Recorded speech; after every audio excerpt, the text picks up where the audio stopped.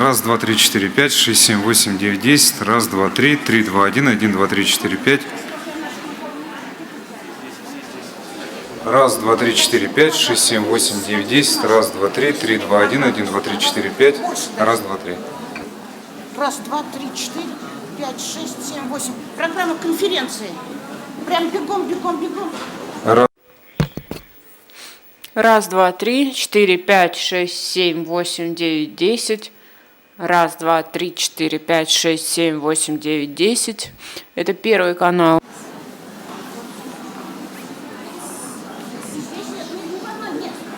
Скажи, где их взять, я принесу.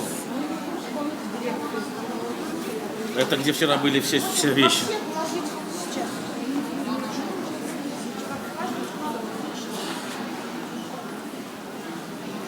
Ни в одной нет. Давай.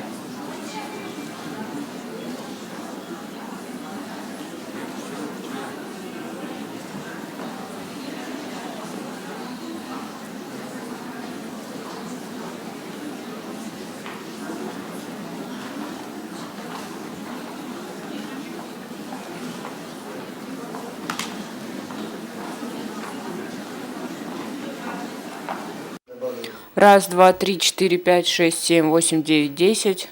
Раз, два, три, четыре, пять, шесть, семь, восемь, девять, десять. Сейчас в английский.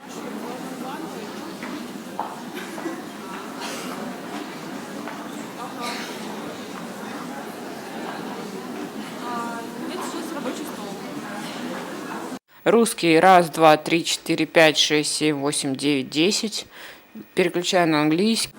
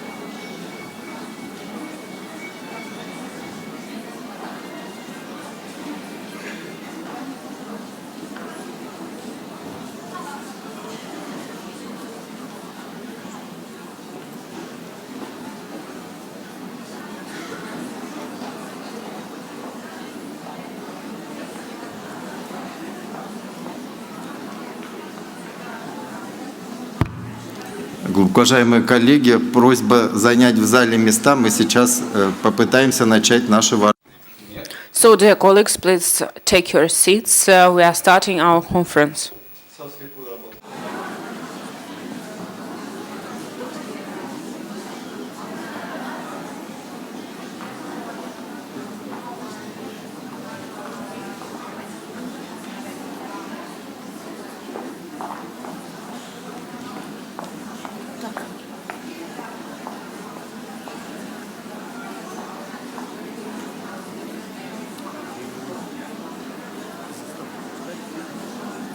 Пускай,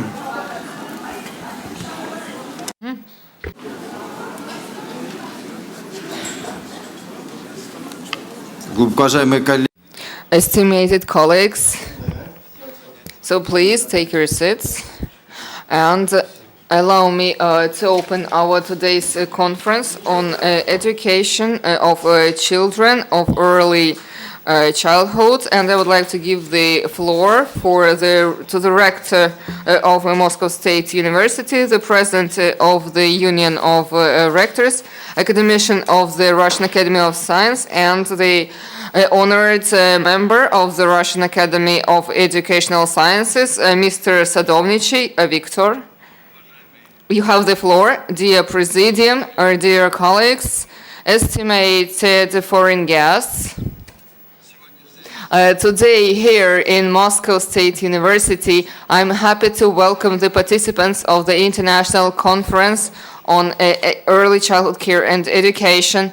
For the sixth time, the Moscow State University is welcoming the participants from Europe, Asia, and America, and all of the regions of our country. And this is a great tradition to hold such conferences in Moscow State University. Because the childhood care strategy is something which defines our future, and here we should mention the role of the university in that process, the process of upbringing and educating.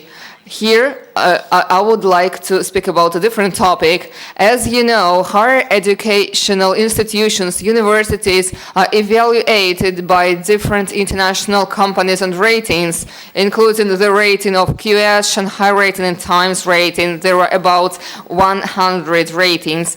In those ratings, in the first place, they look at the publication numbers of its professors, budgeting, and also, well, it's kind of an expert opinion and evaluation.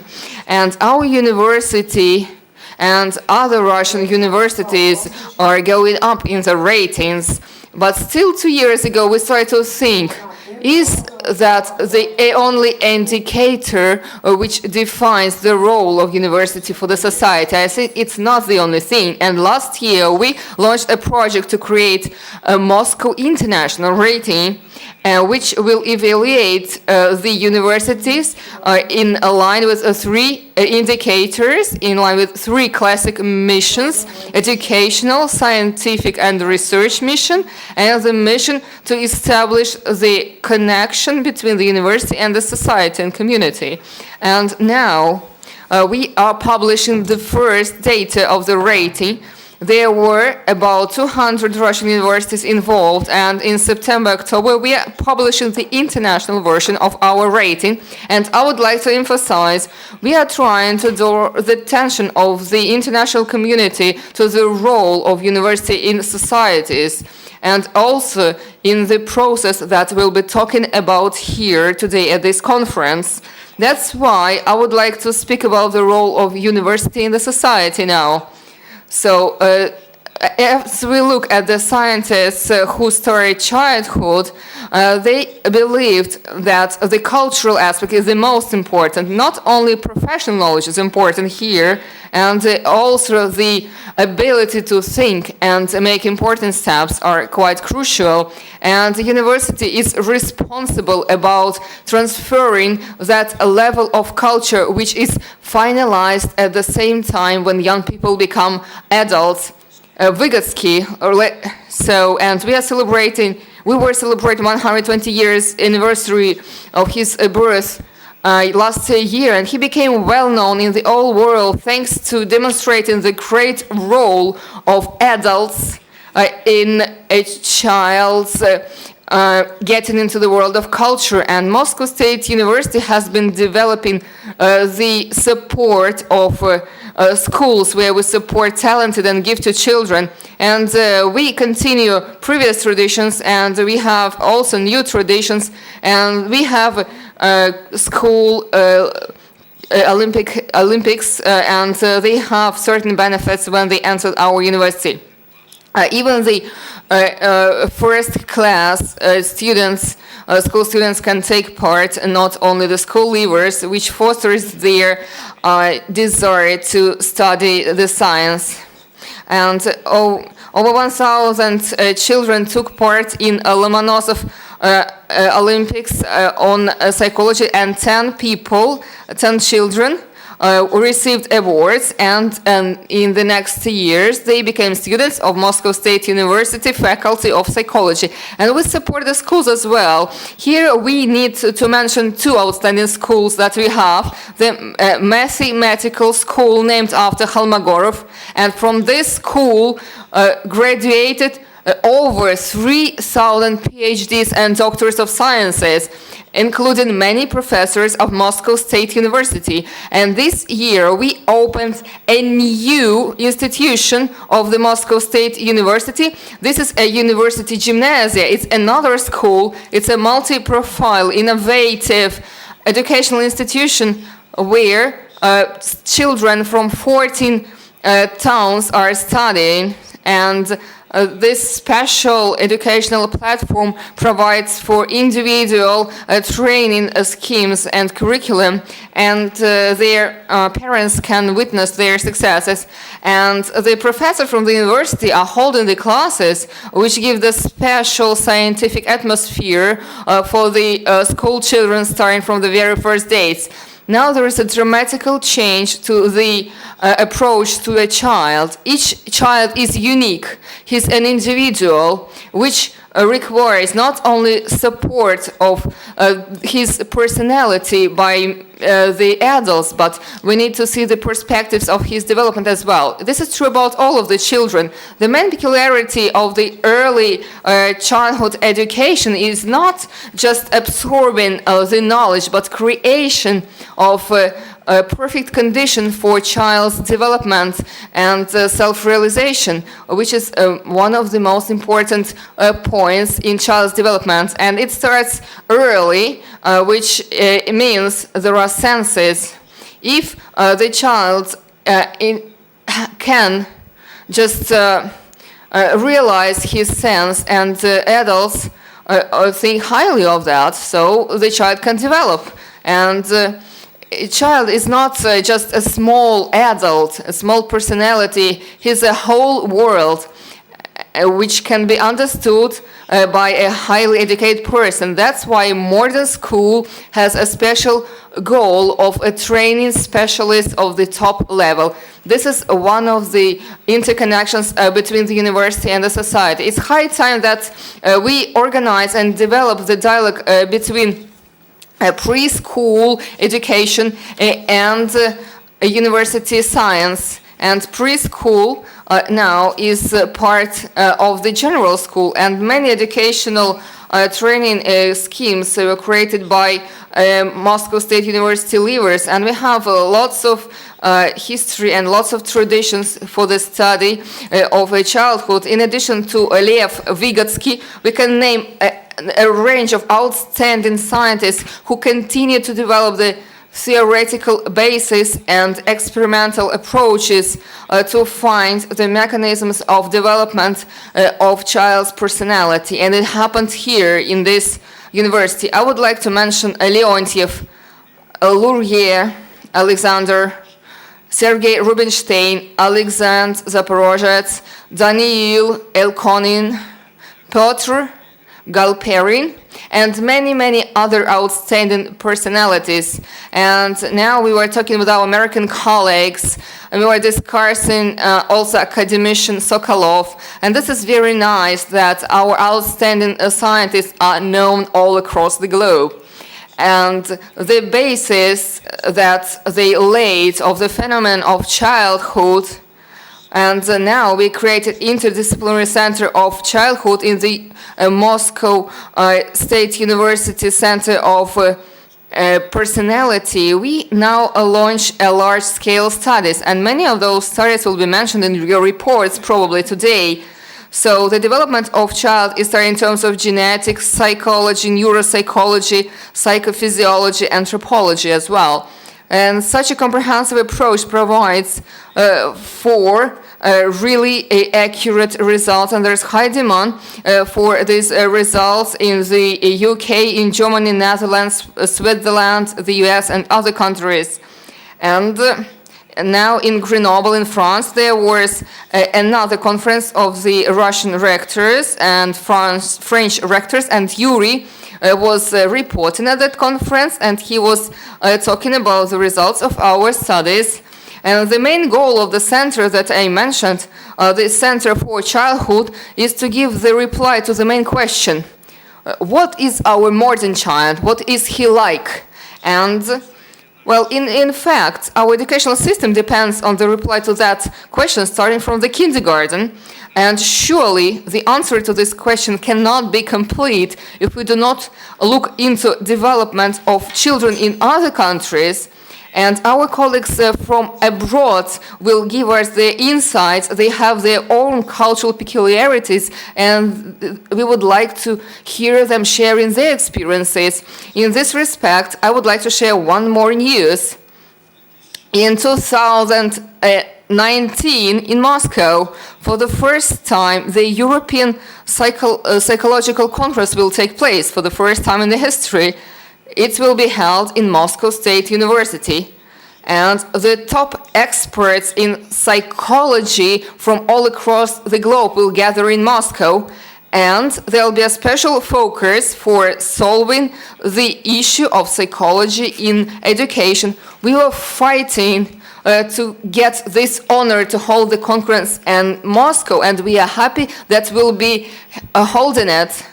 And it's very important for the young scientists who only start their way and their work in humanitarian area. They should have the chance to share their experience and also listen to their international colleagues, establish connections with them, and contribute to the development of this important area of knowledge. Dear colleagues, I wish you successful work. I wish you a fruitful day, and I wish you a nice conference.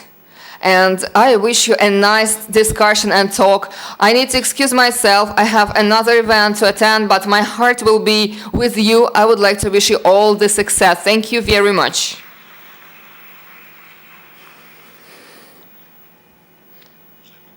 Dear colleagues, now I would like to give floor to Lyudmila Verbitskaya, the president of the Russian Academy of Education and the president of Moscow State University, academician of the Russian Academy of Education, and also the president of the Association of Teachers of the Russian Language. Thank you, Vasily. After the words of Mr. Sadovnichi, I thought that the most difficult thing in our life is that you can share your thoughts and ideas, and after that you need to run away because you have the next meeting, which comes really soon. And that's why we are deprived of the opportunity to hear all of you. And this is really sad. So, dear colleagues, on behalf of the Russian Academy of Education, I would like to welcome all of those who are here today. And I'm happy that such conference is starting now. Because the conference is speaking about the increasing role of preschool education. And this is a very recent concept. And early childhood is a very important stage of education for our society. And it seems to me that you all know that, consideration of such issues cannot happen without involvement of the Russian Academy of Education. And you know that in 2017 is announced the year of ecology in Russia, of environmental protection, and there are lots of important events. And there will be many more to go on May 17 at 3 p.m. in the Russian Academy of Education. We'll have the round table, the modern state of ecological education and the ways to solve the problems. And we also put a lot of importance to ecology training and responsibility in a preschool age, in early childhood. And ecological training programs were developed, they were modernized based at the Russian Academy of Education. They are implemented all across Russia. And probably all across the world, when we speak about development of a child, ecological approach or psychoecology are related with the name of Luria Broughton-Brenner, and we are celebrating. We have just celebrated his 100th anniversary. Those Brenner was born in the Soviet Union. He is well known as a scientist from the US, but he never lost his connection with Russia. Not at the level, not only at the level of personal contacts, but also at the scientific level. And he was a follower of historical psychology, and he developed and he introduced his complex of comprehensive understanding of development of a human being, of a personality, which was implemented in curricula all across the world. And he was a foreign member of the Russian Academy of Education, and he contributed a lot to develop a cultural and scientific dialogue between Russia and the US, though he's not with us yet, but his scientific school continues to work. And I know in this hall we have his pupils. Эту конференцию. So I know his students are here. I think that it's very important and understanding. Right now, this is kind of renaissance. The importance of the development of the child should be started from the moment when it is started to be the embryo in the mother's fetus. So all the mechanisms are being formed in this period. 40 years ago, maybe 45 years ago, appeared very famous works and researches of the children who are being formed in the organism of the mother. And right there in Georgia, in the most famous centers, Professor Garvishvili and Juparidze said a lot at that time. So making the research of the first cry of the kid before the start of the breath. So the first cry means that everything is great. So the cry is very different. The cries were different of mothers who were Russians and spoke Russian, and those mothers who were Georgian, or those mothers who lived in Georgia in the environment, Georgian environment. So Mikhail Zinder worked in Moscow at that time, psycholinguist, cognitist, therapist, and Mr. Japaridze asked him why that happened. Of course, cries are different because the apparatus, the speech apparatus, is being formed of the language which he hears being in the body of the mother. So we need to start with this, and we need to start with the speech, the melody of the speech that the child will hear, and will what music he will listen to, and this all influence his future.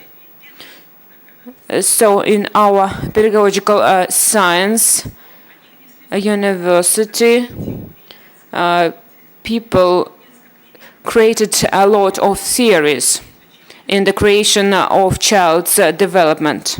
Speaking about the cognitive function, this is development of the perceiveness. Mr. Zaporozhny was the head. He visited laboratories of Mr. Gibson, and the theory of Zaporozhets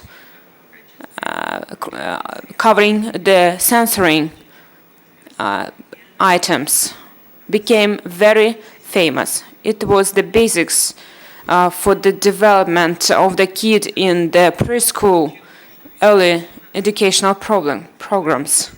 So right now we have a lot of theories. In the kindergartens there are different kids starting from 2 years. Kids come from 2 years. I've been to Vladimir in such kindergartens, and I know these great results. So the caregivers were given great tools for the development of the kids, and very great good results. Speaking about communication of the preschool kids, They were developed by Lisina and the co-authors. In one of the co-authors, I met before the conference, and I'm very glad. So they published a special book. So they developed the basics for the development of the kid and evaluate the scale of communication. And also was the scheme of interplay, activity and structure was identified. Alexei Nikolaevich Leontiev considered a great role of the play of the preschool kids' education that became a standard for the development. In any family we want, the kid gets first the toy, not a gadget or some kind of electronic device. Maybe the kid is just sitting, not even walking.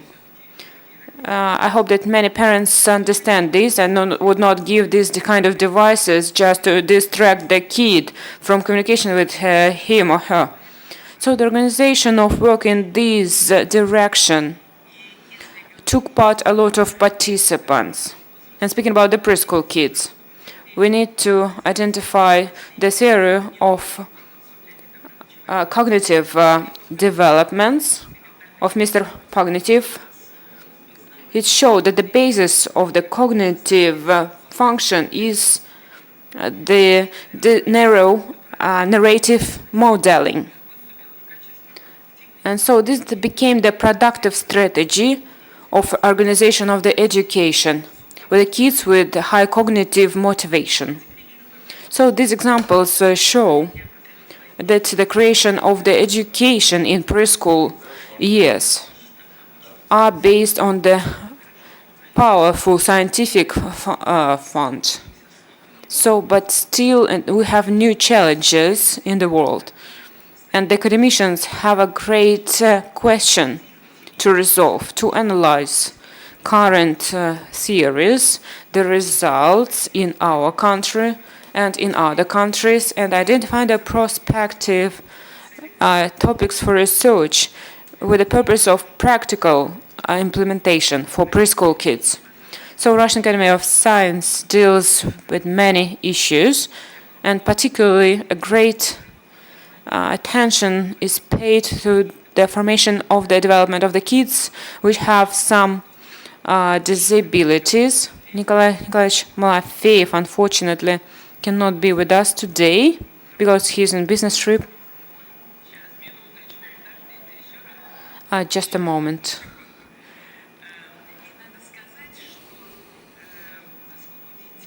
As there are a lot of kids in the world like these with disabilities, hearing, sight-seeing issues and others, autism. And it's very important for this kid, for example, the kid who is deaf, with such kind of medical diagnostics and had operation.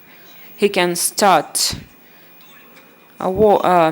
speak and hear in case he is being taught by the methodics which was developed by Mr. Malafeev. So he is a member of the RAS. So these kids that you will see right now, these are new, the kids with the new diagnosis of the disturbances, hearing disturbances. So the kind of breaks in hearing. This is secondary deafness due to some disturbances. When still kids have issues with hearing. With these methods, the kids who have been taught with such methods, they start to speak. So after such methodics, she started to speak. So about 5,000 kids have had these kind of operations each year. And right now we have prepared 260 kids with these methods. So please pay your attention to the slide.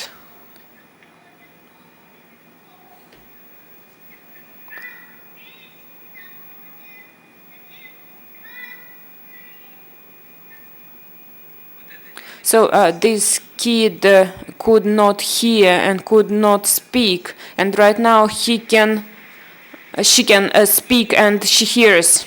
So this is a great work. I could show a lot with the kids with autism, but I would like to show you the blind kids. They are not self-sufficient. They kind of limited with the fruitful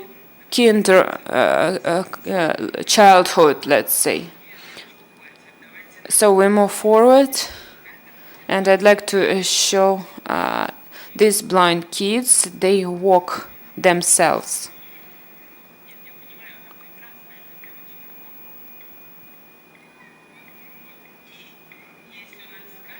So we have as well the video where they play football. They are blind.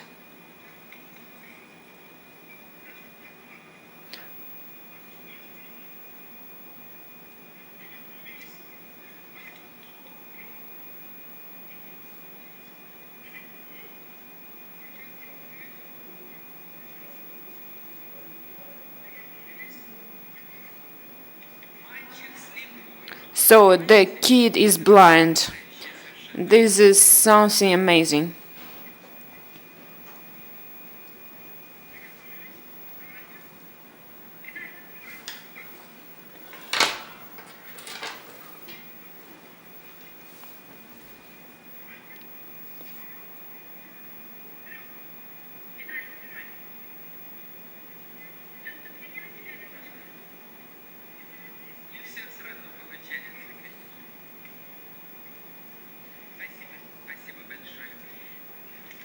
So not everything we get at once.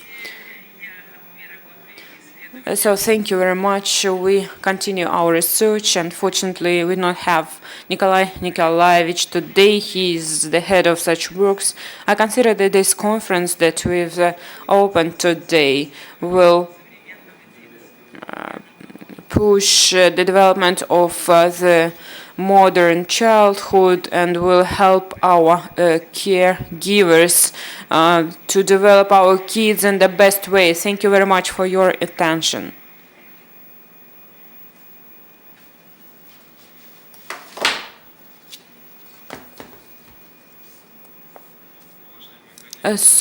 Dear colleagues, highly respected colleagues, let me give the floor to Dukhaninai Dmitry Nikolaevich.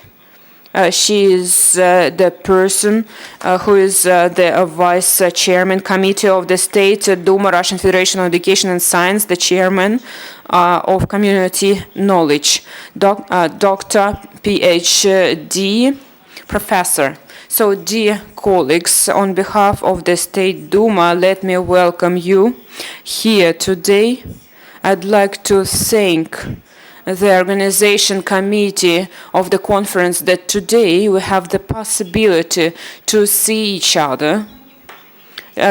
Too many of you we've met in this hall last year, and it's very pleasant for me that this international conference has become a norm, a part of our life, a part of the life of the scientists, the part of the life of the people who, let's say, work and practice this, who work in this early childhood care education. So I've passed through the program that we have today. I'd like to pay your attention to the diversity of the topics that will be discussed in the framework of this conference. And some of them, from my point of view, are very systematically important. This is educational policy in care and education of the preschoolers. It's very important that in the state level, the system of development of small kids will be under the control and attention. We glad of the achievements in the construction of many new kindergartens in the state. We've resolved the issue when we have kids, the preschoolers, practically all have a preschool education. Why are we so happy about it? Because we've created for them the equal opportunities entering the first grade, being the schoolers, going to the primary school. It's very glad. I'm very glad to see the scientists who work in this industry. So parents and caregivers have questions. Who is this modern child? Why he or she is different? And in our activity, it's not enough to have just words. This is the kids of generation Z or Y. These are new kids with new mindset. We need to have special tips, take into consideration that the kids right now are very modern and make our work more efficient. I'd like to thank Lyudmila Alexeyevna for such a great description and story which reminded us that it's very interesting and scientifically important that we already have in our history of our country. In Russia, Academy of Science has a lot of resources. We really want to increase R&D in this regard and consider opportunity to discuss these issues professionally and in the framework of the social community. Of course, the childhood is very important for us. And it's important to create a play environment. There are a lot of really caregivers we have today. People who implement these theories, and we can know the results from them later on, what they have implemented in life. So kids with disabilities in Russia and in Russia Federation has a special role. And the representatives of those organizations who are today here, they know it. There are special programs developed for these kids and scales for evaluation of such kids. I know that yesterday part of the participants discussed the possibility of creation of association of the evaluation scale of the preschoolers, and it's important. Why? Those who implement the state policy and those who are interested in a great quality, parents and citizens, we need to speak the same language. We need to answer what is a good kindergarten, what is a good educational environment, and understanding each other. Our team will show good results, I should say. So another serious requirement of the civil society to the system of the preschool education is the requirement how to make it right, to make a good and right child-parent relations. I guess that we need to have this question in mind and this problem in mind. We all wait for this development. We want the kids to be developed in harmony. We want our kids to be the best, most successful, and be curious and be happy. And I'd like to congratulate you with the opening of this conference and wish you all creative and professional success and personal happiness. Thank you very much. Thank you, Lyubov Nikolaevna. Dear colleagues, let me give the floor from the Ministry of Education and Science of Russian Federation to the representative of the State Policy of the General Education of the Ministry of Education and Science, Evgenia Yuryevna Roshkinai.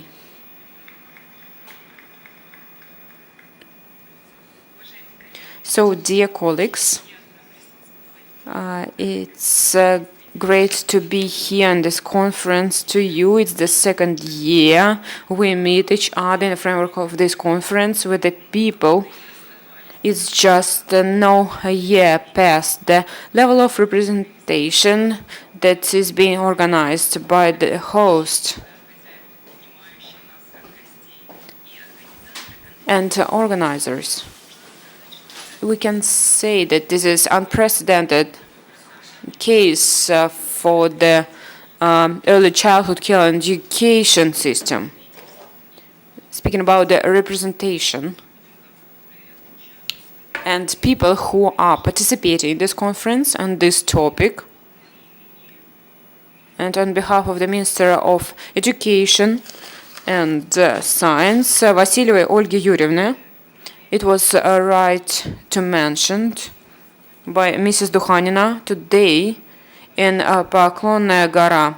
We have a good event as well, which is a very prominent one, which is the Water to the Victory Day. The Minister of Education and Science is over there. I would like to excuse herself on behalf of her. Let me read the message to you from her. So, dear colleagues, on behalf of Minister of Education and Science, I'd like to welcome you on the 6th International Scientific Practical Conference of Early Child Care and Education. The conference is an important professional event where the scientists, experts from different countries have a chance to share their experience, discuss the topical issues in preschool and early childhood education.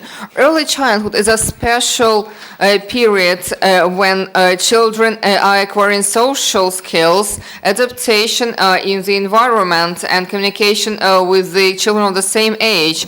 So the main goals of the teachers is to use the training methods which will provide for successful development of each child in the future. I wish the participants and the organizers very fruitful discussions, new ideas, and successful work.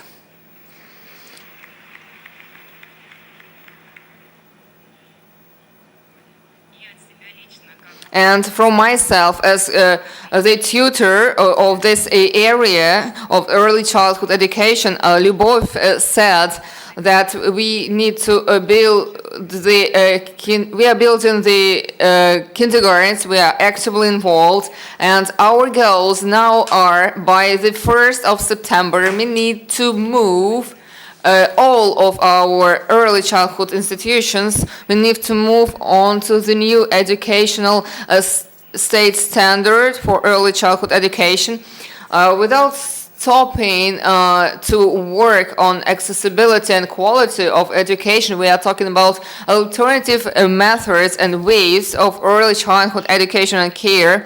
And this is very important to be able to share this experience at such a big conference. And you can share and get and gain the experience not from other cities in Russia, but also from abroad. This is something we need. I wish you to be creative. I wish you to absorb the experience and the practice which is shared by our speakers and that you are sharing with us. Please exchange it. So this is a win-win for all of the participants of the conference. And our system of early childhood education, I wish it to develop as good as it is now. Thank you. Thank you, Yelena. Dear colleagues, I would like to give floor to Deputy President of the Committee on the Deputy Secretary of CIS, Mr. Sergey Lebedev.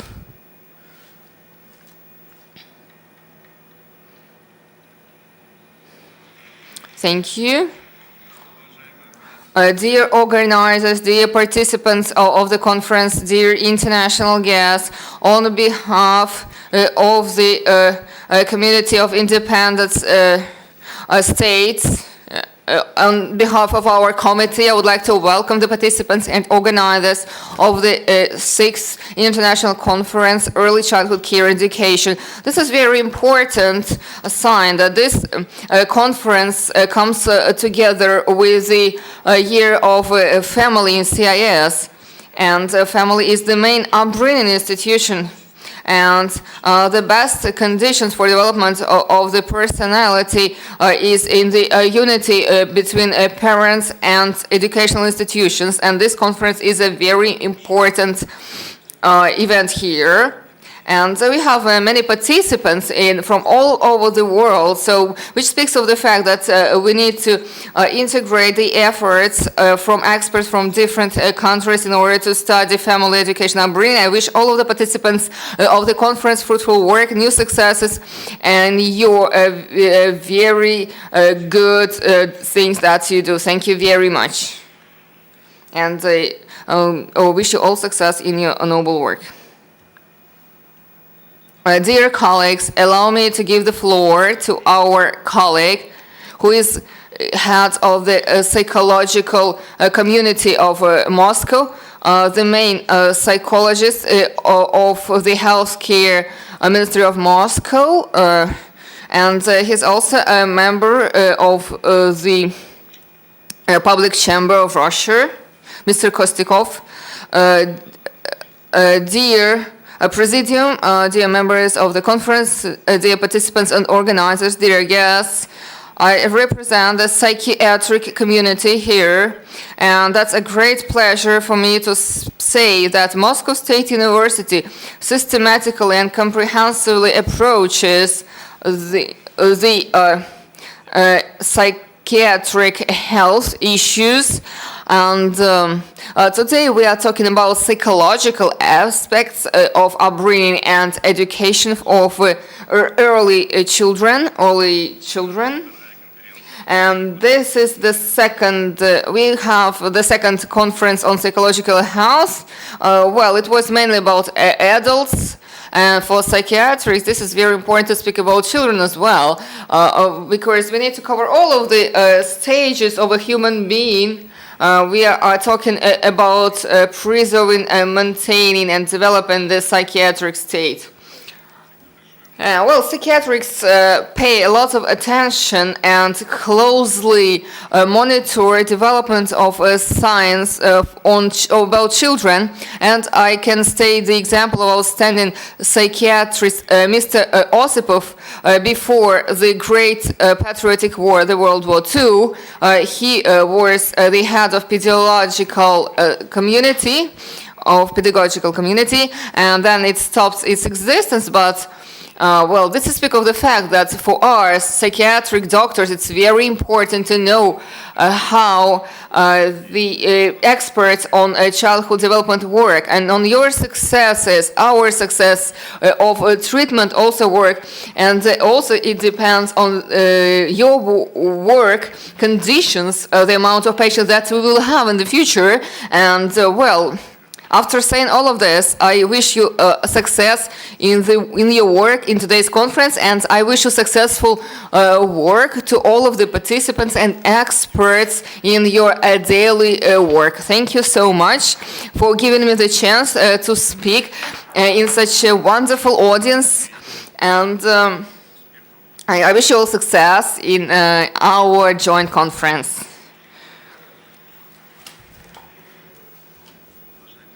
Estimated colleagues, I would like to take the floor on behalf of the Russian psychological community, welcome you at the opening of the 6th International Conference Early Childhood Care and Education. And also I would like to remind you that he was born in 1985 1985, our psychological community, and one of its main goals was development of the sciences of the personality. And many members of our society are professors of the leading Russian universities, including Russia and St. Petersburg. They really laid the foundations. Vygotsky, Leontiev, Piotr Galperian, Alexander Zaporozhets, and many other outstanding Russian experts are the world classics in childhood psychology. And their ideas became the basis for the Center of Interdisciplinary Study of Childhood. And last year was a special one for psychology. We celebrated 120 years anniversary of Vygotsky, Lev Vygotsky, and Jean Piaget would also be 120, and we remember their scientific dialects, and we continue our scientific work based on their discussions. And I need to mention also, because of this 120th anniversary of Vygotsky, for the first time, we established the special award thanks to Mrs. Verbitsky, the president of Russian Academy of Education, and now we have the first medal, the first award named after Vygotsky, which is awarded by the Ministry of Science and Education of Russia. Now the psychologists also have the award, their medal, and it has and bears the name of Mr. Vygotsky.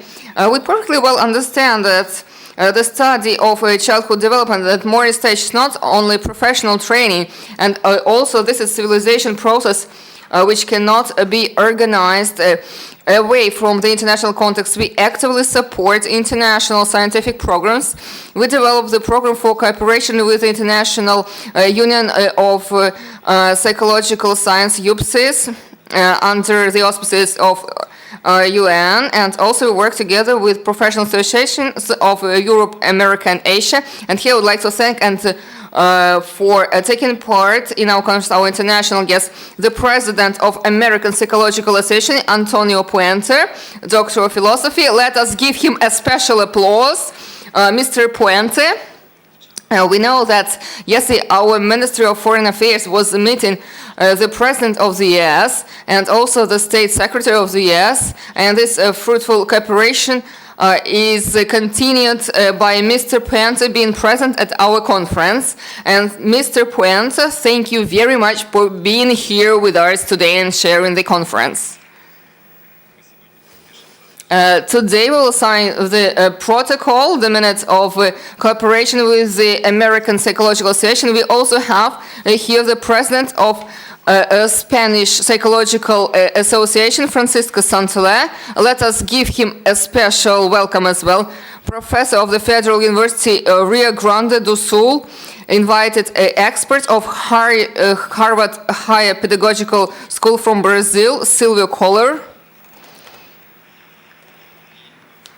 And also Kohler Silvia and other participants from different countries who represent the professional and national associations, and all of the guests of the conference. Special attention we pay to informational aspects of our work.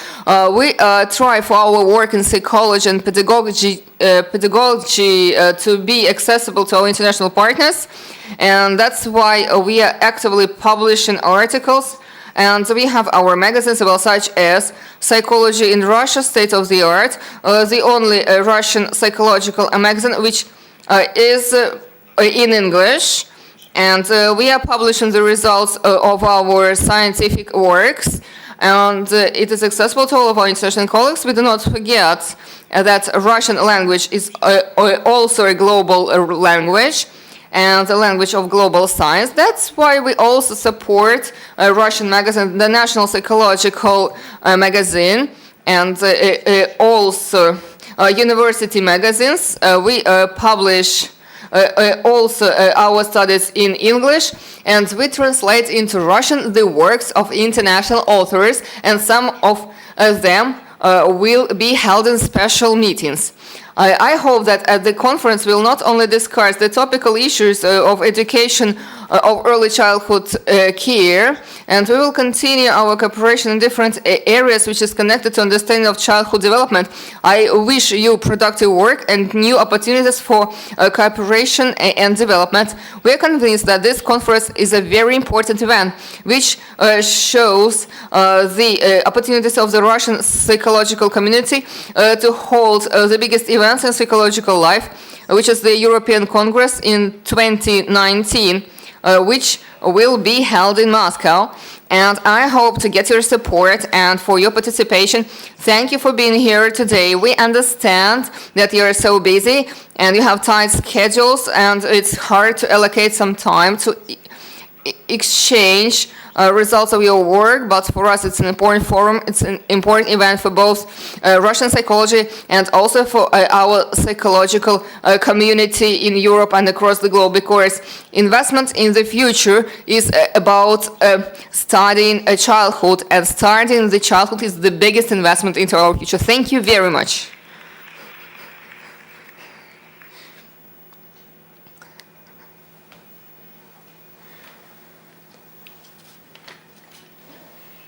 Dear colleagues, we move on to a solemn moment. This is a historical moment, signing of the memorandum between the Russian Psychological Society in the person of Mr. Zinchenko and the president of the American Psychological Association, Antonia Puente.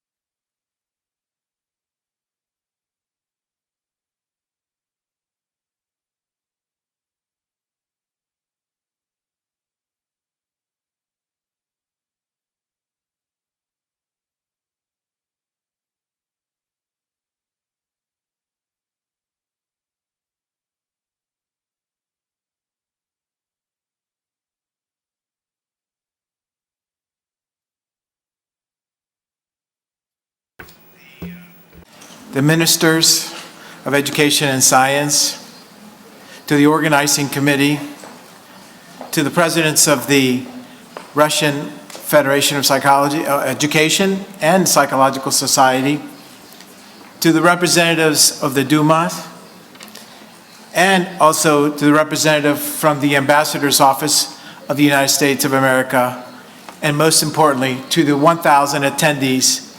I am very humbled, very honored to be with you in this very important conference. I'd like to share with you three little things. First of all, a short story. Second of all, a deep appreciation. And finally, a greeting. When I was very young, to the age of the individuals that we're very concerned about, I immigrated from my country, Cuba, to the United States of America. My parents did not know what grade to put me in, so I had some psychological test administered to me. And my mother said, "Antonio, you might have a problem. They only speak English here." I said, "What should I do, my mother?" And she said, "Just be courteous and smile." I am sure that I received the diagnosis of intellectual disability, but very friendly.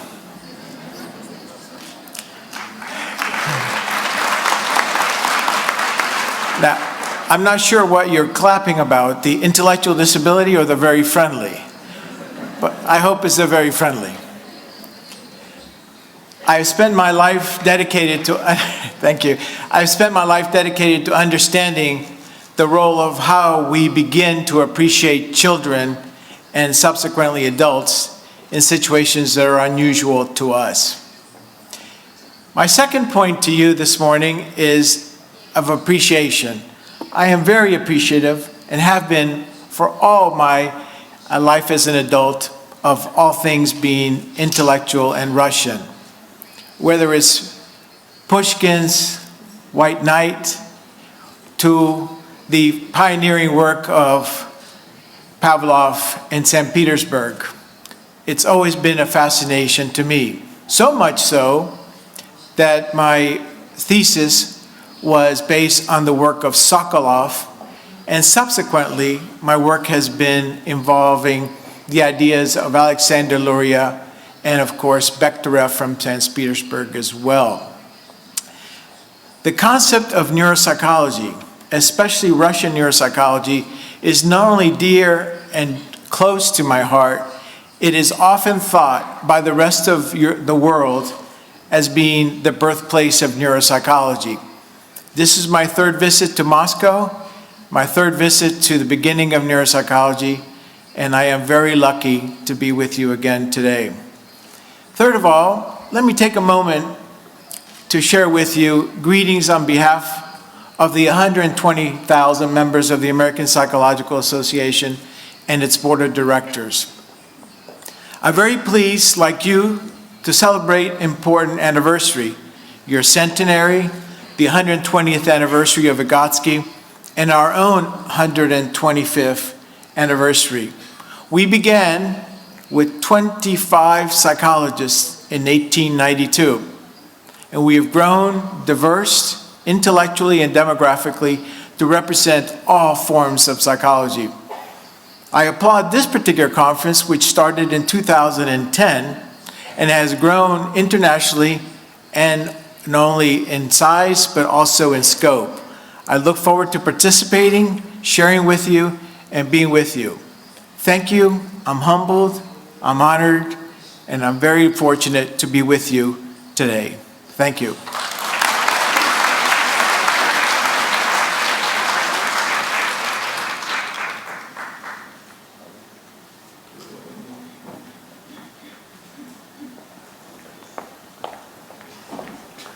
Уважаемые коллеги, мы Dear colleagues, we move on to our historical moment, signing of the memorandum between the Russian Psychological Society in the person of its president, Mr. Zinchenko, and the Spanish Psychological Association in the person of Mr. Francisco Santavaya.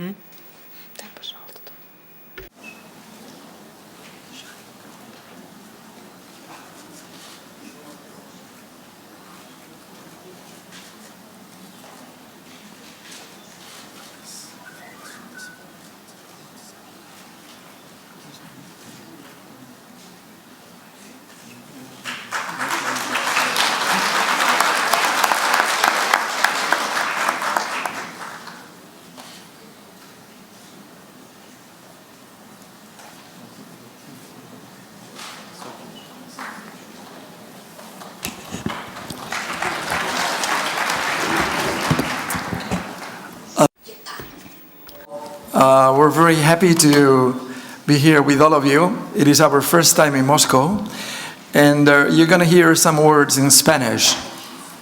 Our president understands English properly, very well, but he cannot speak it very to address you the way he'd like to. So he will say a few words in Spanish, and afterwards I'll translate to you. Will be very fast. Thank you. Buenos días, autoridades. Deseamos agradecer a la Universidad Lomonosov y a la Sociedad Rusa de Psicología la amable invitación a participar en esta sexta conferencia, cuyos contenidos rondan sobre la importancia de lo que es la infancia temprana, tanto los cuidados de la infancia como del ámbito de la educación. Sin lugar a dudas, la temprana infancia es una de las etapas esenciales en el desarrollo de las personas para conseguir unos ciudadanos integrados, socialmente válidos y competentes. En nombre de la Sociedad Española de Psicología, desearles toda suerte de éxitos y, sencillamente, en nombre de la Sociedad Española de Psicología, muchas gracias por invitarnos a estar aquí. Gracias.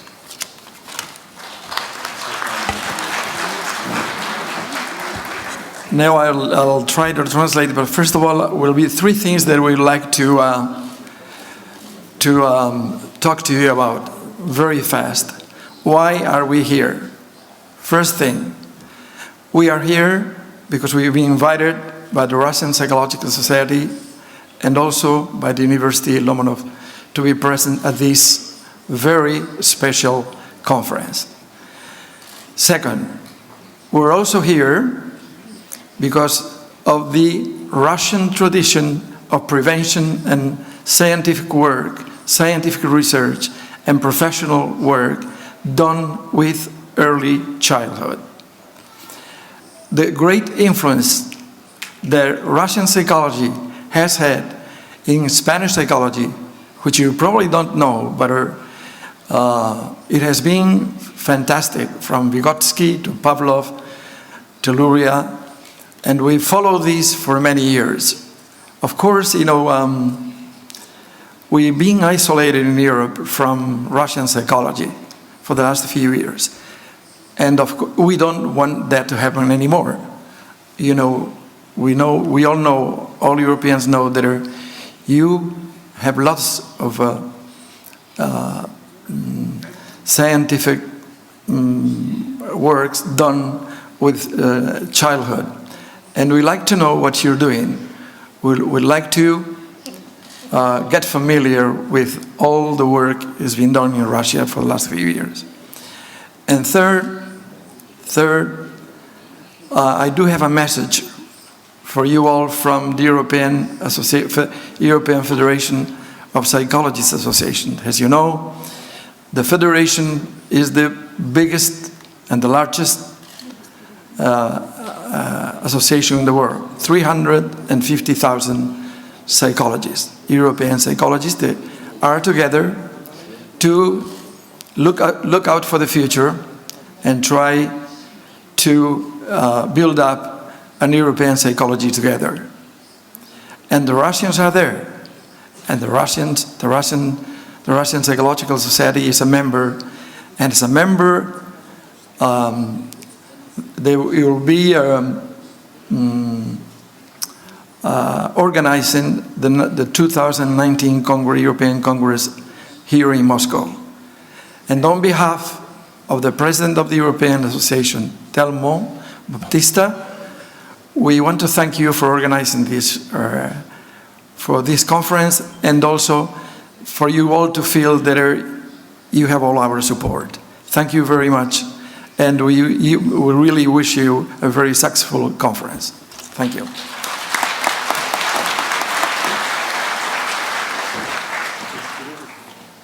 Уважаемые коллеги, позвольте Dear colleagues, let me thank our American colleague Antonio Pienta. We signed the protocol, the minutes. This is the first protocol with the American Psychological Association. This is a historical moment, I should say. This is a special thanks to Mr. Pienta. And let me thank the representative of American Embassy, which is who is here today. He has made a lot for this meeting.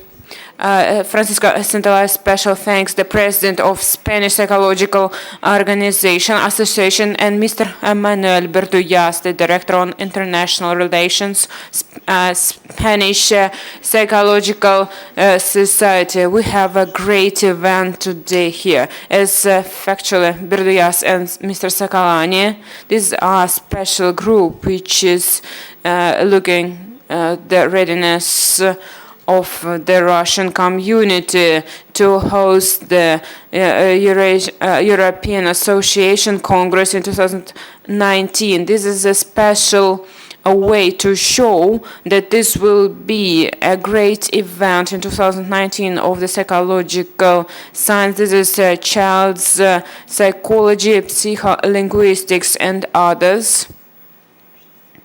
So these interdisciplinary sessions that we'll have in 2019, we have today, which is devoted to the early childhood care and education. Let me follow the plenary. Let us start the plenary session. And Mrs. Dukhanina, Lyubov Nikolaevna, is the moderator of the plenary session.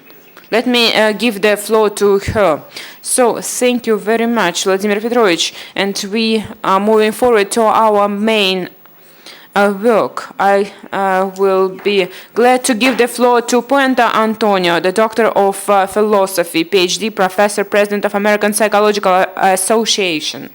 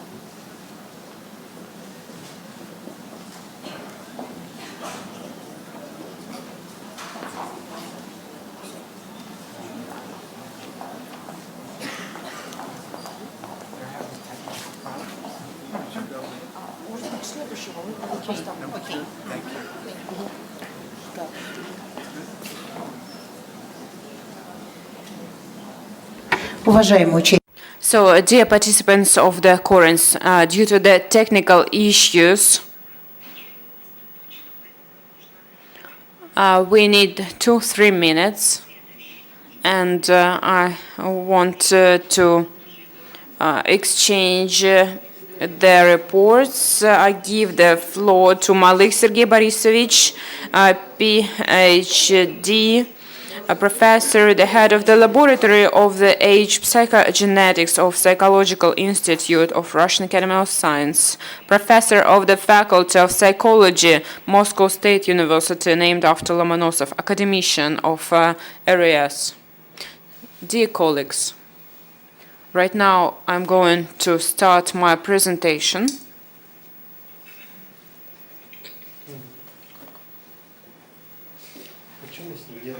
So, dear colleagues, I'd like to start with the words that we know all. So these are the words which were written and said 150 years ago. Lev Nikolaevich Tolstoy. When I started to live, if I didn't live that time when I understood how to hear, how to listen, how to see, and right now I'm still living, I've acquired such many things that all my other life I haven't got not even 1/100th. This is just one step from me when I was 5. And from when I was the fetus till I was born, this is the great times.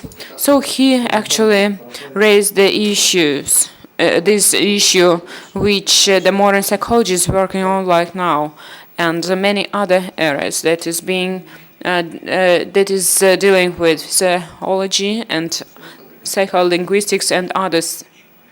So the development is the key in the development, in the psychology.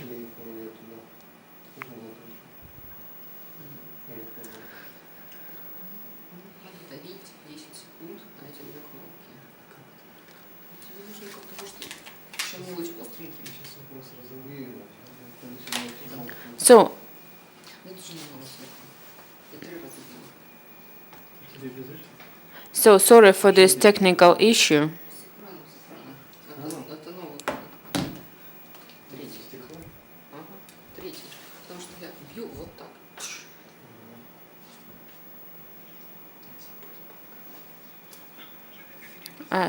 Dear colleagues, we'll have the video record of people who have been dealing with the psychology, and you will see them on the slide. And I'd like to speak about the things that are devoted to the development of young kids.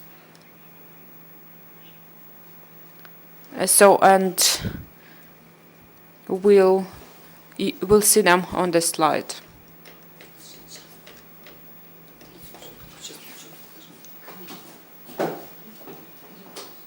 Sorry for these technical issues.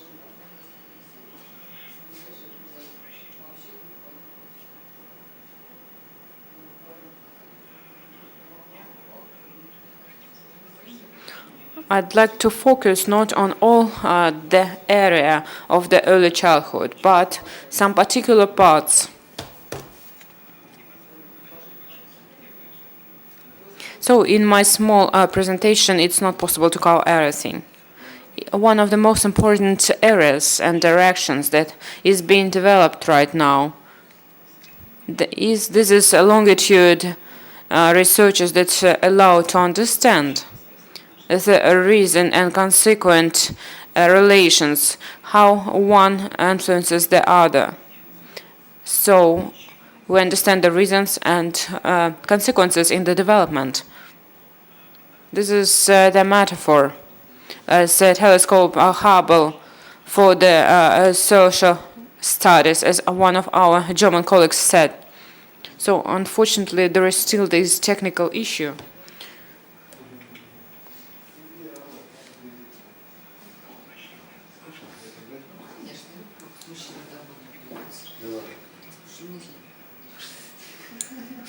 So I would like the slides still to be so that you understand better, and for me that would be a tip.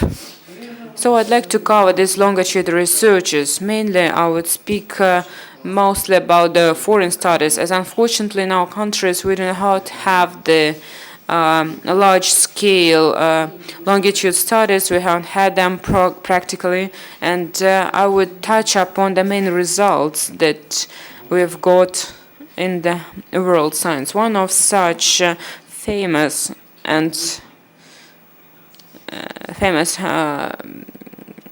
researchers. This is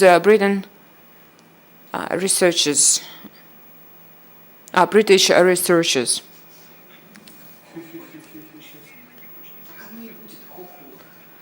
No, cohort researchers that have been lasting for several decades.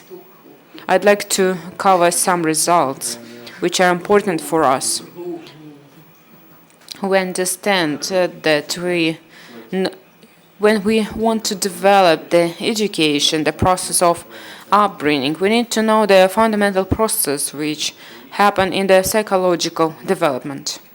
And this is one of the researchers, small researchers of the British cohort researchers that showed that from the very burn of the kid, at least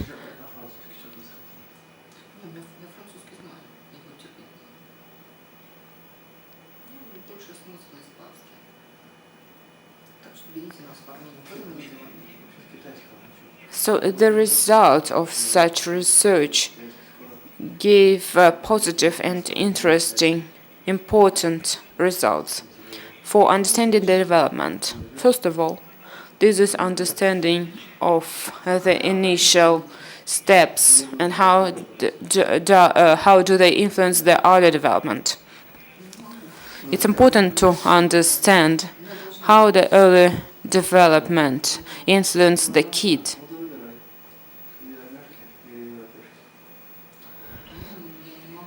So, for example, such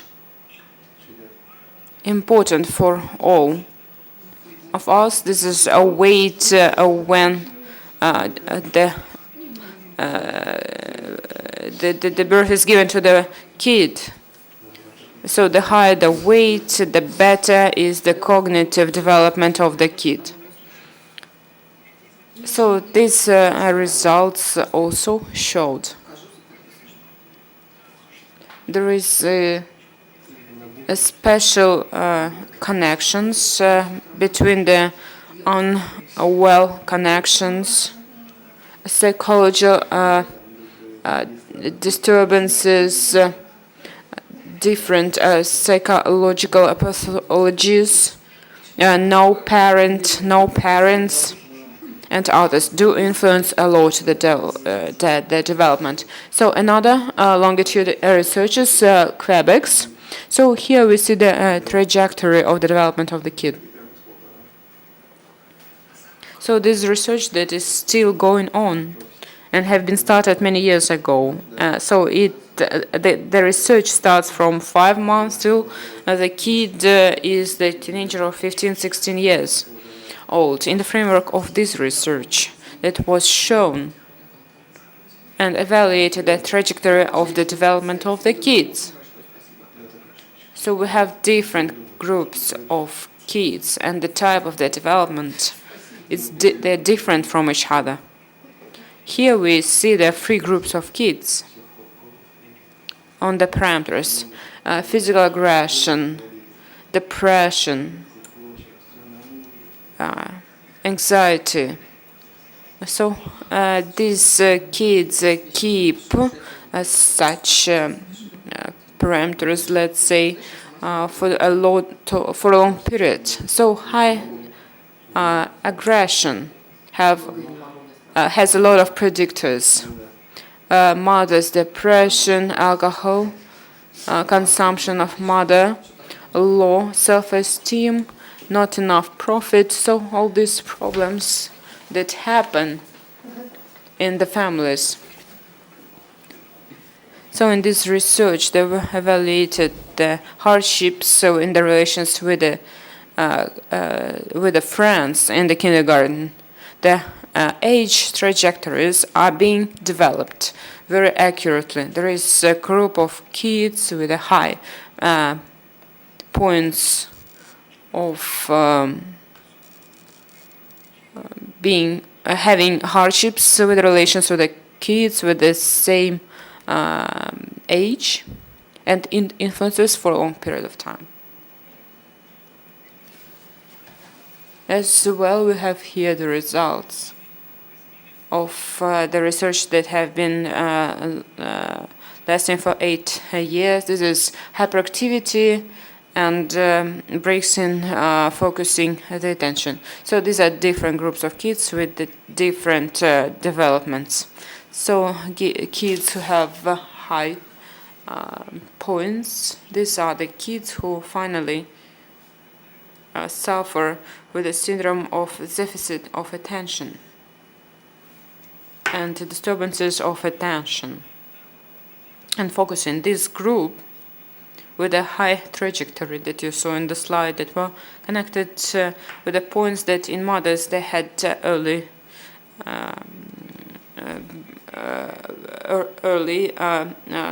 birth. The mother was young, and there was the influence of alcohol. So that was the reason of hyperactivity and breakage disturbances in attention and focusing. There are some longitude researches that our colleagues from London University has been doing for 30 years. These kids who had prenatal birth, they had more behavioral disturbances in the age up to 18 years. They have these issues that you see on the slide. So these problems are being more controlled in the other age, in more mature age. But let's say, let's speak about the operative memory. That is the basis for calculation and in normal life. So the person uses. So the kids with premature birth have different points from the normal one. So this deficit of the working memory is decreasing with time, but it does not disappear. So another longitude researchers evaluate the influences of some effects. Here we see the results of the research. There was a group of kids with the low points from poor families. They were divided into several groups. Well, up to the second grade, these differences disappear. And these groups were developed and trained differently with different intensivity of education. But still in these kids have better educational results and are more successful. For the last decades, we have an interest in psychology and in medicine as well, to the researchers which are longitude. So these are the logos of large-scale researches that started at the early 2000 years. So these are great researches that we do not have in Russia. The further the methods of researchers are being developed, that let's say the developers and researchers have more and more interest in the pre-school years. This is a large-scale area which is being focused on right now. It attracts a lot of attention. I mentioned here on the slide the logos, the longitude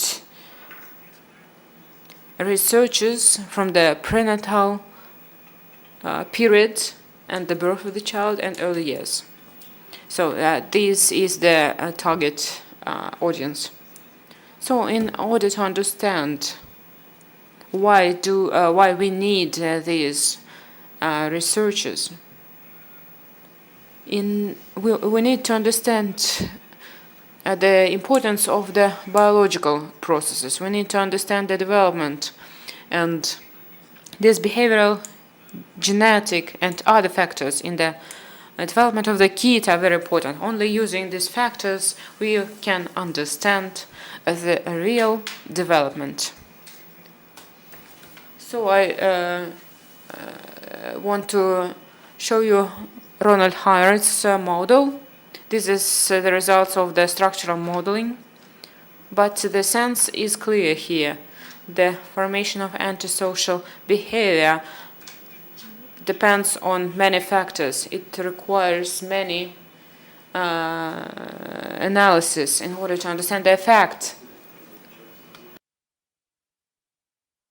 We need to understand how these effects work together. Because we all understand well that the period when genetical characteristics and the environments were divided, that happened a long time ago, because it's always interaction of these two factors. At present, that's why there were developed a range of methods which provide for division of the influence of different factors. And here we see the methods that are used in modern psychogenetics. And one of the important methods is the twin methods. When we compare the monozygote and dizygote twins, which have differences in genetic characteristics, and by assessing the twins, we can evaluate the contribution of the genetic factors. These are analysis methods, and the main result and the main outcome I would like to show to you. According to many studies, there is a high role of genetic factors in a big range of psychological characteristics. And I would like also to mention the work of our colleagues we closely collaborate with, which is one of the most important longitude studies of twins, early development study, which is headed by Robert Plomey. And within this project, they received lots of exciting information, not only of genetic type, but also developmental information. One of these data we see here, the curves of development in boys and girls are at first different, and they meet in one point and once again in the second point. So cognitive development is not even in boys and girls.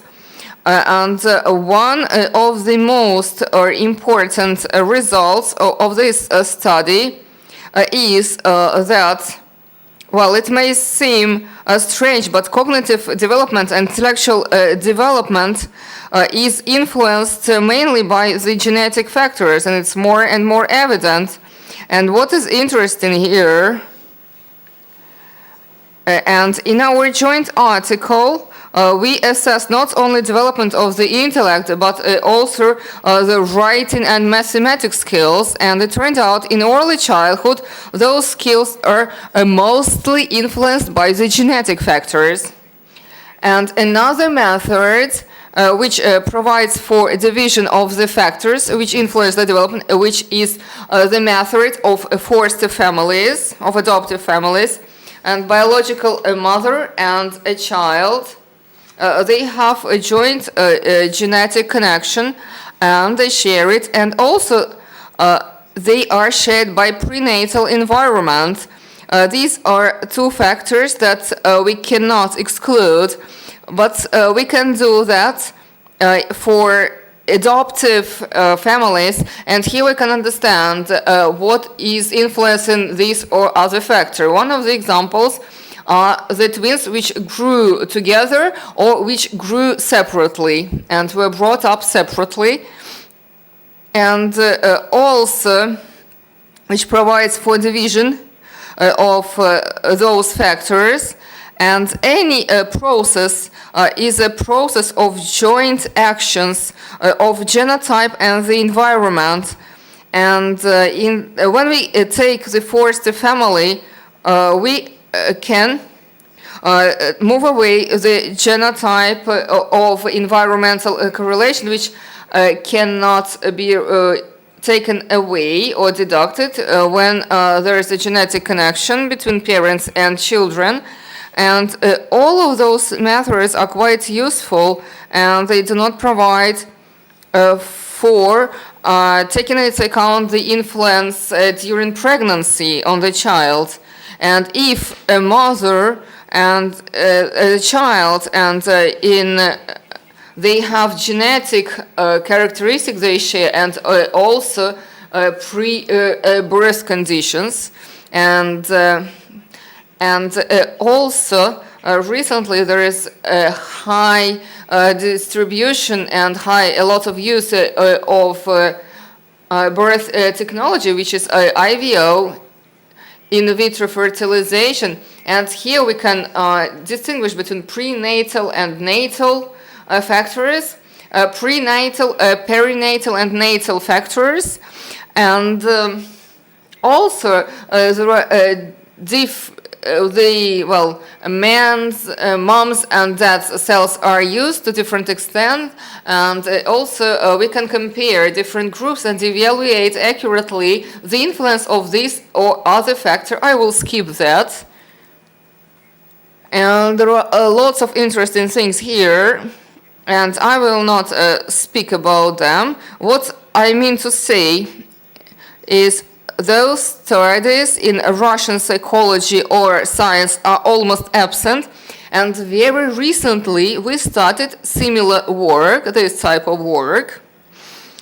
In 2014, in Tomsk University, together with Goldsmith University, we started a longitude study of such families which come from different IVF groups. It's surrogate mothers and donorship of cells.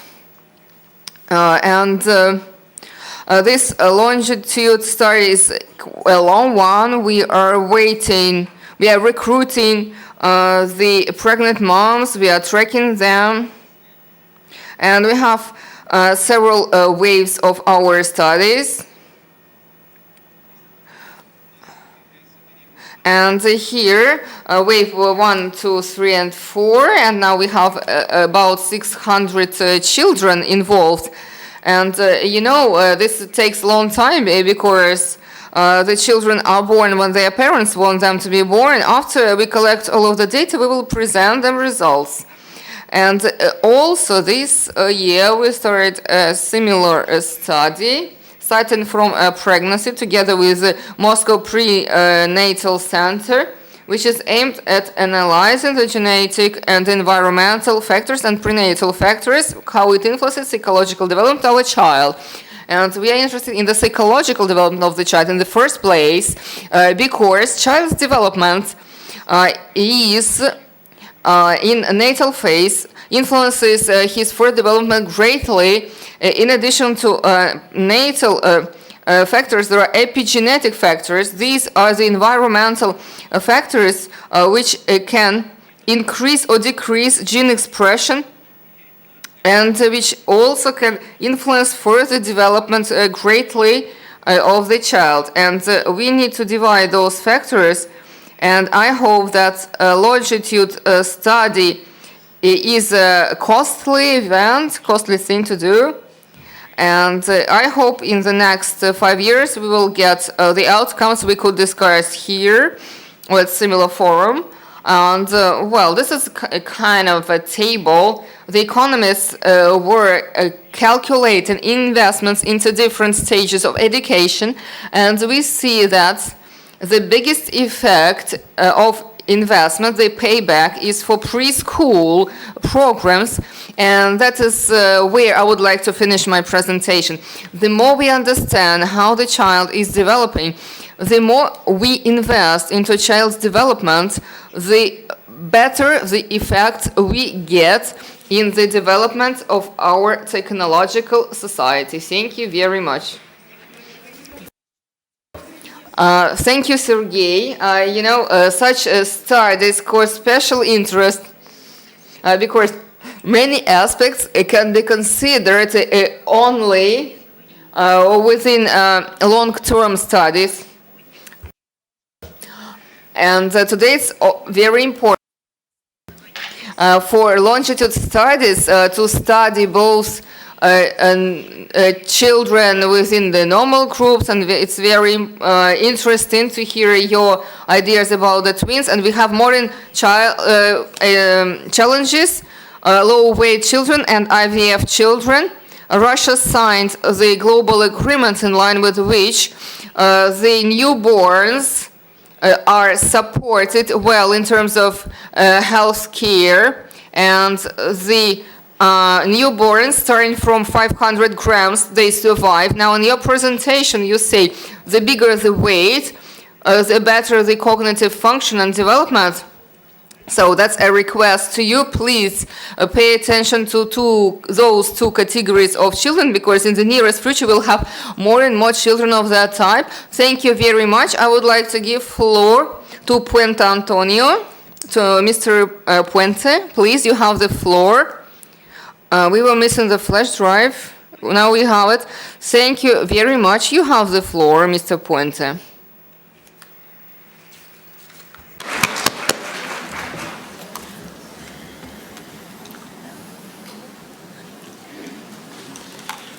Again, good morning. I realize that the presentation title is slightly different than what you have here on the screen, but for better or worse, my thinking has moved a little further down the road. You can choose, or you can always left click. Yes, thank you. Left click. Very good. And I want to really basically take about 15 or 20 minutes of your time at the most to really get at the essence of a very, very specific question, and what is biological and what is cultural in a child. And this goes back to discussions I had with my mentor, Roger Sperry, many, many years ago, and my own evolution as a neuropsychologist, and specifically looking at the effects of culture on neuropsychological function. I'm more than happy to share some of the research with that, and you can find that information at my website, antonioepuente.com, and that will have all the papers.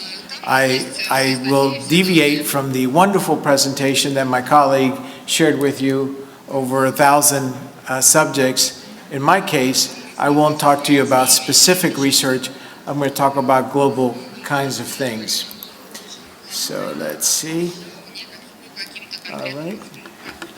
Oh, there we go. I want to, first of all, thank the individuals that make this happen.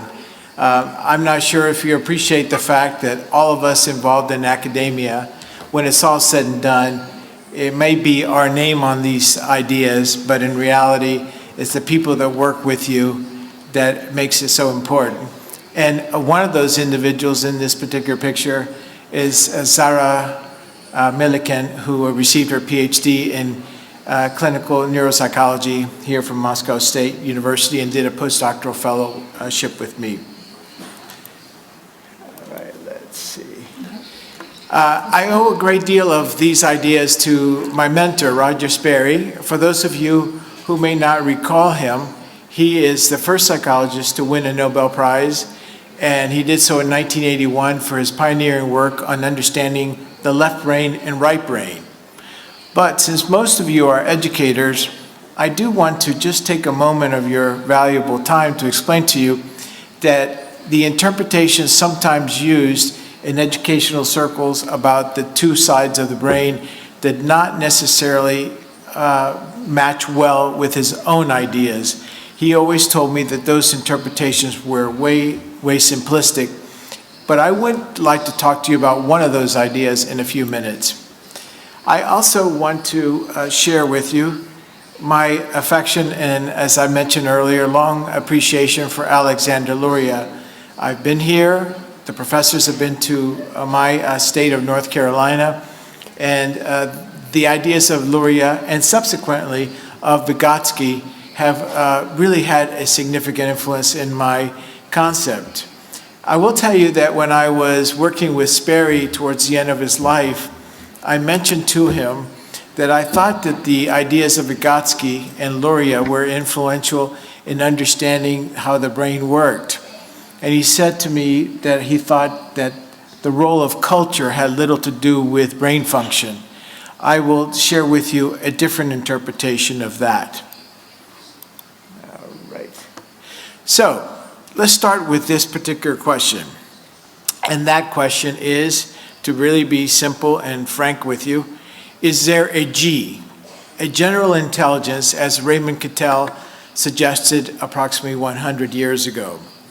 And if so, of what of that intelligence could be considered universal? And specifically, could what is universal be biological? And if it's biological, is it hardwired? So let me go back to a conversation I had with Professor Sperry in April of 1994, before he died.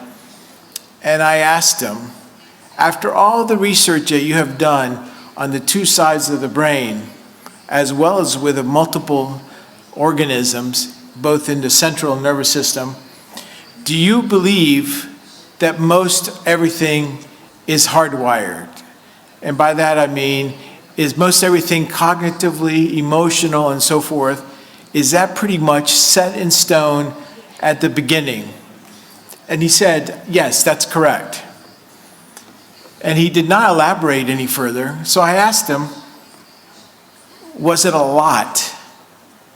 And he goes, yes. Is it 95%? And he said, yes. However, then the question is, what about the remaining 5%? Could that be what is cultural? Could that be what we might call indigenous? And is that what the organism is capable of adapting to? We saw these wonderful films a little earlier about the children that were blind or deaf. Biologically, it's 95%. Could the other 5% be critical?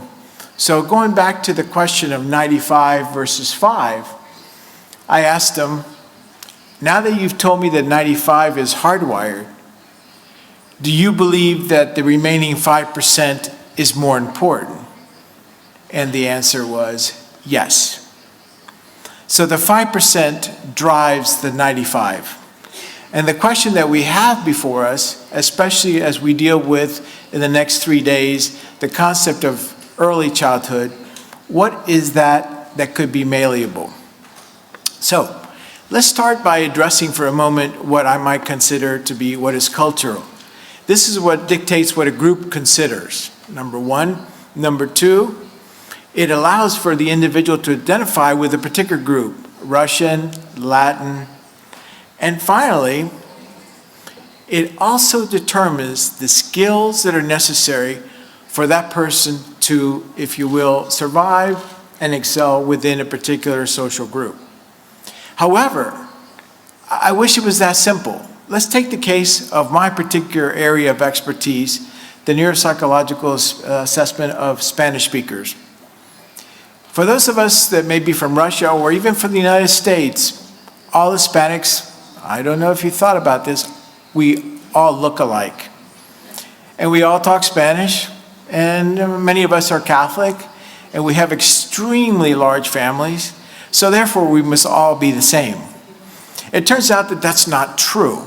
We just finished publishing an article and we compared individuals from Dominican Republic, Cuba, Puerto Rico, Spain, and Mexicans on several neuropsychological measures, holding constant very closely such things as age and educational attainment, and it turns out we're actually quite different. In fact, let's take the case of specific things like the word tacos.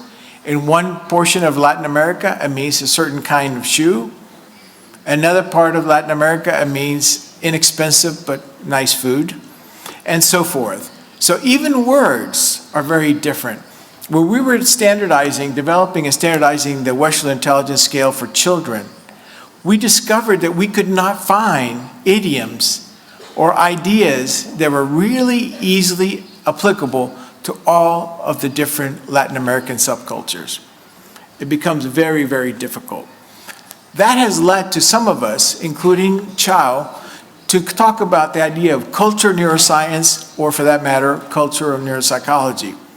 So the question becomes, as I said earlier, what is core to the organism? What is core to the child that is unmalleable and hardwired, and what is left to be attended to? There seems very little reason to push hard on things that are already there and impossible to change. So, in the last few years, I started asking the following questions. First of all, are we measuring cognitive constructs? Oops, and I failed to mention this, apologies. Here we go, I apologize. I was pushing the wrong button. There we go.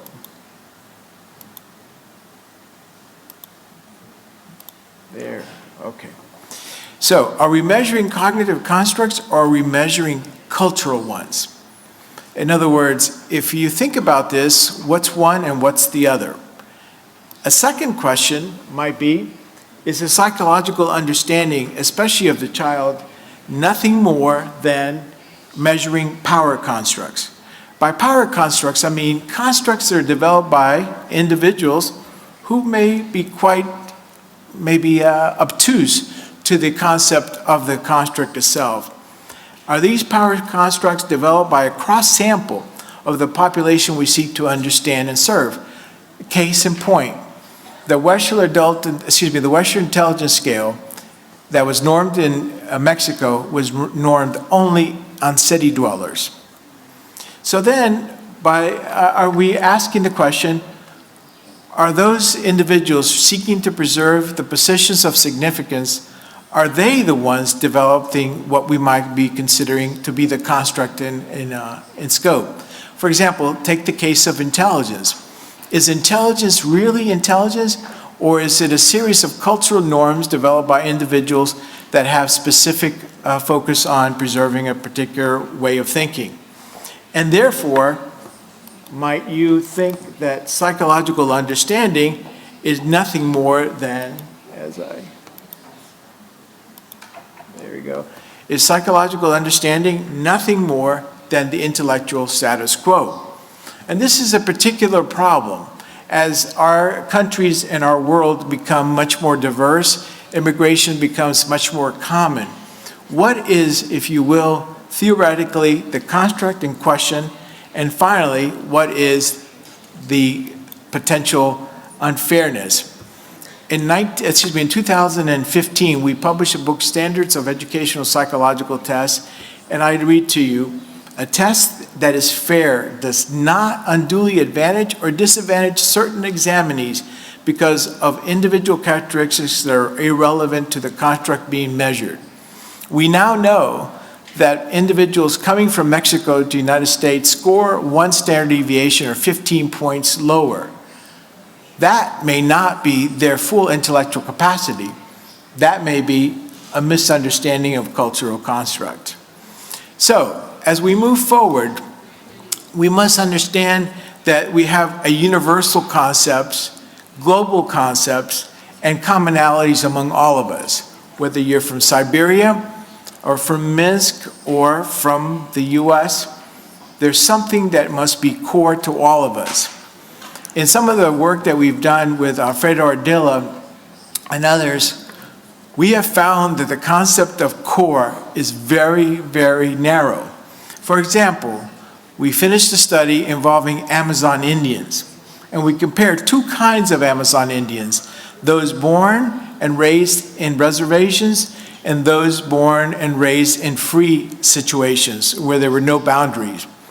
The individuals living in boundary situations tended to have better verbal memory, and individuals that were born and raised in open situations have better visual memory. So one asks, what's more important? Well, maybe it develops the question or begs the question, what's the construct? And at the same time, we have become much more regionalized, culturalized, individualized. Maybe that's the part that we need to work on in this particular conference. As we go forward, we should appreciate what is core, what is biological, what is hardwired and definable by constructs that are difficult for us to change. But it's remaining 5% that becomes so important. As Sperry said, the 5% guides the 95%.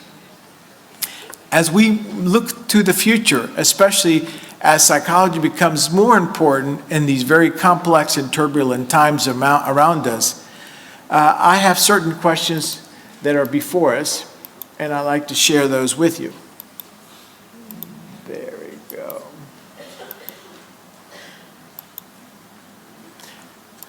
Excuse me. Here. First of all, I want to address the issue of social justice and fairness. Fairness is essentially very simple. Measuring what you're supposed to measure. If you define intellectual, make sure that intellectual is intellectual and not linguistic. We have discovered that both linguistic and cultural variables have major impact on what we might consider even brain injury.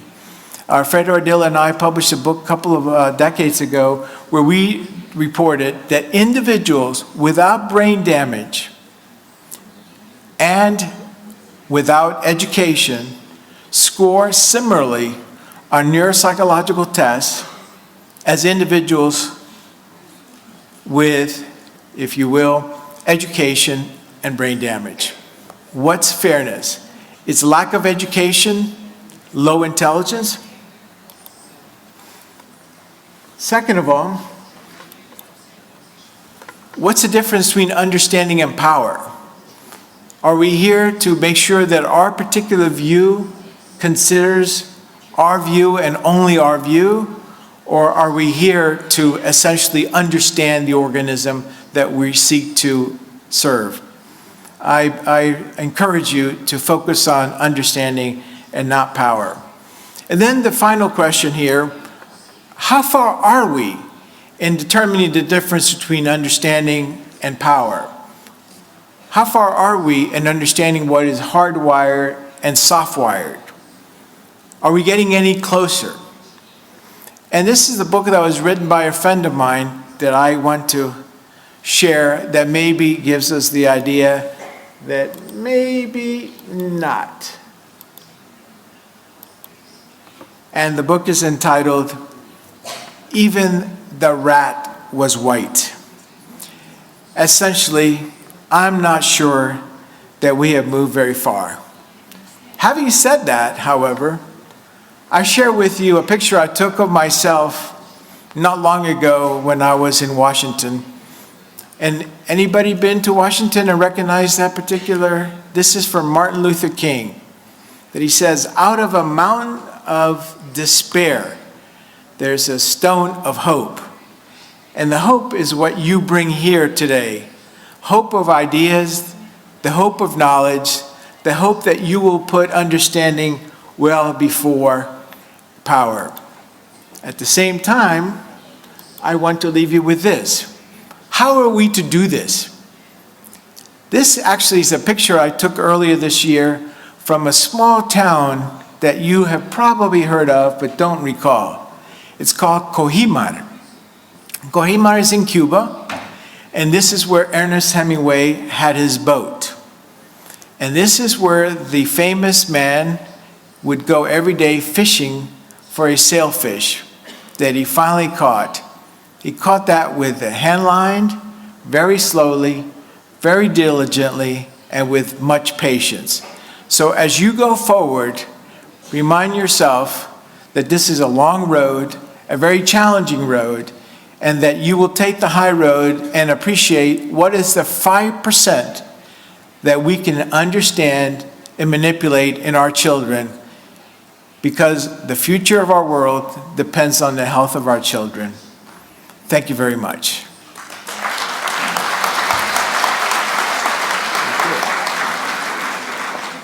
Спасибо большое за такое обстоятельство. Thank you very much for such a detailed report. I'd like to give the floor to Sergei Roger, the professor of Pyatigorsk State University. To Mr. Silvio Roger, Doctor of Philosophy, PhD, Professor of Göteborgsky University, Director of the Center of the Research of Education, Interaction.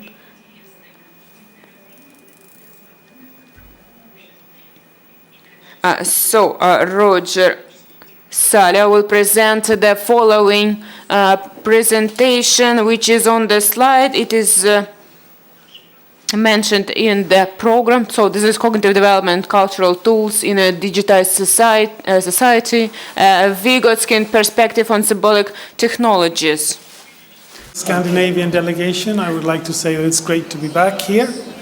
In Moscow, we are recurrent visitors to this conference, which has risen to become one of the most important conferences for sharing ideas on preschool education, early child development, and so on. We're very happy to be here. I realize I'm keeping you from the coffee, so I will try to be somewhat brief. The topic of my talk, as the present speaker, as the previous speaker, is more to give an overview, launching some ideas about the way in which the Vygotskian intellectual heritage can help us understand the current transitions of society and social life and their implications for childhood and children's development. The basic idea of the Vygotskian approach to child development is that he recognizes the social and cultural situatedness of learning and development, and the idea that learning leads development, learning goes ahead of development. So children grow up in social environments where they appropriate or internalize ideas and modes of social action that they later enact as their knowledge through the use of various kinds of cultural tools, be they language or physical tools.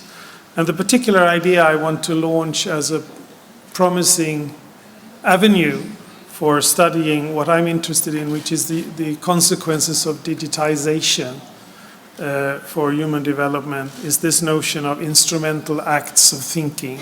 That is the recognition that people do not think just with their brains, they think with cultural tools as support. No, it's working. Just to be quick, we all experience a rapid change in many walks of life. Part of this is the impact of digital tools and digitization in society, which is one of the most transformative powers of current society. And we capture this in metaphors such as knowledge society, information society, media society, and so on, the network society. So we'll have to ask questions. What is socialization like? What is socialization about in such an environment when we design children's? This one is a bit slow. Oh, here it comes. And as I said, digitization is one of the most transformative powers of society. And the impact that it has will have implications for children and child development, as we see in many of the contributions to this conference and the conference program.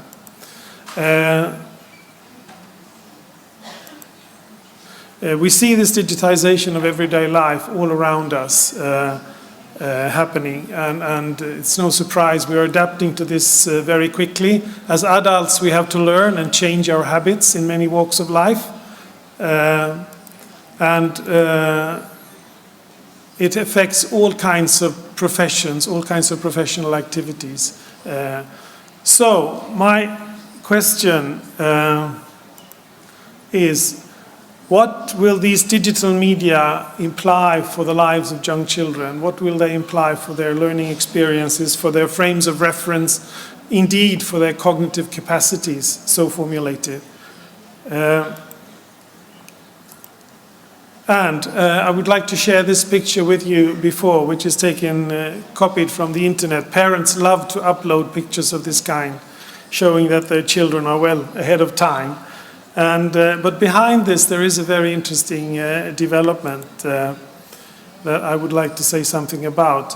And this is taken from my own country, which is a fairly small country, about half the population of Moscow, I learned. But anyway, it's and we follow very closely the uses of internet. We follow everything very closely, by the way, in Sweden, but in particular this. And we look at this benchmarking. That is when 50% of young people have been active on the internet on their own. And this is what I emphasize with what I say. It's being active on the internet on your own, not under parent guidance. And what we see here is an amazing development in the last few years. In 2011, 50% of the 3-year-olds were active on the internet on their own. In 2014, only 3 years later, 50% of the 2-year-olds, 75% of the 3-year-olds, and well over 90% of the 7-year-olds were active on the internet on their own. In 2015, 67% of the 2-year-olds were active on the internet on their own, and 32% were active every day on the internet.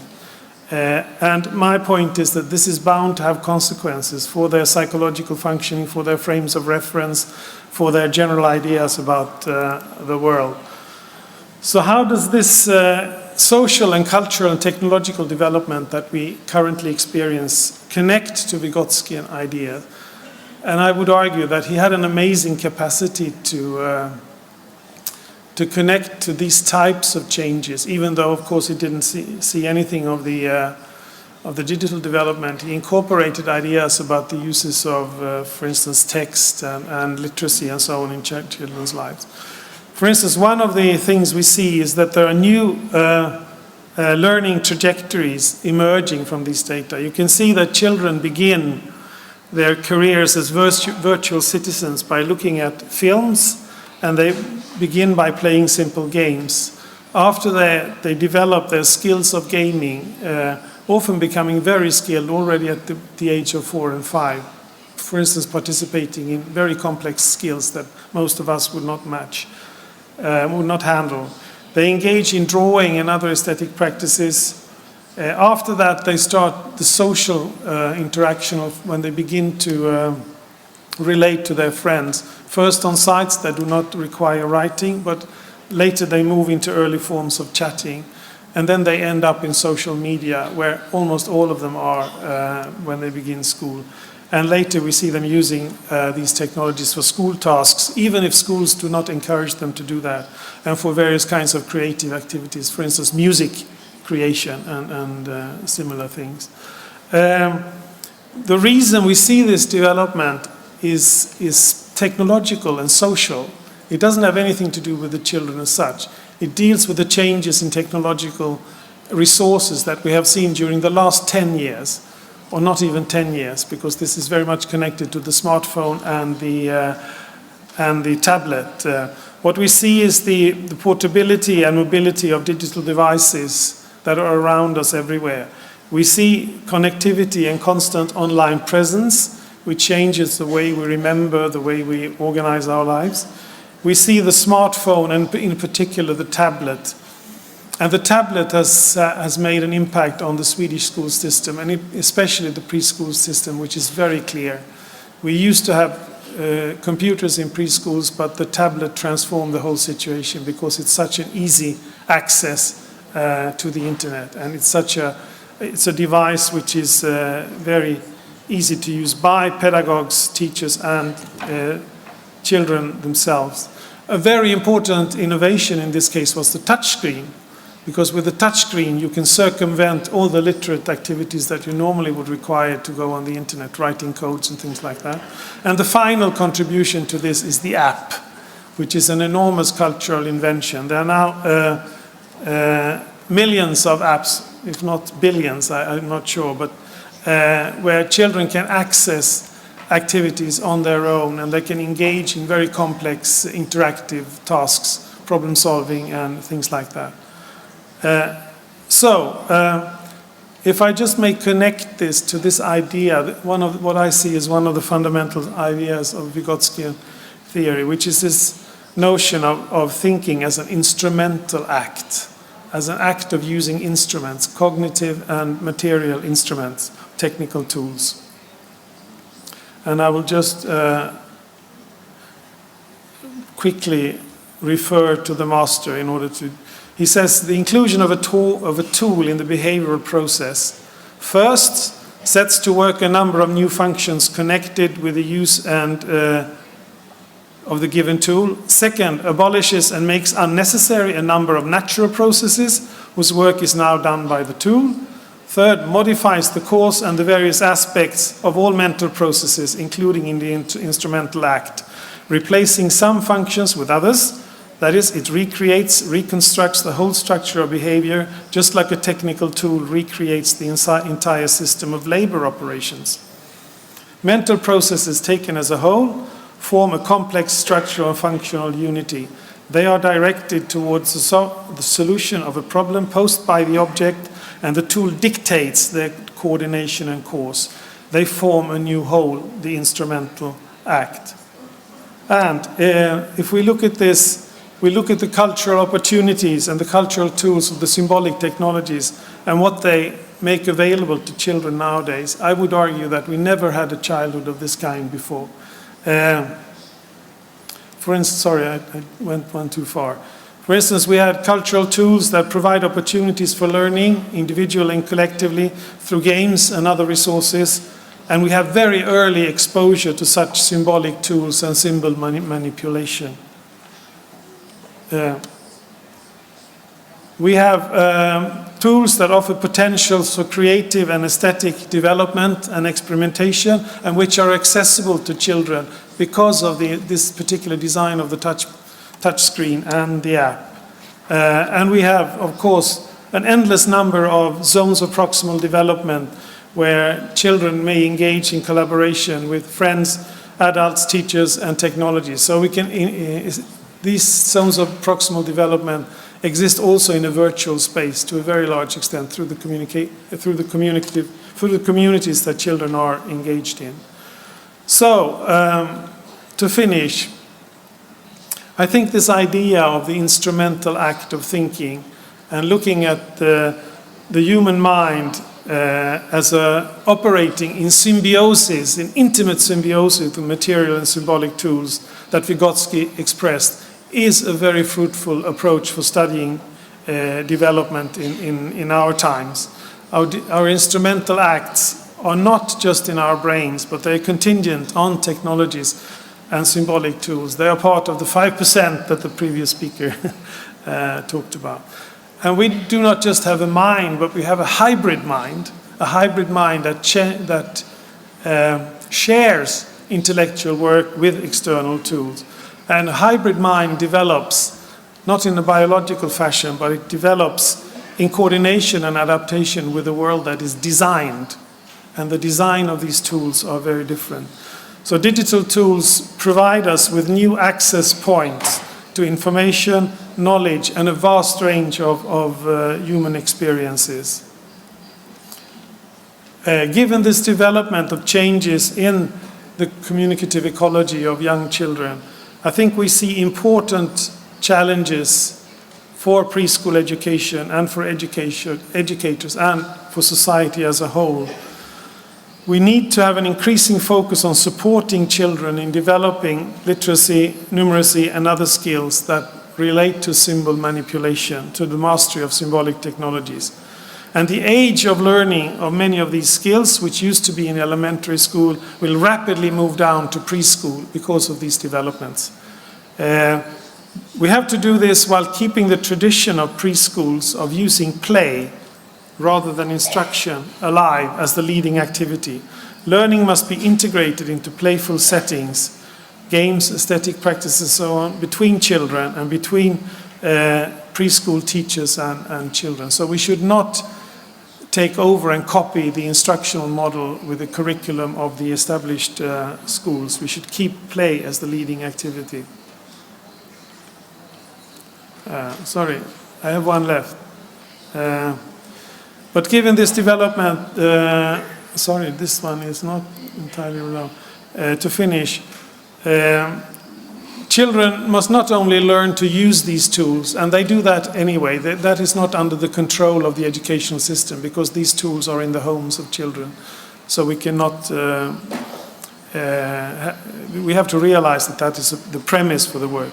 But children must learn, and this is an educational task, not only about how to use such tools, because that they can do independently to a large extent. They must also learn about them and their role in life and their role in learning. And they have to learn about the ethics of how to behave in virtual settings. How do we live virtual lives? This has to be a focus of socialization. They have to learn about the consequences and the implications of what they say and do in virtual settings, that they actually have an impact on other people. They have to learn about the dangers and challenges of being on the internet. And they need to develop a democratic and critical mindset relevant for a digitized society and a participatory democracy. And this is a very important role for preschool education to play. So So thank you very much. That was the end of my presentation. Так. Спасибо, да.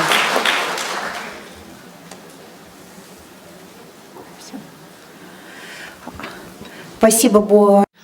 Thank you very much, Roger, for such an exciting presentation.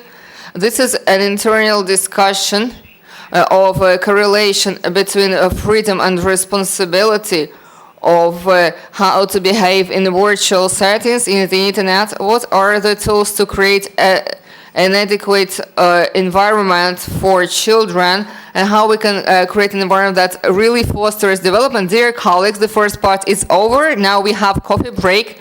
In line with our programs, we split into different halls. Use your program. Thank you. I'm so sorry. One second. And we will continue our plenary session afterwards. Yes, our colleagues are correcting me. We get back here. Have a nice coffee break. Dear colleagues, let's make the break 20 minutes. We are behind the schedule. In 20 minutes, let's get back here. 10 minutes to 1 o'clock.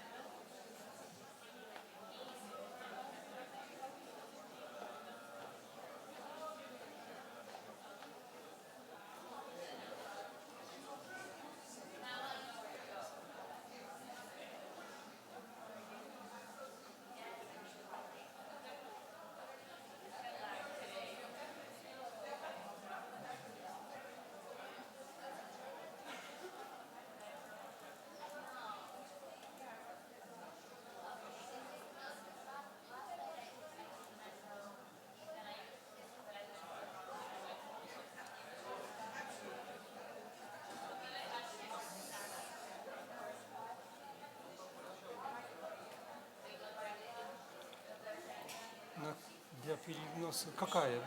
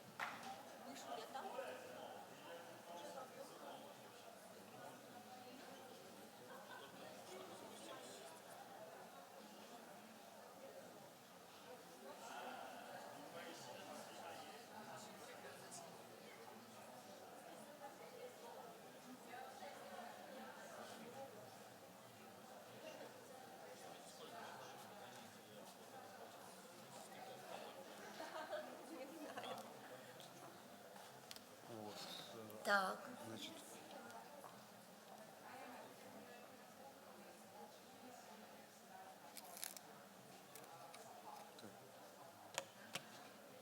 значит, смотреть можно в этом Отлично. мониторе. Да. Переключать. Только чтобы видео запустить вот этот эффект, вам нужно сказать будет Женя. Который видеоэффект? У вас там эффект, очень красивый эффект сделан. Я ничего Ну, у не вас делала. звуковой эффект. Нет, у меня никаких эффектов. Все, у меня уже каша в голове. Эффектов у меня. Все, дабл-клик. Так, дабл-клик на левой части, Да. а назад как идти, допустим, если just in case, на всякий если случай. придется, то колесиком. Но я оно боюсь, что... очень чувствительное. Да. Хорошо, ну вот сейчас как мы назад уйдем? Колесом назад. Можно я попробую, просто чтобы попробовать? Сначала нужно вперед пройти несколько раз.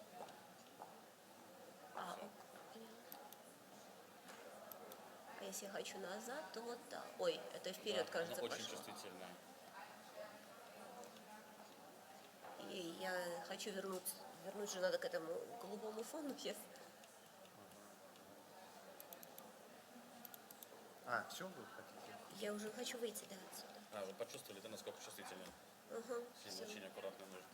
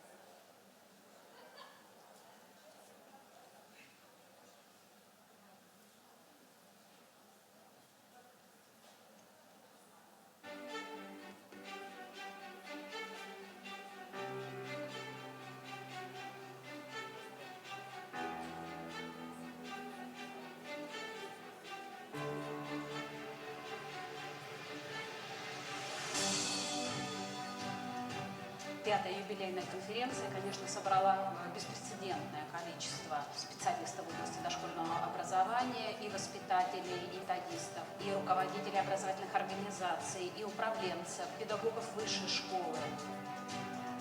Она становится все более известной, конференция, она становится все более интересна для педагогов, и вот, я бы даже сказала, и для исследователей, для ученых.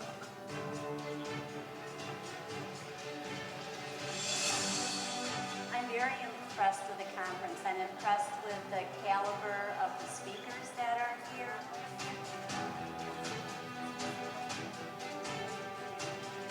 Я заметил, что много ученых, практиков приезжают сюда и рассказывают совсем новые вещи.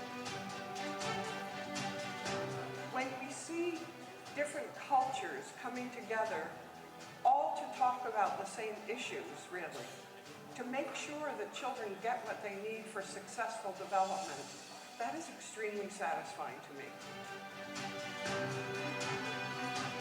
Сегодня развитие ребенка идет в иных условиях, нежели чем развивались их родители. Дошкольное образование, оно во многом решает то, каким будет будущее поколение. Ребенка формирует вот вся эта среда, эта ситуация, это взаимодействие с воспитателем, взаимодействие тем между собой. И это именно формирует не голые стены и не кормежка по 10-дневному минимуму.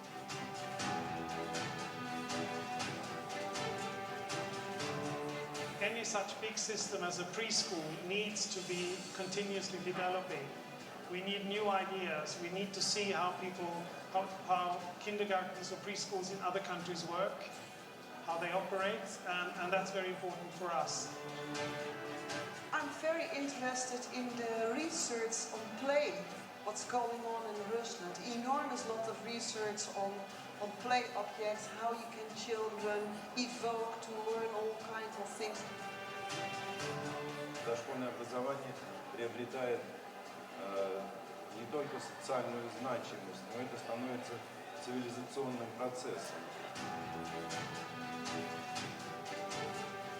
Исследования говорят о том, что чем раньше мы начинаем инвестировать в детей, тем выше отдача от инвестиций. Изучение детства – это одно из перспективных направлений приложений к достижению современной науки. Последние 5-6 лет дошкольное образование развивается очень бурно и именно благодаря вниманию со стороны правительства.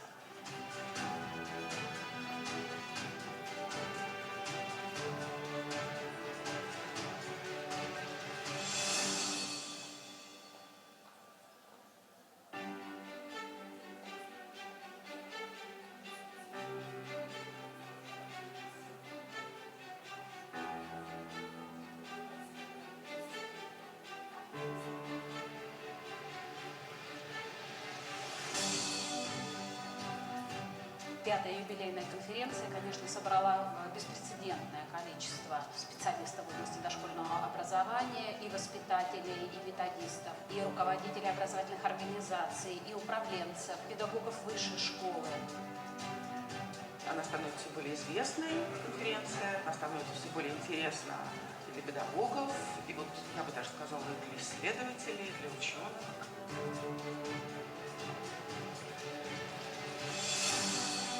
I'm very impressed with the conference. I'm impressed with the caliber of the speakers that are here.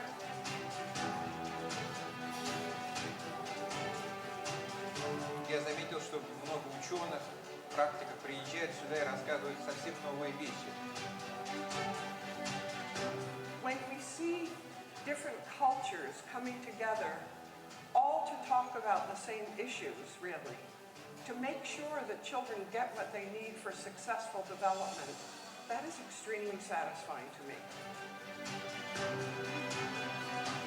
Сегодня развитие ребенка идет в иных условиях, нежели чем развивались их родители. Дошкольное образование, оно во многом решает то, каким будет будущее поколение. Ребенка формирует вот вся эта среда, эта ситуация, это взаимодействие с воспитателем, взаимодействие тем между собой. И это именно формирует не голые стены и не кормежка по 10-дневному минимуму.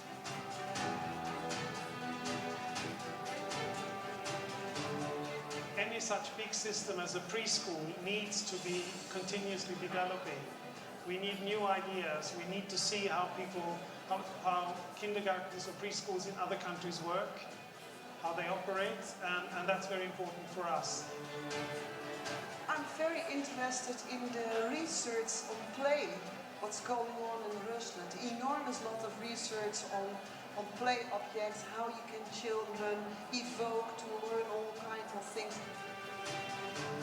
Дошкольное образование приобретает не только социальную значимость, но это становится цивилизационным процессом.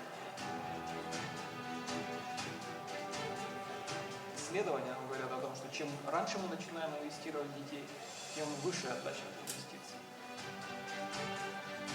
Изучение детства – это одно из перспективных направлений приложений достижений современной науки.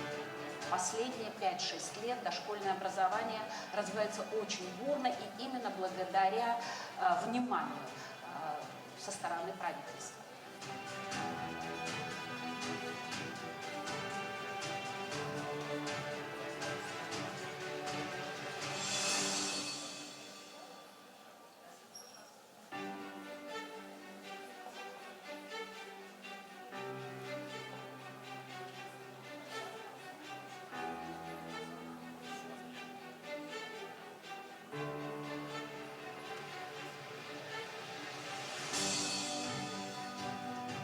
Пятая юбилейная конференция, конечно, собрала беспрецедентное количество специалистов в области дошкольного образования, и воспитателей, и методистов, и руководителей образовательных организаций, и управленцев, педагогов высшей школы.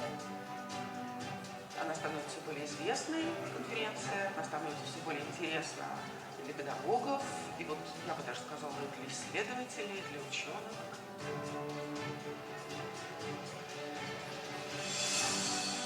I'm very impressed with the conference. I'm impressed with the caliber of the speakers that are here.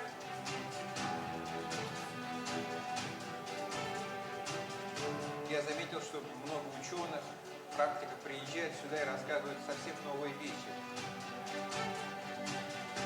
When we see different cultures coming together, all to talk about the same issues, really, to make sure that children get what they need for successful development, that is extremely satisfying to me. Сегодня развитие ребенка идет в иных условиях, нежели чем развивались их родители.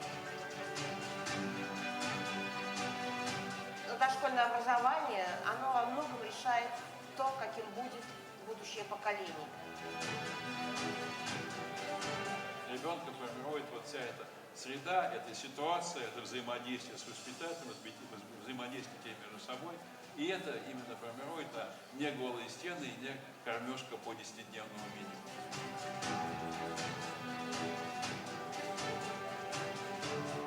Any such big system as a preschool needs to be continuously developing.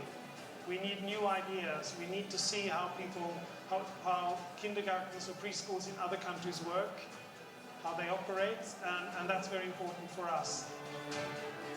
I'm very interested in the research on play, what's going on in Rusland. Enormous lot of research on play objects, how you can children evoke to learn all kinds of things. Дошкольное образование приобретает не только социальную значимость, но это становится цивилизационным процессом. Исследования говорят о том, что чем раньше мы начинаем инвестировать в детей, тем выше отдача от инвестиций. Изучение детства – это одно из перспективных направлений приложений достижений современной науки. Последние 5-6 лет дошкольное образование развивается очень бурно и именно благодаря вниманию со стороны правительства.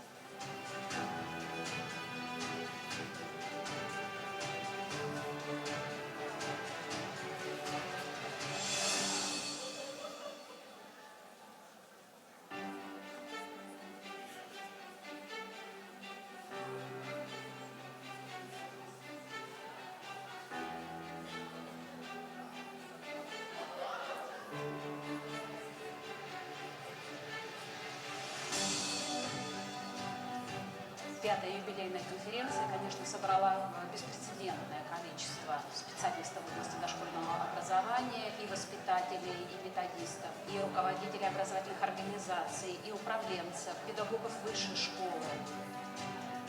Она становится все более известной, конференция, она становится все более интересна для педагогов, и вот я бы даже сказала, и для исследователей, и для ученых.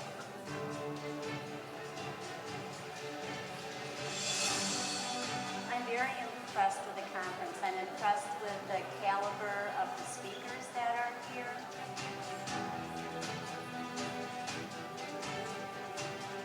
Я заметил, ученых, практика приезжает сюда и рассказывает совсем новые вещи. When we see different cultures coming together, all to talk about the same issues, really, to make sure that children get what they need for successful development, that is extremely satisfying to me. Сегодня развитие ребенка идет в иных условиях, нежели чем развивались их родители. Дошкольное образование, оно во многом решает то, каким будет будущее поколение. Ребенка формирует вот вся эта среда, эта ситуация, это взаимодействие с воспитателем, взаимодействие между собой. И это именно формирует не голые стены и не кормежка по 10-дневному меню.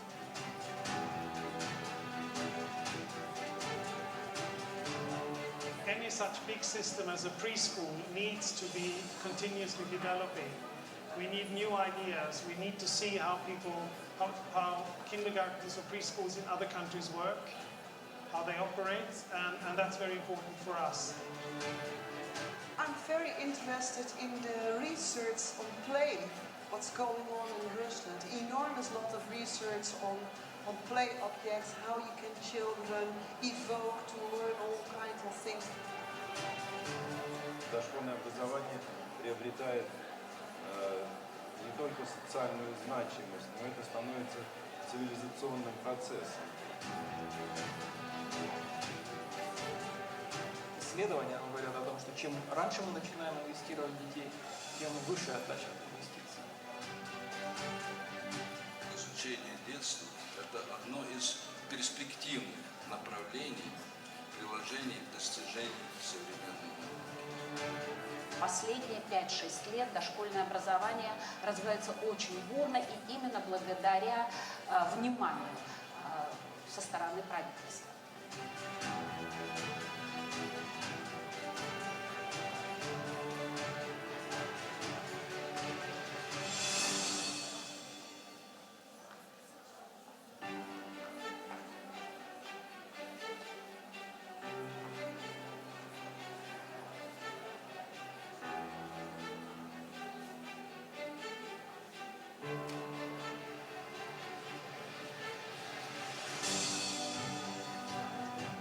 Пятая юбилейная конференция, конечно, собрала беспрецедентное количество специалистов в области дошкольного образования, и воспитателей, и методистов, и руководителей образовательных организаций, и управленцев, педагогов высшей школы. Она становится все более известной, конференция, она становится все более интересна для педагогов, и вот, я бы даже сказала, для исследователей, для ученых.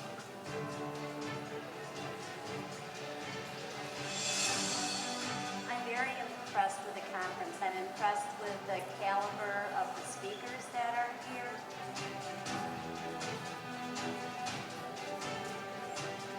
Я заметил, что много ученых, практика приезжает сюда и рассказывает совсем новые вещи.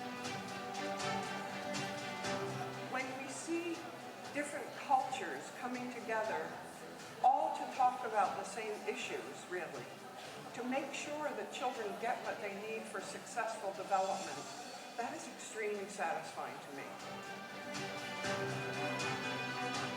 Сегодня развитие ребенка идет в иных условиях, нежели чем развивались их родители. Дошкольное образование, оно во многом решает то, каким будет будущее поколение. Ребенка формирует вот вся эта среда, эта ситуация, это взаимодействие с воспитателем, взаимодействие между собой. И это именно формирует не голые стены и не кормежка по 10-дневному меню.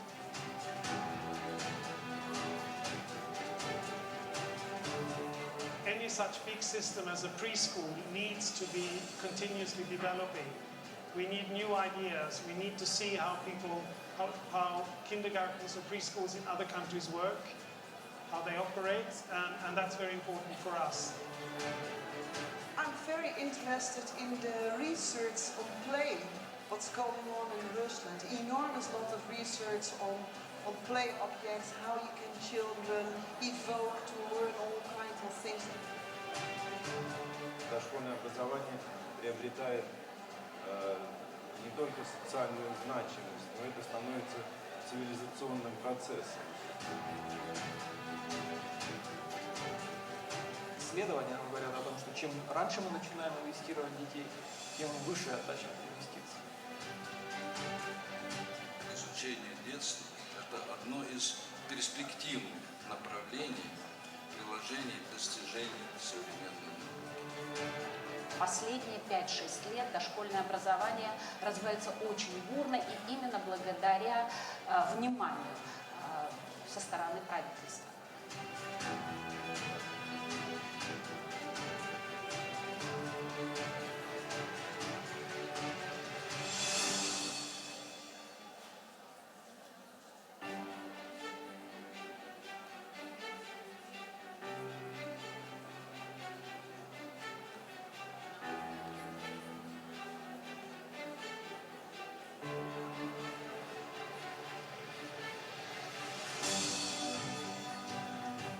Пятая юбилейная конференция, конечно, собрала беспрецедентное количество специалистов в области дошкольного образования, и воспитателей, и методистов, и руководителей образовательных организаций, и управленцев, педагогов высшей школы. Она становится более известной, конференция, она становится все более интересна для педагогов, и вот, я бы даже сказала, и для исследователей, для ученых.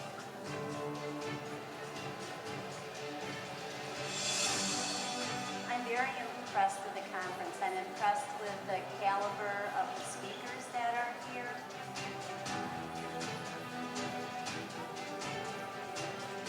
Я заметил, что много ученых, практиков приезжают сюда и рассказывают совсем новые вещи. When we see different cultures coming together, all to talk about the same issues, really, to make sure that children get what they need for successful development, that is extremely satisfying to me.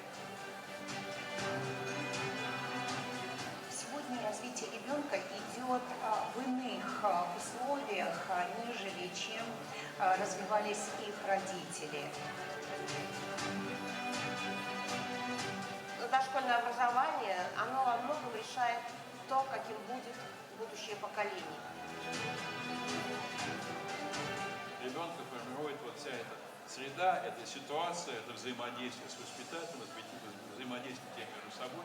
И это именно формирует не голые стены и не кормежка по 10-дневному минимуму.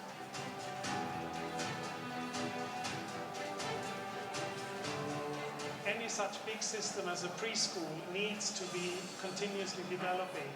We need new ideas. We need to see how how kindergartens or preschools in other countries work, how they operate, and that's very important for us. I'm very interested in the research on play, what's going on in Rusland. Enormous lot of research on play objects, how you can children evoke to learn all kinds of things. Дошкольное образование приобретает не только социальную значимость, но это становится цивилизационным процессом. Исследования говорят о том, что чем раньше мы начинаем инвестировать в детей, тем выше отдача от инвестиций.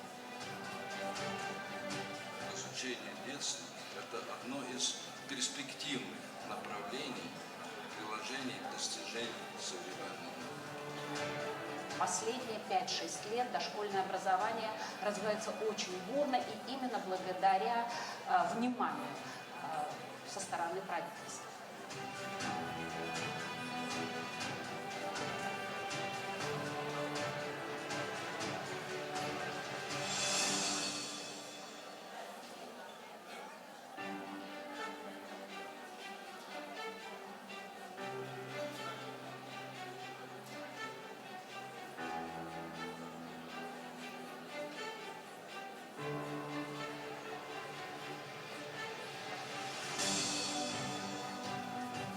Пятая юбилейная конференция, конечно, собрала беспрецедентное количество специалистов в области дошкольного образования, и воспитателей, воспитателей и методистов, и руководителей образовательных организаций, и управленцев, педагогов высшей школы.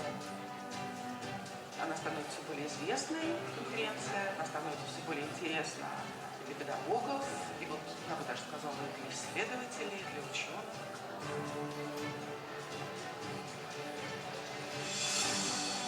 I'm very impressed with the conference. I'm impressed with the caliber of the speakers that are here.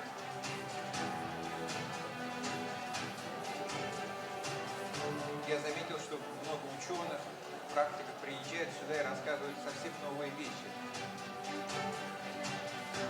When we see different cultures coming together, all to talk about the same issues, really, to make sure that children get what they need for successful development, that is extremely satisfying to me. Сегодня развитие ребенка идет в иных условиях, нежели чем развивались их родители. Дошкольное образование, оно во многом решает то, каким будет будущее поколение. Ребенка формирует вот вся эта среда, эта ситуация, это взаимодействие с воспитателем, взаимодействие тем между собой. И это именно формирует не голые стены и не кормежка по 10-дневному меню.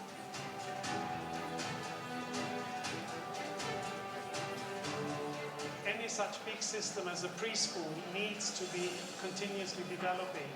We need new ideas. We need to see how how kindergartens or preschools in other countries work, how they operate, and that's very important for us. I'm very interested in the research on play, what's going on in Rusland. Enormous lot of research on play objects, how you can children evoke to learn all kinds of things. Дошкольное образование приобретает не только социальную значимость, но это становится цивилизационным процессом. Исследования говорят о том, что чем раньше мы начинаем инвестировать в детей, тем выше отдача от инвестиций. Изучение детства – это одно из перспективных направлений приложений достижений современного мира. Последние 5-6 лет дошкольное образование развивается очень бурно и именно благодаря вниманию со стороны правительства.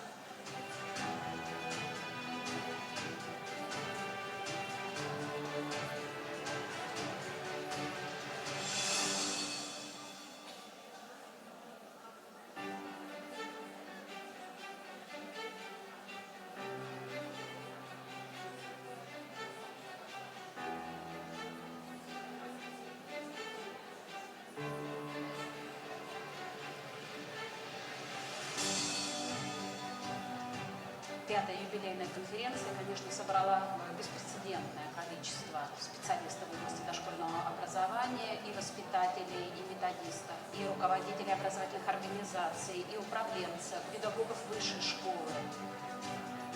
Она становится все более известной, конференция, она становится все более интересна для педагогов, и вот, я бы даже сказала, для исследователей, для ученых.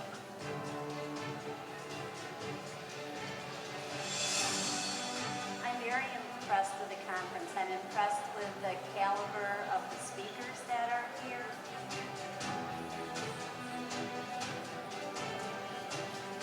Я заметил, что много ученых, практиков приезжают сюда и рассказывают совсем новые вещи.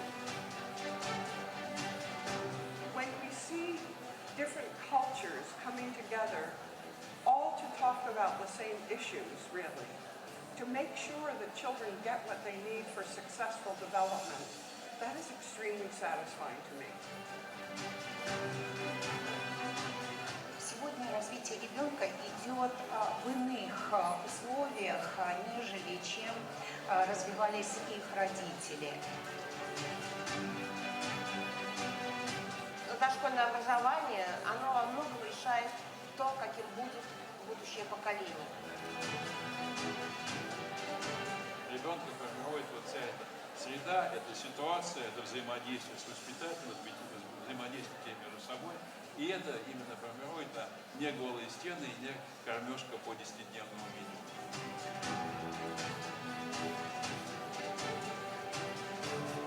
Any such big system as a preschool needs to be continuously developing. We need new ideas. We need to see how how kindergartens or preschools in other countries work, how they operate, and that's very important for us. I'm very interested in the research on play, what's going on in Rusland. Enormous lot of research on play objects, how you can children evoke to learn all kinds of things. Дошкольное образование приобретает не только социальную значимость, но это становится цивилизационным процессом. Исследования говорят о том, что чем раньше мы начинаем инвестировать в детей, тем выше отдача от инвестиций. Изучение детства – это одно из перспективных направлений приложений к достижению современного мира. Последние 5-6 лет дошкольное образование развивается очень бурно и именно благодаря вниманию со стороны правительства.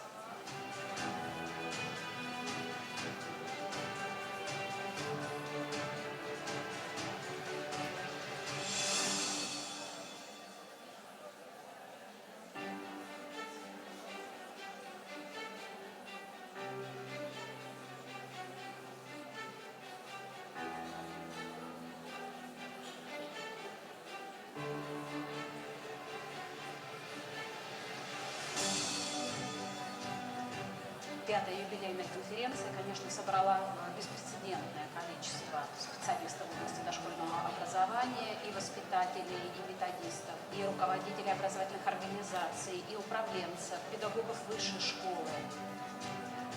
Она становится все более известной, конференция, она становится все более интересна для педагогов, и вот, я бы даже сказала, и для исследователей, для ученых.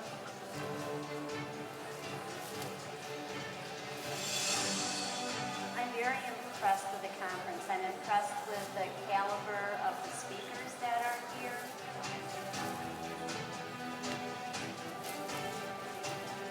Я заметил, что много ученых, практиков приезжают сюда и рассказывают совсем новые вещи. When we see different cultures coming together, all to talk about the same issues, really, to make sure that children get what they need for successful development, that is extremely satisfying to me. Сегодня развитие ребенка идет в иных условиях, нежели чем развивались их родители. Дошкольное образование, оно во многом решает то, каким будет будущее поколение. Ребенка формирует вот вся эта среда, эта ситуация, это взаимодействие с воспитателем, взаимодействие между собой. И это именно формирует не голые стены и не кормежка по 10-дневному минимуму.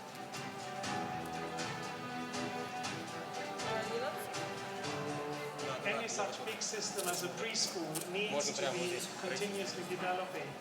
We need new ideas. We need to see how how kindergartens or preschools in other countries work, how they operate, and that's very important for us.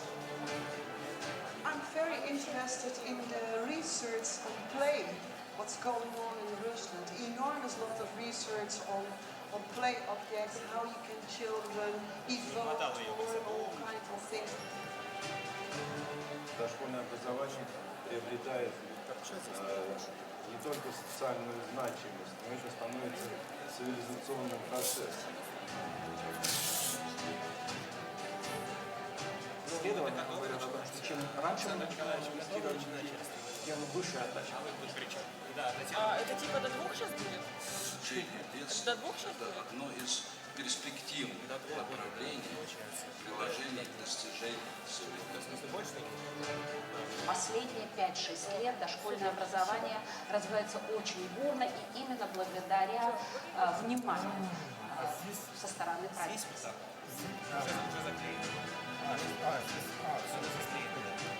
Тогда все.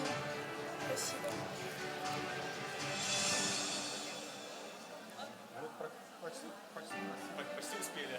Це добре.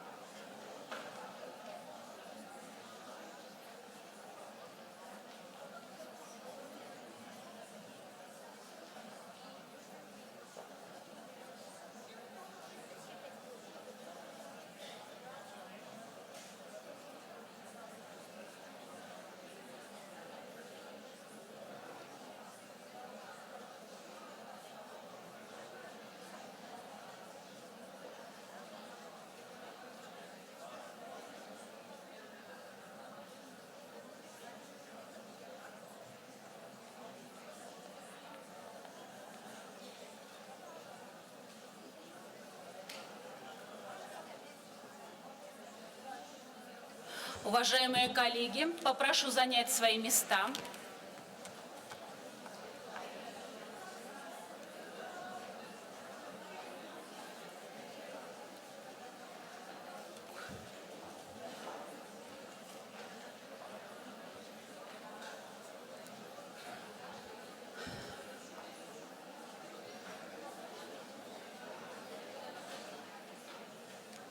Садитесь, пожалуйста. Присаживайтесь.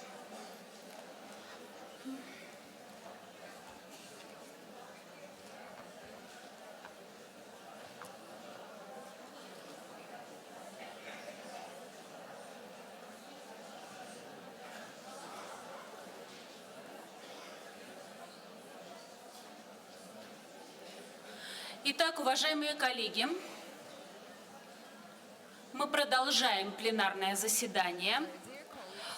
Учитывая, что у нас несколько сбилось время в регламенте, есть предложение сократить выступление докладчиков пленарного заседания до 15 минут доклад. Нет возражений? Нет возражений. Ну, чтобы не сокращать обед. Итак, уважаемые коллеги, разрешите представиться. Меня зовут Татьяна Владимировна Волосовец.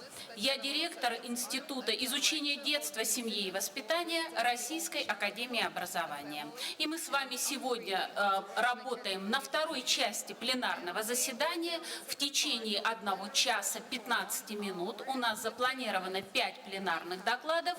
Как мы с вами уже договорились, по 15 минут выделяем на доклад. Первый доклад сегодня во второй части нашего пленарного заседания – развитие языковых навыков дошкольников в контексте домашней среды детского сада. Васильева Марина Давидовна, доктор философии, профессор, факультет психологии МГУ имени Ломоносова, педагогическая школа Линча, Бостонский колледж, Россия, США. Пожалуйста.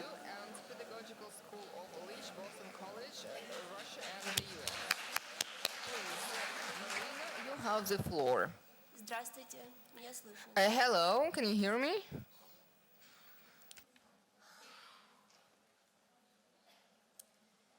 Сегодня я хотела бы Today, I would like to speak about the results of the study conducted together with my Russian colleagues on preparation for children for school and what is the role of different family factors in that preparation. So, I would like to start from saying that we all know that children come to school from with different background and with different preparation level. And this is a universal problem, and based on my talks with the teachers in Russia and in the US, this is the vital challenge for all of us and for other countries as well. And this early development for preparation for school is a serious problem for the educational system because according to the studies, the differences between children are not going down during school studies, they remain flat or they are even increasing. So the gap becomes bigger, and if we consider the possible sources of differences in children's skills, like cognitive skills, for instance, when they enter school, we need to say there are some biological assumptions, there are some different genetical skills. Children attend different educational institutions, and this can also affect their preparation for school to some extent. And there's huge difference as well between the families to the extent of the support for the child. And the correlation between family factors and preparation for school is conditioned by the empirical fact that in most countries where we conduct such studies, there is a high correlation between social and economic status of the family and the level of children's preparation for school. And when we are talking about social and economical factor, this is a very big notion which includes many components, but two main components are family income, the money status, and educational level of the children. As I've mentioned, these factors are interrelated with the development of the children. This is a fact. And if we think more about this, it becomes evident that these factors are indirectly impacting the development of the children. For example, if a dad has more money in the bank itself, it's not improving the language skills of a child, but the fact that this income of the father can provide for access of additional resources as some materials the child has at home or some courses he may attend, it can directly impacts and directly impacts the preparation for school. Когда мы говорим о вот этом When we are опосредованном talking влиянии, about this indirect социально-экономического impact статуса of the семьи на social and родителей, economic то, status on child's ученые development, очень часто well, scientists in many описывают это в cases контексте вот describe такой that модели, within которая the context of the называется model, which is called family investment model. Я ее так перевела, она немножко странно звучит. Well, она this is инвестиционная модель семьи. my То есть это, translation понятно, into Russian that you see on the screen. заимствован термин из So экономики, но на самом we деле, borrowed если мы the понимаем term from инвестиции economy и investment не только if в we материальном смысле, understand но и в investment психологическом смысле, not то only как бы, in monetary terms but in более разумным, psychological понятным. terms. It really makes Как вы sense, видите в such этой модели, a definition, well, and such a model name. изображены And связи, here we see the причинно-следственные, как считается, interrelations, the между correlation between a social and economical status of the family, which impact and influence the investment the family can make into development of their children, and those factors directly impact the child's outcomes and his results and different indicators of the development of the child himself. When we are discussing the family investment notion, usually we differentiate between three categories. In the first place, these are resources available at home for the child, which includes the amount of children's books and some educational games and PEC educational training programs, etc. Also, it includes the opportunities of the family are to sign him up for extra courses, which are also of a developmental character, and psychological investments are about the parents to involve their children into different activities at home. They are communicating with them, and this communication is of developmental character. They read some books and they play the games and they discuss the books and they remember something they lived through together, and this is psychological investment into development. Well, the model that you see is widely used in children's psychology to describe the mechanism which explain the processes happening within a family context. Of course, any model, like any theoretical model, can be further developed and elaborated and added to. And there are extra questions about the factors which impact and influence the investment which can be done by parents. One of such factors that we haven't considered within this model yet are the parental beliefs. These are the views of the parents on upbringing, on the goals of child's development, on what is the type of activity which is good for this age stage of the child, what are the goals of this age stage, etc.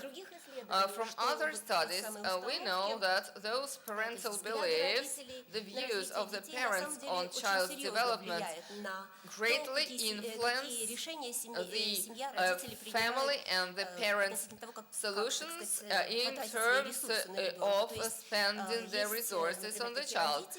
Well, there are some parents in the US, there are lots of educated parents who believe as the main activity for preschool children is playing, and academical studies are about school, and kindergarten needs to train to prepare for the kindergarten. Of course, they're not buying some special books which train children how to calculate, and because they think this is not needed at this stage. Other parents may have absolutely different views, and based on that views, they will make certain corresponding solutions on where to invest their psychological and monetary resources. In addition, there is one point which requires further explanation and attention with respect to this model is, until recently, it was used mainly in the Western studies, and the children were studied who live in Europe and in the US. Well, here it's important to get information from the countries which have a different social and economic economical situation, if we want to understand whether those principles are really that universal as they seem, and we need to test this model, whether it works in other conditions or not. And the study I will be speaking about, it was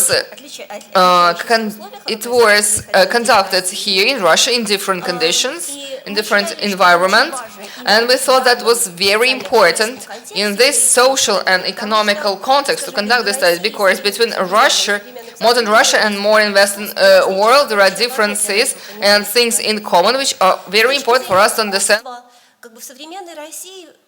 Well, a modern Russia has the same resources. I'm not discussing that all of people has the same access. Well, there are developmental toys, books, PCs, etc. No big gap and difference between parents in European and Western countries and Russia. And also there is a cultural tradition here. Parents read together, they always talk, so there are communities where children and adults are separated, but here in Russia it's traditionally very traditional for parents and children to interact a lot, and maybe to a bigger extent than in US, in Europe. And as for differences, it's about the establishment of the educational environment and the social and economic situation in Russia. In Russia, preschool institutions are more accessible in Russia, and most children go to free educational institutions, preschool educational institutions, unlike the US, where there is only a very small share of people who have access to a public, free of charge preschool education, and there is no centralized control and regulation of that system of education. Well, theoretically, this system could provide for a more even level of functioning and preparation of kindergartens and preparation of children. And we believe that taking into account this accessibility and similarity of kindergartens between themselves in terms of the quality of the education and in terms of what are the activities, maybe it compensates for the differences between the children which are linked to family characteristics. So it was very interesting for us to discover whether there will be the same difference and the processes that we see and witness in the US. Despite the fact here we have a kind of a buffer of accessibility of preschool education. And when we were studying certain statistical indicators, and we compared Russia versus US, and based on that we can say that educational level of parents does not correlate with the income level in Russia to a less extent than in the US. It's very interesting for us. So it means that we can just split, we can divide those two factors. In the US, there's high correlation between the income level and the educational level. So here, you cannot understand what's the role of parental education versus income level and in the context of the family investment into child's development. So here, that's the study that we did in Russia, and its goal was to study preparation of children for school, focusing on the aspect of developing their language skill and reading skills. This is before entering the first grade, by the time they enter the first grade, and this is something which predefines the success level of the child for all of the school years, so that's why we chose that as a focus. And our scientific goals were, in the first place, to conceptually improve the model, and we wanted to expand the understanding of how it can be applied only in those contexts, or it can be scaled to other situations. The study that we managed to conduct included over 1,000 families, 1,332 kids plus parents from a big town in Russia, not Moscow. And the age of children was 7.4 years when they entered the first grade. Social economic status of the family was very different in our sampling. Half of the families were the mid-income families, people with middle income and with higher education, but the other 50% had very different people who were earning much more than 100,000 rubles, and there are people who were earning less than 20,000 per month, and there was a huge variety here, and we could study whether it predefines the development. So let me speak about the method that we used. We did diagnostics, we did it in September, October, the beginning of the primary school.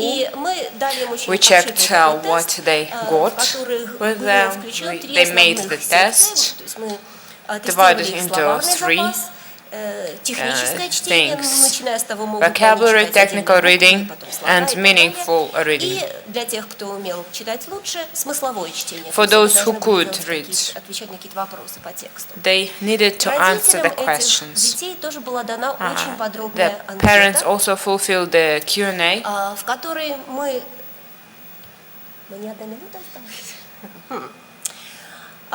Окей, тогда я скажу, что была дана им подробная анкета, в которых мы самые различные аспекты функционирования семьи выясняли. So we identified the functioning of the family and the inside of the family. Которые мы получили. То есть мы увидели, что такой показатель социально-экономический, как доход семьи, действительно влияет Profit of the family really influences all the types семейных инвестиций, of то есть the на то, family какие занятия investments. проводят родители с So ребенком дома, which на то, какие книжки, tasks, игрушки, какое количество их books and присутствует в доме, toys на то, в the чем kid ребенок участвует has, за пределами дома. social communication also is shown. There is a direct correlation between the education of parents and kids' speech, and education was more important in its influence than profit, and principles of sets of parents and their decisions, how they spend their resources and psychological resources are being spent on, also were taken into consideration. So if we generalize and conclude, we see that home factors, as everywhere else, play a great role in the development and preparation of the kid for school. The education, out of 3 factors that we covered, influences mostly. Another thing are the sets of the parents. And the third thing is the profit. Plays its role, but in less degree. So this research proved the investment model of the family processes in the framework of Russia. That was kind of surprising for us. We saw the great differences between Russian and American community structure, but the process happening in the family and the influence that identified that development of the kid will be within the following consequences. So there are other factors that influence the kid.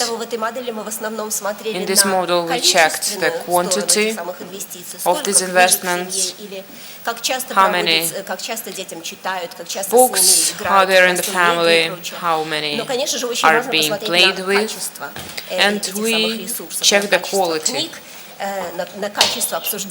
The quality of discussion of the books. So all these factors do really influence the process of preparation of the kids to school. So thank you very much for this, for your attention.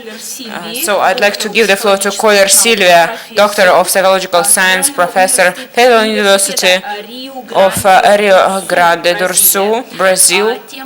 So the topic is bioecological participation, devoted to the 100th anniversary of Uhrenbrenner.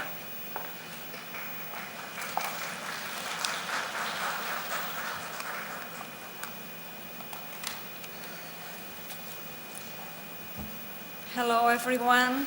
I'm going to speak English with a Brazilian accent, and I hope, I wish I could have much more time to talk about Uri Bronfenbrenner. You probably know him very well, but I had a personal relationship with him. He was my mentor during my career. And he's also related to early childhood care and education, but he's much more than that. And I'm very proud of being here. I wish to thank you, the organization to invited me, and I'm also very humbled to have the honor to talk about him.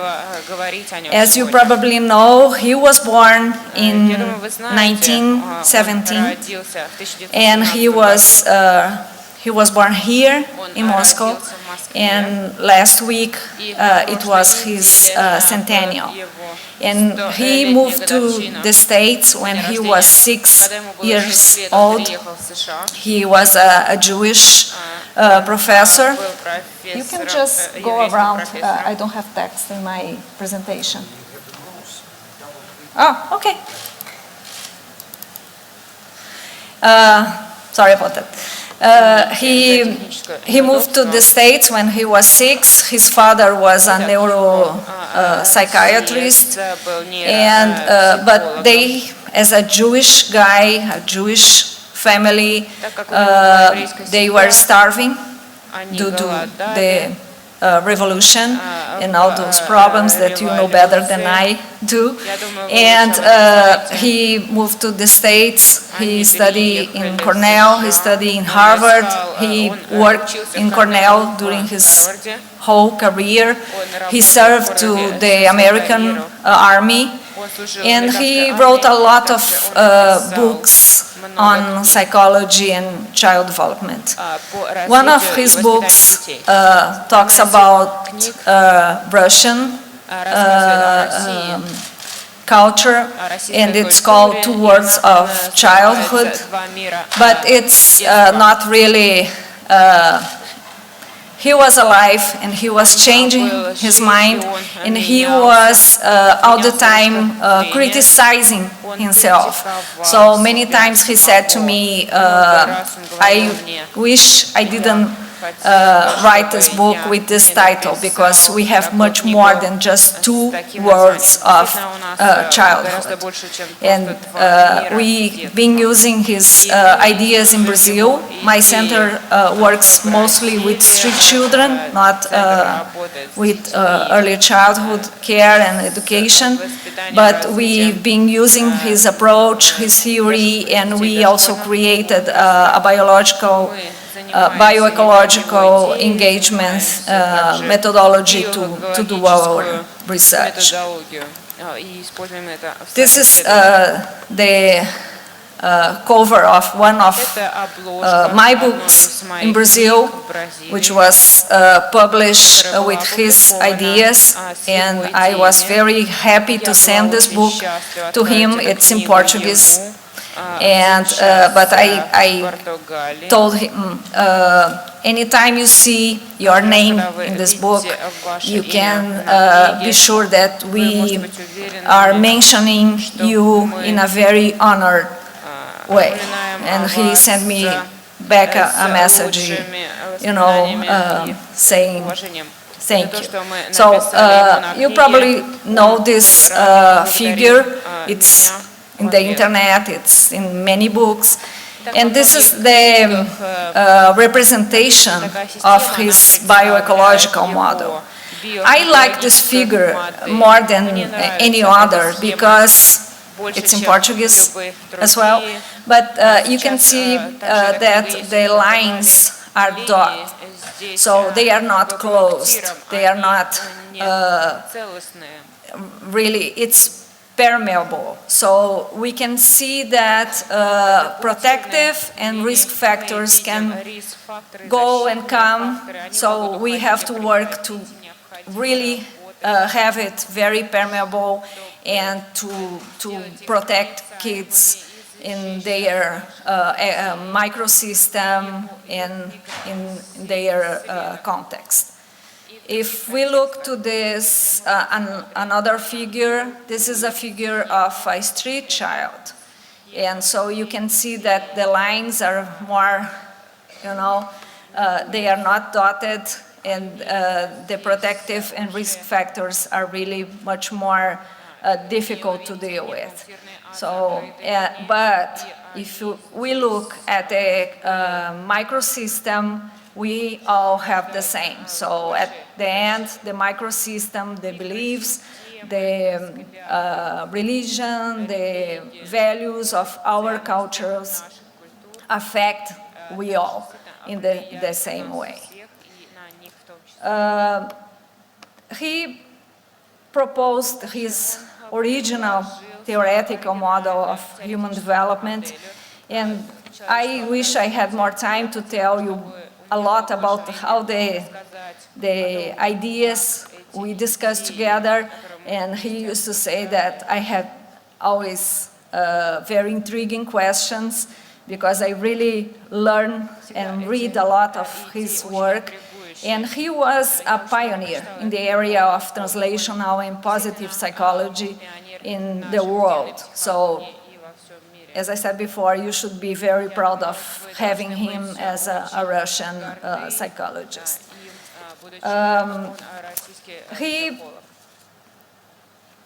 I can say much about his work, and when I got this invitation, I said, oh my goodness, it's going to be hard to start with an idea of everything I learned. And so many times I said, okay, I'll do like my students. I usually tell my students, if you don't know how to write the first sentence, write the second. So that's why I'm talking in different things about him.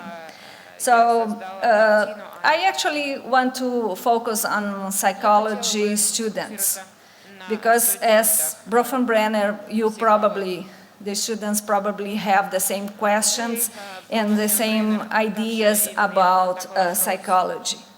So even having learned throughout his school years that psychology was a science like any other, that measures, that observes, that performs experiments, he was always suspicious of it, as any very smart and bright person. He wanted more. He wanted to study human beings, and he couldn't accept the reduction of such a complex psychological reality. He used to look at the books, the scholarly books, and see all those chapters separating psychology in fields. And he always found it very fragmental. So he wished to have a more a vision of the whole human being.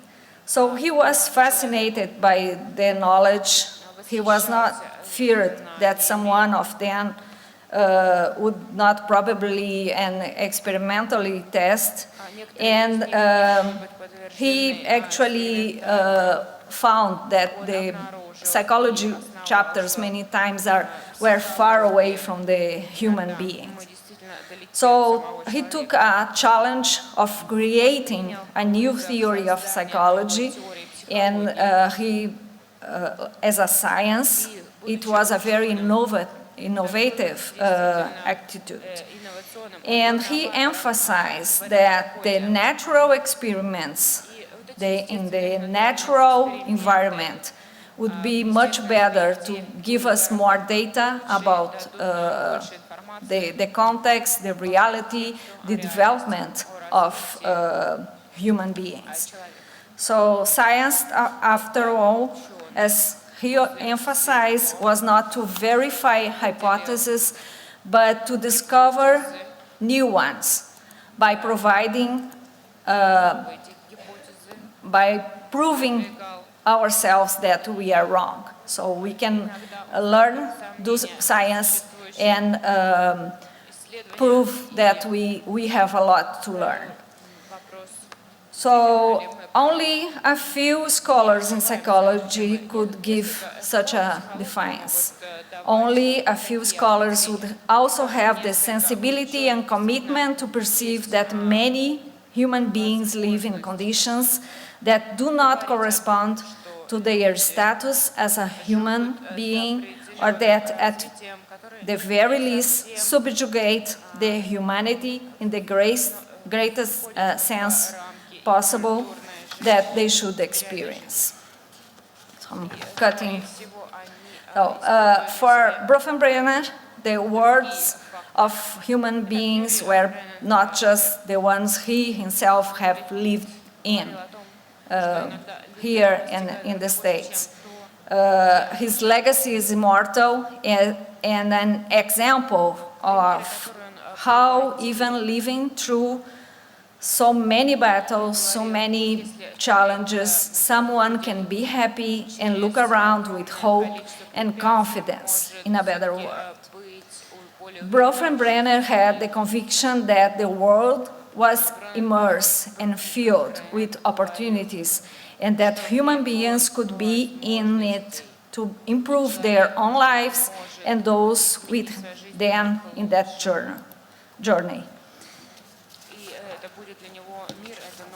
He had a very strong influence on the Head Start program in the States. You probably know about this. So he always said that if you are doing research, you have to make sense of it, you have to apply your findings, you have to use that to better the quality of life of people. So, and he also had some very strong points in his work. He used to say first that he always required a good theory to understand and to study human development. So he was not just saying that his theory was the best, he was very open. If you look at his books, you can see he's citing from, I would say, Freud to Piaget. You know, it's very open-minded. Second, he would say that this theory that we have to understand human development should be implicated and applied to politics and strategies for improving the life quality of human beings. His last book is called Making Human Beings Human.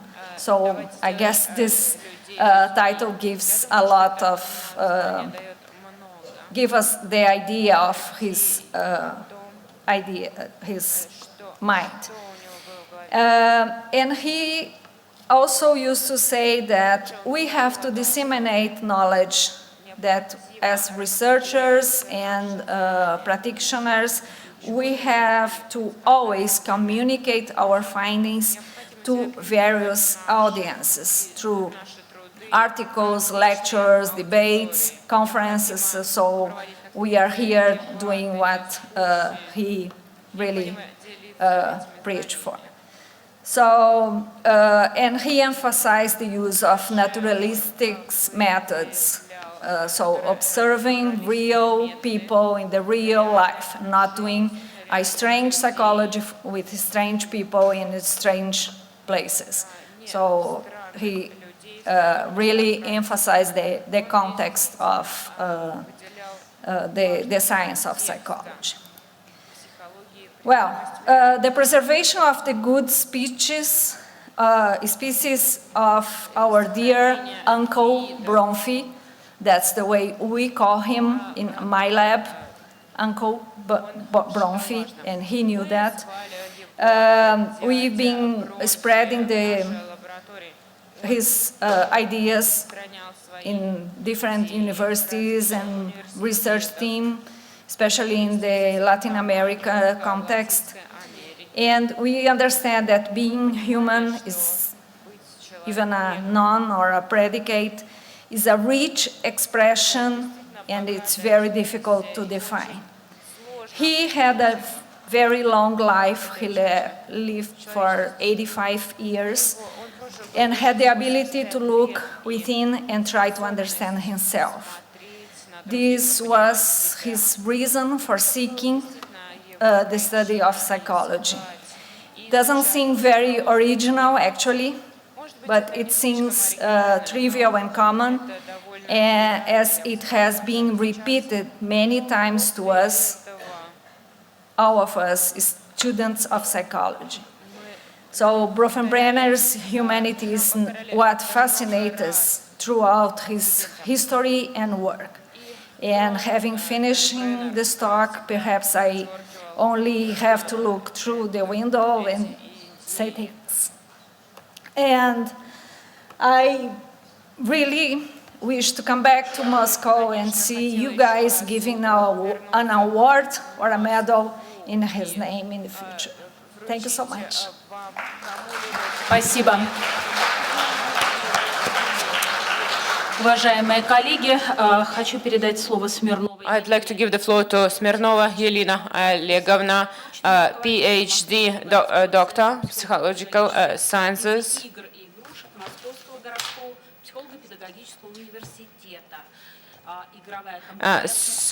She's the head of the Moscow State Center of Psychologic and Pedagogic Expertise of Plays and Toys of the Moscow City Psychological Pedagogical University of Russia. So till 2019,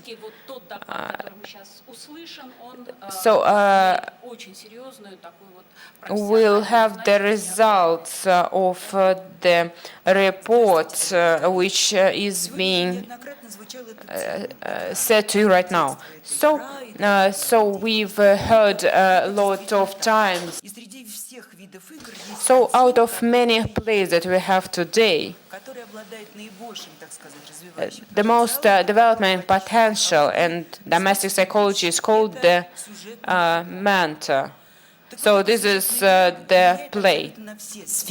And this type of subject game, it impacts imagination because in this game the child is inventing some fabula, and also this is a limitation of the framework, so the self-regulation is developing, and also this is a self-realization. So whatever part we take, we develop that within a game. At the same time, the level of this type of subject or topical game is changing, and we conducted studies, and the high level of game is typical only for 5% of the preschool children, and in the late preschool children, this is at the low level.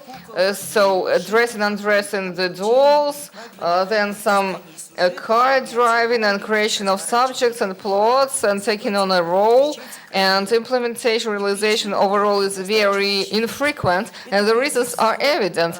In the first place, the priority of educational classes and the educator and caregiver teacher, the professionalism is defined by the training, educational training sessions, and deficit and absence of different children's community of different ages. So this game was transferred from older generations, and that were some natural spontaneous activity. Now these age communities are almost absent, and children live in communities of the same age, and there are no sources from where they can get that game from, and it's hard for adults to perform that functions. And also marketization of childhood. And when there are lots of toys and games which are offered to children which are more accessible than games, normal games, and also expansion of mass media, videos and gadgets, it's much easier to play with tablets than with real toys. And the reason of the deficit of the games, children don't want to play, they don't know how. It's easier to play with a tablet, and it's more interesting. Why do we need those subject-upload games for? And here there's a question, should we train children how to play? And this is not an easy question. Even the psychologists have different opinions. Some say this is a natural activity which doesn't require any skills. He can do whatever he likes. But, well, based on the studies, the development of a game depends on upbringing, kindergarten and family. In some kindergartens, children are playing well, and in some kindergartens, the level of playing and games is much lower. And the goal of the teacher is to engage the child into the games and open up for him the culture of playing. And the educator, the teacher, needs to have an ambiguous position here. On one hand, he should be a participant, and he should not be at equal level with the child. He should be organized and should be maintaining pedagogical task, and he needs to show the example of the game. He should engage and motivate children, and he needs also to transfer the resources for the game, and it's very hard to find the balance here. Finding the balance between the one and the other requires certain skills and knowledge and certain competences. And about the competence of teachers in terms of game, we will be speaking about. And for an adult person, for a teacher, being an organizer, being the leader in the game, that's the goal. And as a result, there's didactization of the game, as I call it, when the adult distributes the role, arranges the environment, tells what to do, he puts him to that boat and tells the children where to sail and what they need to do. So he's dictating, he's managing, he's taking on this management and arrangement. Of course, this is not a real game, and in the real game, the child is expressing what's important for him. He's playing himself, even when he's playing a profession, performing a role of a profession. Spontaneous game of the children very often doesn't look like in the books. There is no consistent unleveling of the fabula, of the subject and plot, and they can finish not when the adults want and need. And usually the teachers don't like that, and he tells the children how to play. And here we just violate the logics of the game, and it's not the game of the children. It doesn't belong to them. And when another deviation is when the game methods and the games themselves are used for education, but the game as an active child's activity is not by no means a form of education. And when the game as education and as a self-activity of a child are very two different notions. And also, when a child is initiating, so he chooses the subject, the plot, and he's doing everything by himself. When a child is trained using the game means, so the goal is set by the adult, the actions are controlled by the adult, and the subject is not the child here of the game. And the child enjoys the activity, enjoys the game. He's playing not because he will get something positive. He loves the activity, the process. And the main motivation for educational approach is to get a good score, which is a motivation of achievement. And in preschool, this is a wrong motivation. And this is a different topic, so the child should not be focused on a comparison against others. He should be enjoying the game. And it's not happening in playing training. And game is creative and spontaneous, and this is unpredictable activity. And when this is a class, so there is a sample, there are right answers. These are very significant differences between the game itself as a spontaneous activity and the game as a form of training and education.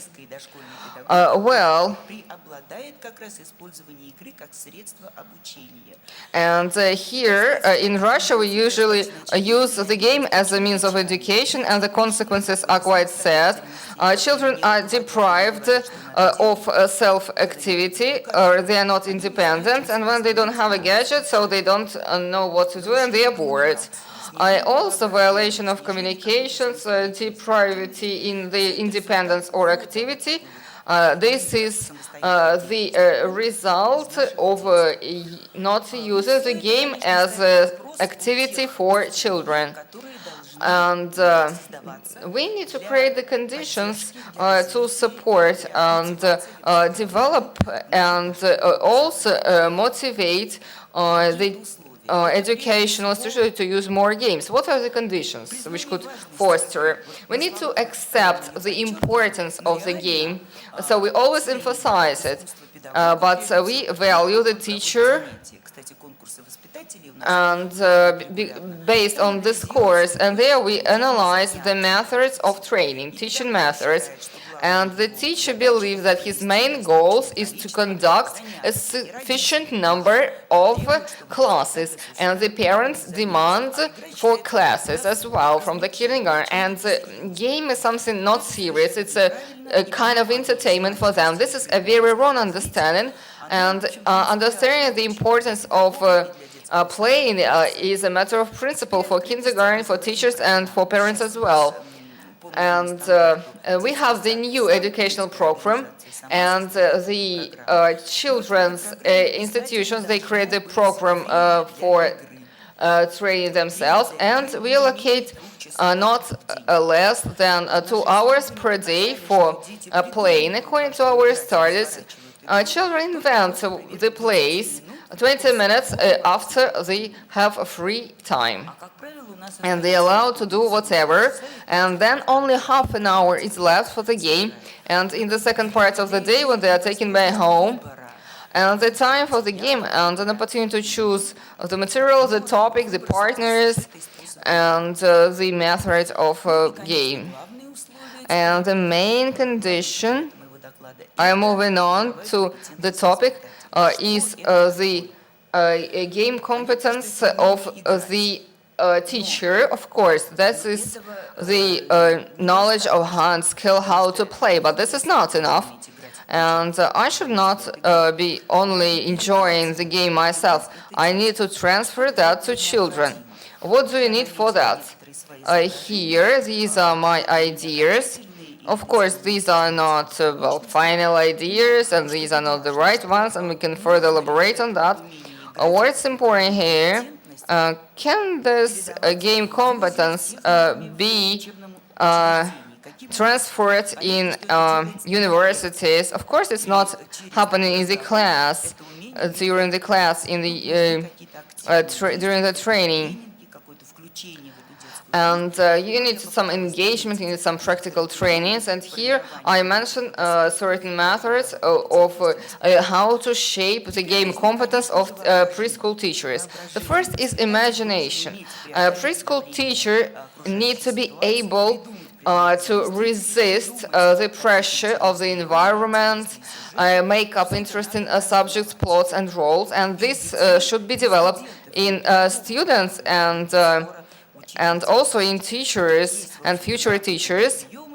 And here you can make up fairy tales, cartoons, stories, etc. So this is something which is very clear and which is used. Good imagination is not everything here. Богатое воображение нужно и для писателя, и для сочинителя, и для сказочника.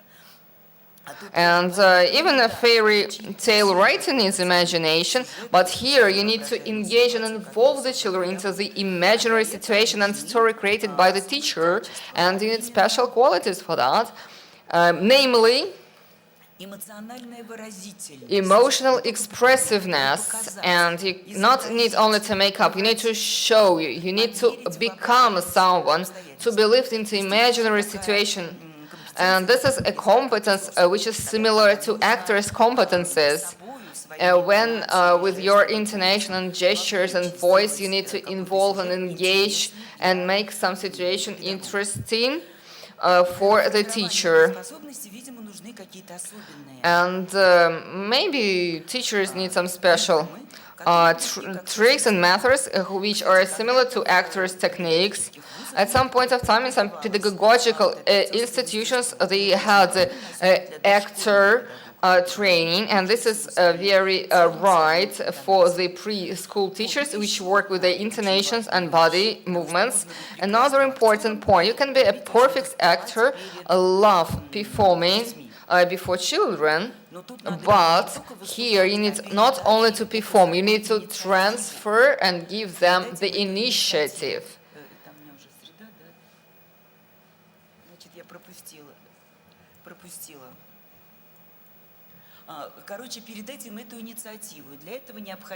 You need to give them the initiative, so you need to be communicatively attentive, and you need to, and some teachers really love and enjoy performing and telling the stories, and he's making the children his audience, his spectators. So you need to leave the scene at the right point of time. It's important to diminish your involvement, to decrease your involvement when the children start to be more engaged. And this is a hard thing for the teachers, because many of them are performing, are showing, and they cannot give away that initiative to the children.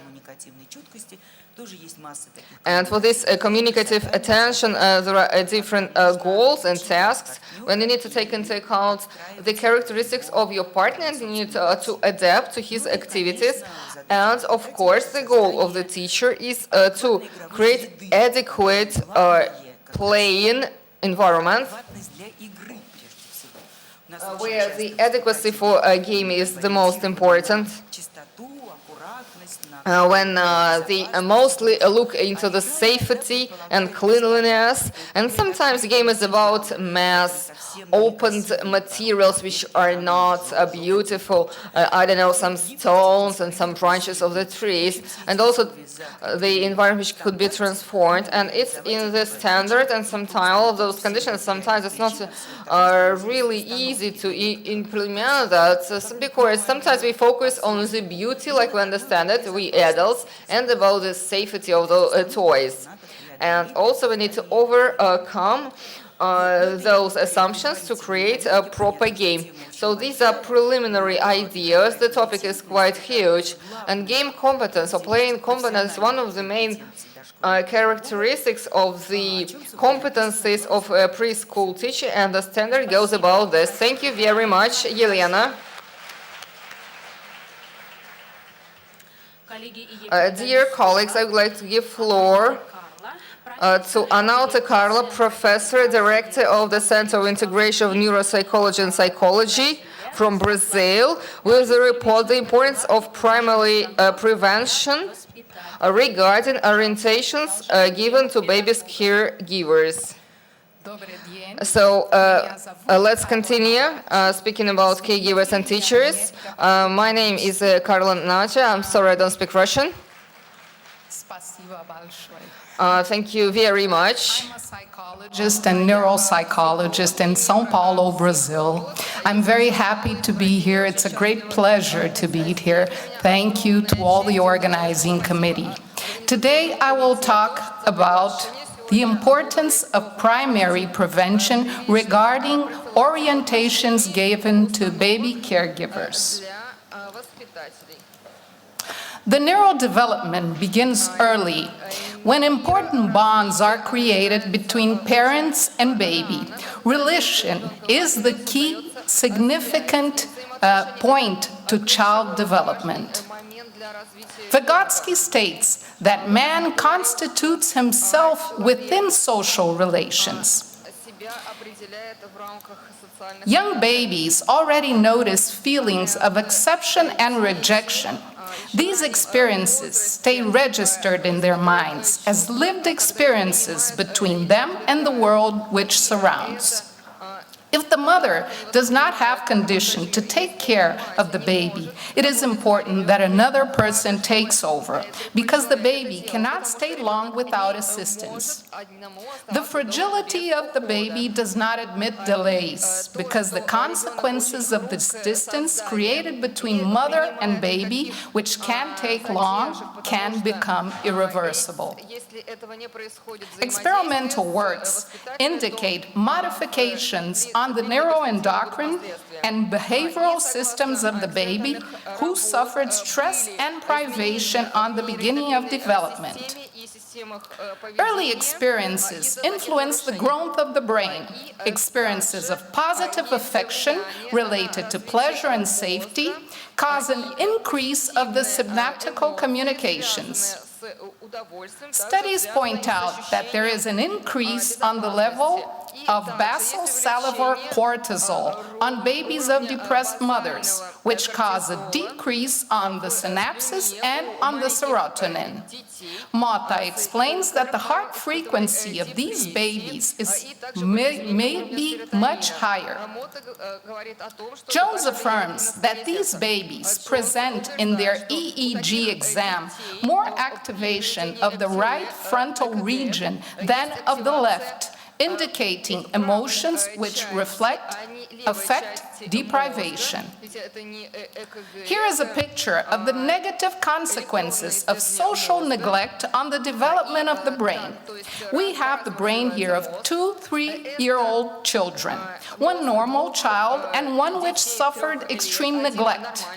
You can observe that not only the size, but also the internal structures are different, and in the case of the extreme neglect, underdeveloped. Cozzolino emphasizes that the brain grows better within an environment of support and with low levels of stress. Affirms that safe relations are the key to healthy growth of the brain, as well as emotional regulation that stimulates learning.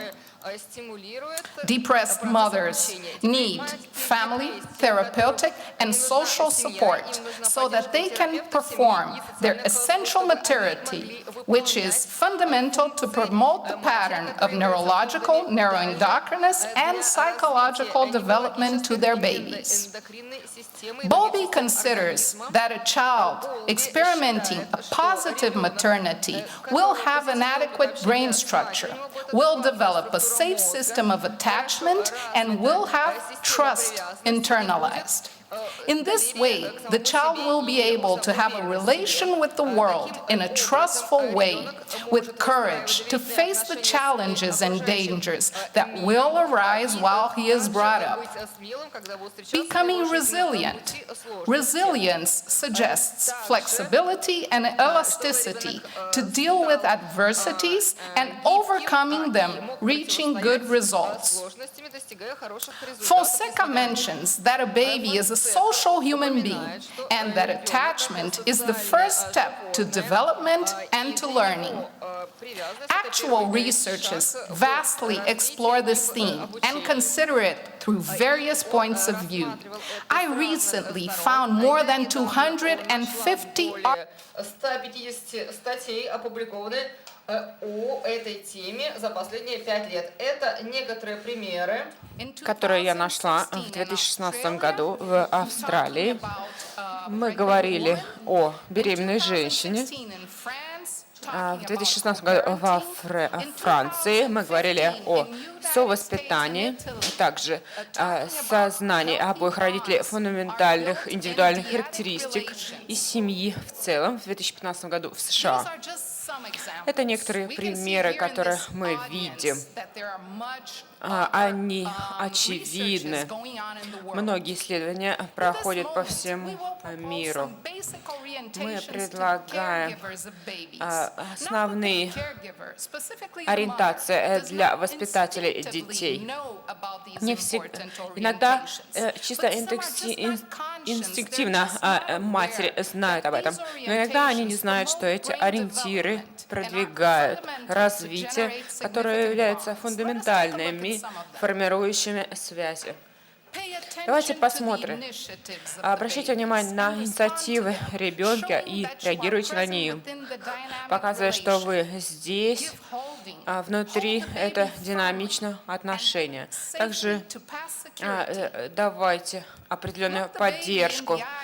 Смотрите ребенку в глаза, когда вы меняете памперсы или кормите их грудью. Это не только визуальные, но и тактильные ощущения. Их развивают. Смотрите ребенку в глаза и подчеркивайте эмоции, которые появляются. Делайте свои отношения завершенными. Дотрагивайтесь вашего ребенка и называйте его, когда вы трогаете его, нежными чувствами. Показывайте их. Говорите своему ребенку, показывайте ему жесты, что вы с ним, что вы следуете за ним. Когда ребенок произносит звук, говорите с ним, на него, коммуницируйте с ним эмоционально. Эти ориентации дают нам инструкции для развития нейропсихологического развития ребенка. Конечно, вы всегда станете родителями. Такие листовки были розданы в Сан-Паулу. Они универсальны во всем мире для того, чтобы понять и показать, насколько сильны эти связи. Здесь был проведен эксперимент в поездке на Кубу. Была возможность увидеть следующее. Это эксперимент воспитателями и детьми, который происходит бесплатно на площади. Посмотрите на эти связи между матерями и детьми. Это можно повторить. Сейчас я вам расскажу о прогрессе. В Сан-Паулу в детском саду у меня есть группа, две группы А и Б. Значит, первая группа 20 детей, вторая контрольная 17 детей. Есть специальное, значит, расписание развития и приобретения навыков. В марте и в декабре проходят контрольные точки. Есть определенные точки контроля и определенная схема действий. Такие интервенции, группа интервенций была работает в 2017 году. Первая группа, что касается пола, они были одинаковыми. В другой группе женщин было больше женского пола. Что касается возраста, вы видите разбивку по группам, обозначена цветом. В группе интервенции мы использовали следующие инструкции. Смотрите ребенку в глаза во время взаимодействия, улыбайтесь и нежным голосом что-то говорите. Говорите с ребенком, показывая, что вы слышите его и что вы вас двое в диалоге. Повторяйте эти действия. Взаимодействие проводилось с обеими группами. Другие аудитивные активности у них была, им включали музыку, рассказывали истории.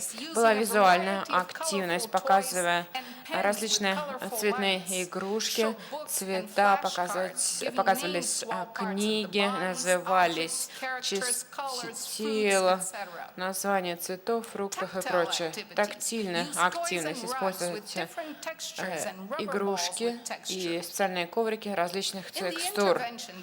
В дни интервенции групп говорите с родителями и воспитателем о активности, которые были проведены во время этого дня, и также необходимости продолжить такие действия дома. Я немного видео сейчас вам продемонстрирую, которые показывают мой опыт взаимодействия с первой группой.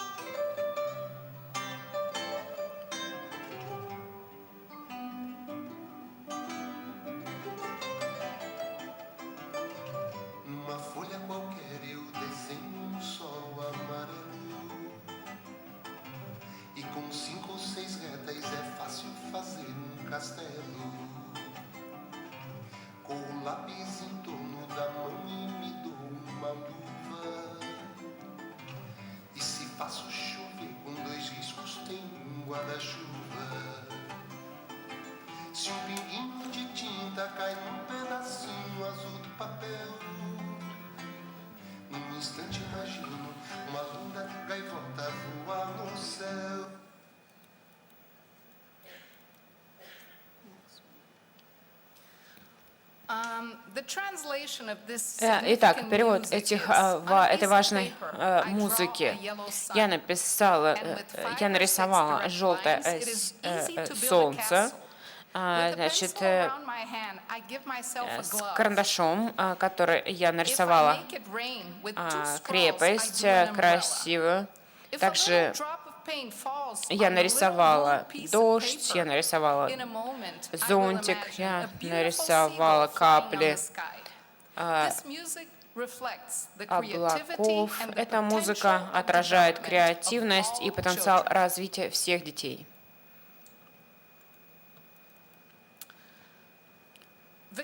Итак, Выгодский подтверждает, что такие инструменты действия, социальные отношения, которые показываются ребенку, во-первых, и интерпсихологический социальный уровень, и только после появится в интерпсихологической внутренней и субъективном уровне через весь процесс интернационализации.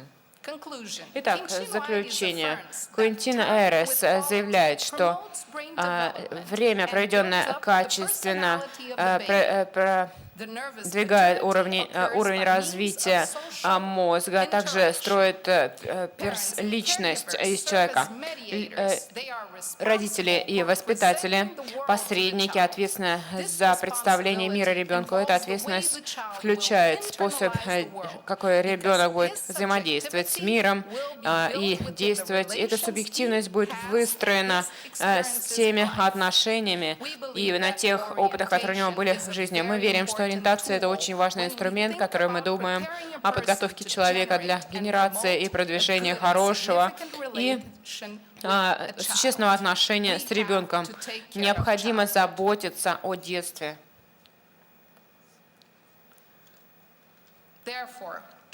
Итак, для того, чтобы избежать стресса, печали, необходимо продвигать хорошую атмосферу и укреплять здоровье. Необходимо укреплять связи. Необходимо установить хорошие отношения с ребенком. Каждый ребенок отдельная индивидуальность и личность, дать им инструменты. И основываясь на культурно-исторической теории, человек меняется, и его он трансформируется все время. Поэтому все отношения, которые вовлекают в себя обмен, трансформируют все остальные сферы для лучшей адаптации. Поэтому мы признаем, что нежность, любовь и внимание – это главные инструменты общения между воспитанием и ребенком для лучшего развития, которое является ресурсом лучшим для воспитания дошкольников. Вот эти мои ссылки. И большое спасибо вам за внимание.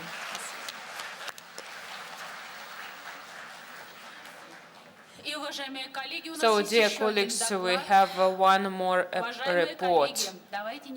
Dear colleagues, we have another report right now, which is the psychological development, institutionalization in the early childhood. I'd like to give the floor to Muhammad Rahinov Rifkat Jaudatovich, PhD professor, head of the Department Psychological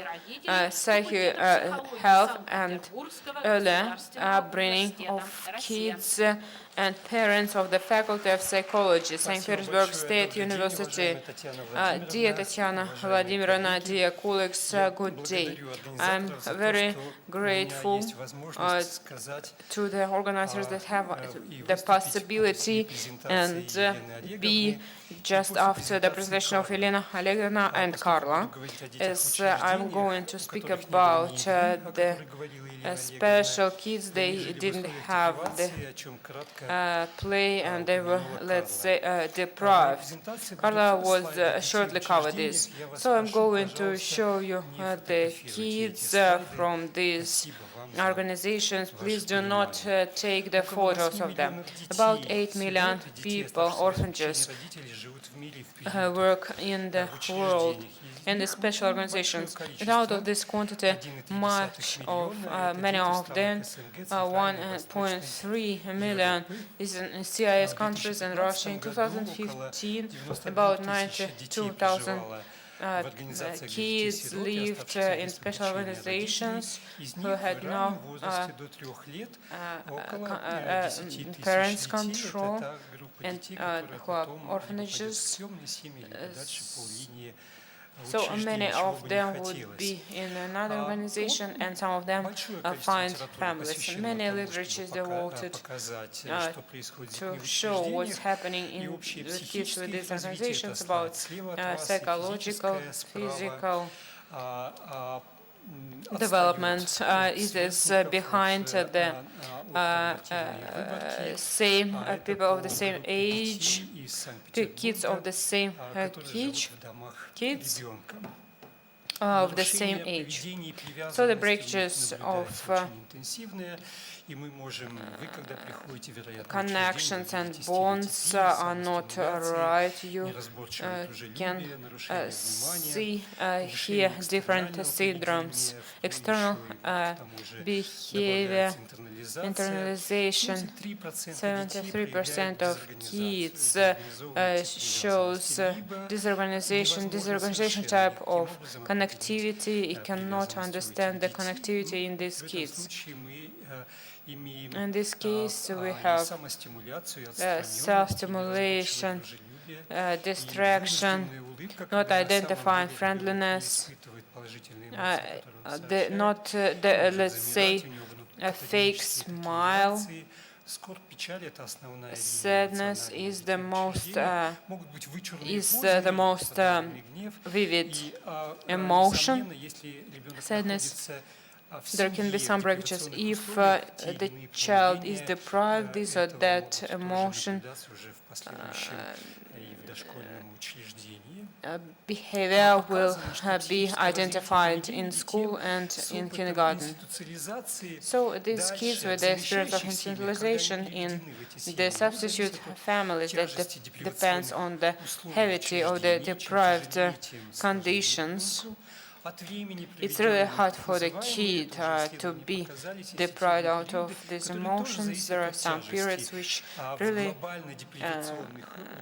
depends on this depressivity. In Russia, it is in kids' house, it's 18 months. In Romania, 6 months. There are some organizations 24 months. The older the kid, the development is different, the behavior is different. And speaking about the characteristics of substitute family, it's also very important what are the parameters over there. In the substitute families, kids show problems with social-emotional competence in the play, in interaction with other kids, concentration. Speaking about normal interaction, the mothers who substitute, they show less emotion, less structured plays. They have more irritation and negative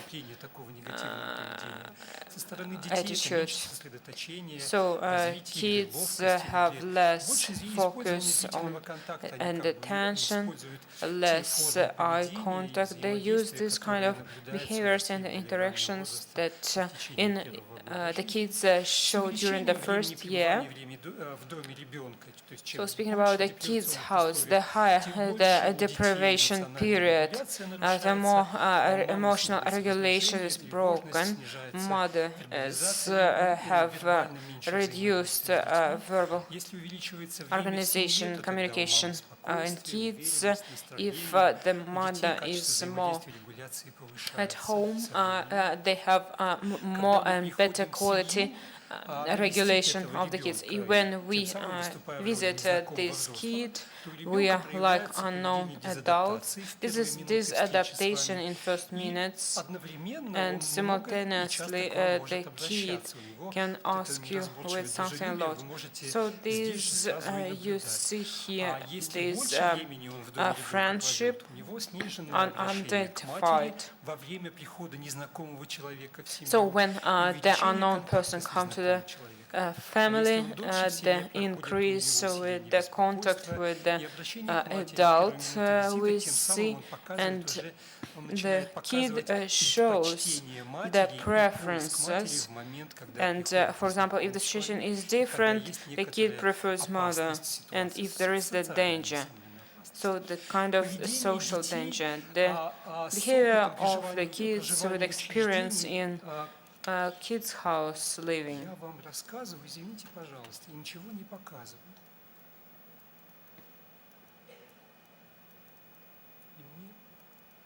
So I'm sorry for telling you so many things, but I do not show you the pictures. I'm sorry about that. So on this slide you see here the behavior problems with institutionalization problems. These are blue columns, the horizontal red line, this is normal situation. Mainly this is externalization of substitution in substitution families. The kids break normal rules, the aggressive behavior, and she breaks social norms. The kids that in kids' house spend less than 18 months, these are green columns, they show less breakages than kids that live more than 18 months. And I have the feeling that in our kids' houses with such a logical environment, we have the sensitive period of there are great complexities in the development of the kids. Upon the whole, we know in the literature that it could be physiological and deprivation, cortisol level different of hippocamp, the reduction of the capacity of EEG, disruption of the executive functions. All the functions of the body are not only the behavior and psychological one, but all the functions of the body breaks. Speaking about the research that our colleagues in the United Kingdom did, these longitude researches up to 15 years, this is a special quasi-autic behavior, deprived specific breakages. Some cognitive problems, disruption of the attention, impulsivity, and the breakage of connectivity. So parents cannot know about it and cannot be ready to be with such a kid. In this case, not all the parents are ready. We have the statistics. Unfortunately, in 2015, there was 56,000 kids, and 9% were returned to this kids' house. So we need to think about the more quality of accompanying the kids to the families. But of course, the quantity of such kids is increasing. These are positive moments that right now these figures are decreasing in our society, but there are some negative things. And it depends on what is this kid about and how we can expect what this kid will demonstrate, what he will show at school, in other organizations, in the society, not in the family. We need to think which directions we need to act. Probably two of them. The increase of quality of a company and or improve the stability and constance, let's say, in kids' house. So we made the research in St. Petersburg kids' house to increase the stability and let's say increase the permanence of the personnel, increase of sensitivity and response. So what did we get? These are photographs before and after. So this is the possibility to have bi or three relations and develop with the adult. So we have the empirical data over here. So this kid reflects, this scheme reflects the activities. So the red lines, this is the kids' house where we had the difference of stabilization of the environment. We had these changes. In another two houses, we have different results, and we didn't have this kind of change. So in response of such change, it turned out that typical kids and kids with the breakages of the development in these new conditions for them, in new social environment, they increase the development, and the more such conditions last, the development gets better for 9 months and more. So if we compare this into other kids' house, they didn't show such progress. Speaking about the quality of the play and interest of self-regulation,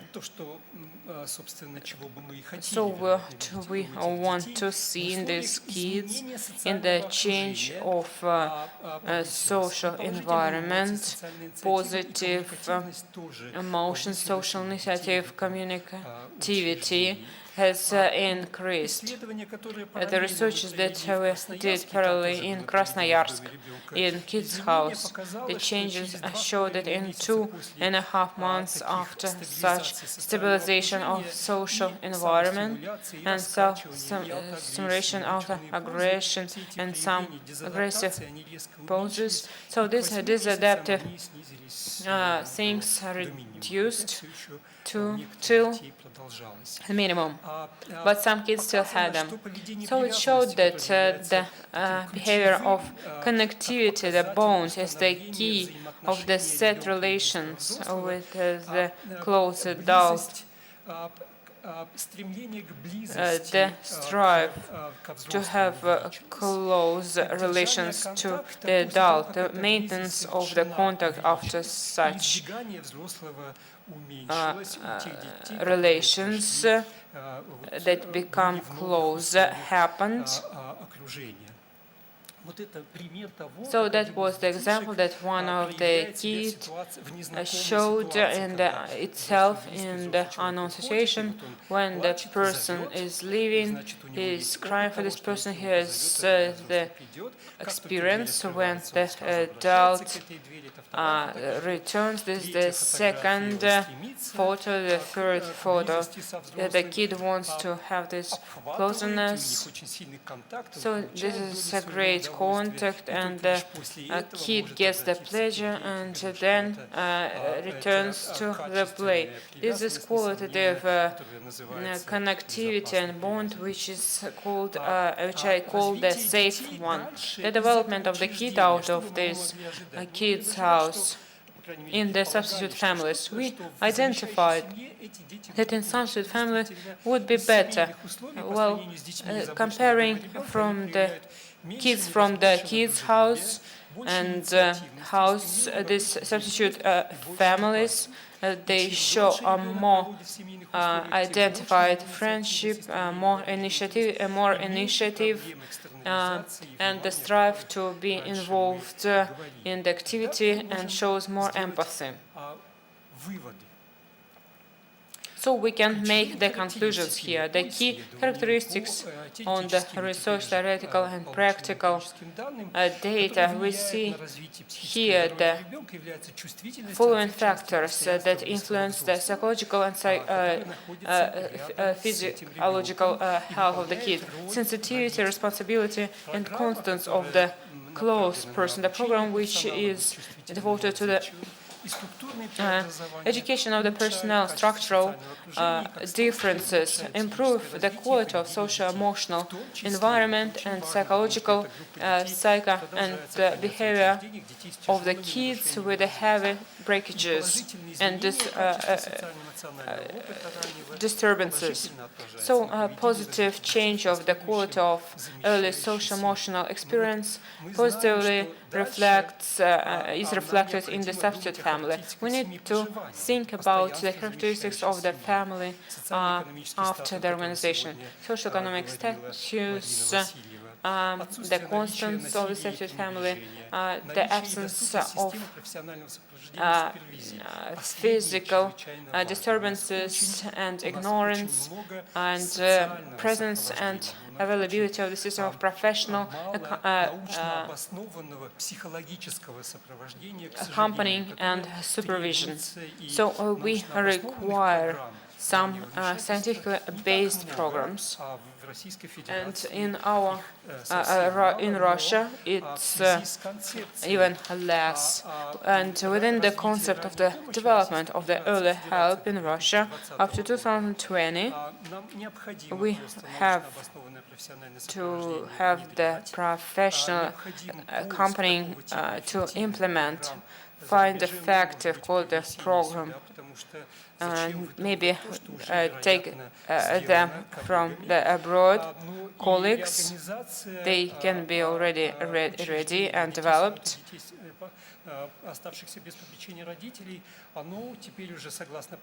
And due to the Federal Act 481, identify the reorganization which have been done in St. Petersburg Kids House, which I've covered. It's already been implemented in order to identify the right place of the kid's life. You need to see the social environment, and if the kid requires the development in the biological family, in the organization for the orphanages or the substitute families. Of course, it's better to have this in biological families. There are some kids that require better quality in the substitute families. Thank you very much. So, dear colleagues, in the plenary session we covered different issues, but not a lot of them. We have them more, and we are ready to discuss them during the sessions, speaking about the family upbringing and psychological and physical health, and the issues of professional skills of the caregivers. Today, tomorrow, in a day, we have time to continue our discussion, and today we finish our plenary session, and I have two organizational offers. Please make no shift in the beginning of the session. We have less time for the dinner right now. Please come at 15:30. The sessions will take place on the first floor. Each session will have the figures, and there are volunteers who will help you to find the right session for you. Thank you very much. Have a nice dinner. Lunch.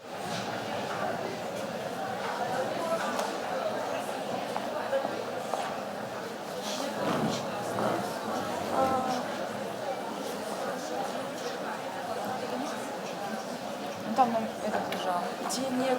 Пошли дальше посмотрим.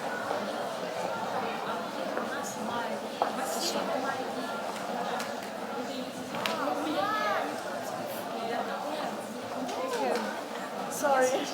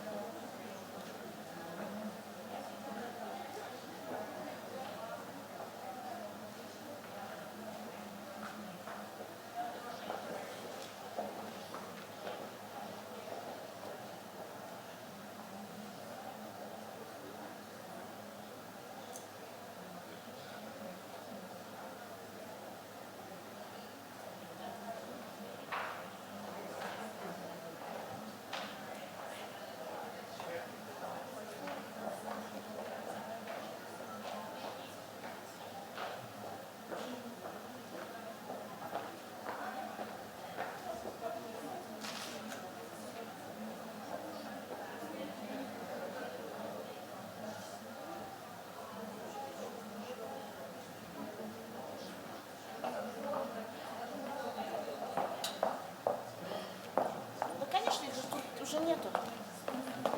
Да все, 2 стула, не надо. Хватит. Не надо. И я один.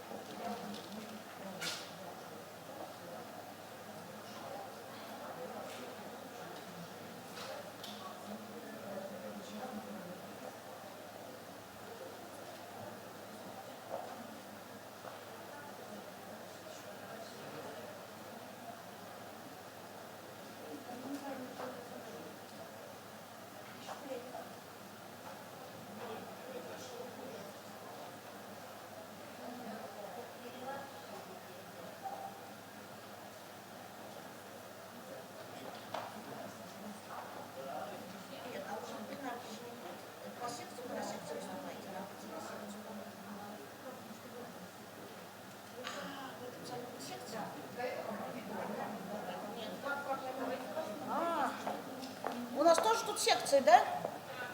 Ух ты. Сейчас. Понятно. Ну, сейчас техслужба подойдет. У нас... Сейчас они подойдут.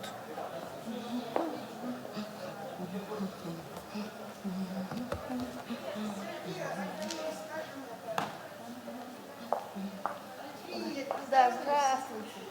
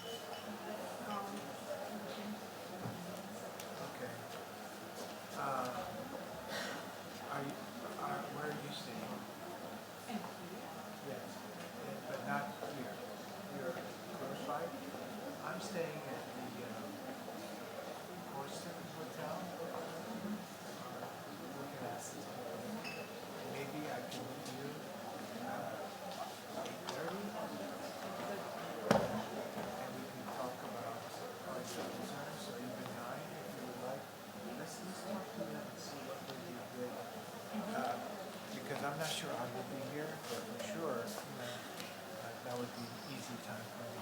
Okay, so let's do it. Yeah, if we have like 5 minutes now, I think it's the best time. Because anyway, they will be collecting for just a couple of minutes. Okay, so you think it'll be a while before we get going? Yeah, I think so. So you want to start now? Oh, maybe for the video interview. And in the video, you would like to ask questions, but you would like to link the video and interview with your and it would be fast. So, I hope so. So you would like to do some of it now, or you would just wait till tomorrow? And for the video, could we... Do that now? Yeah.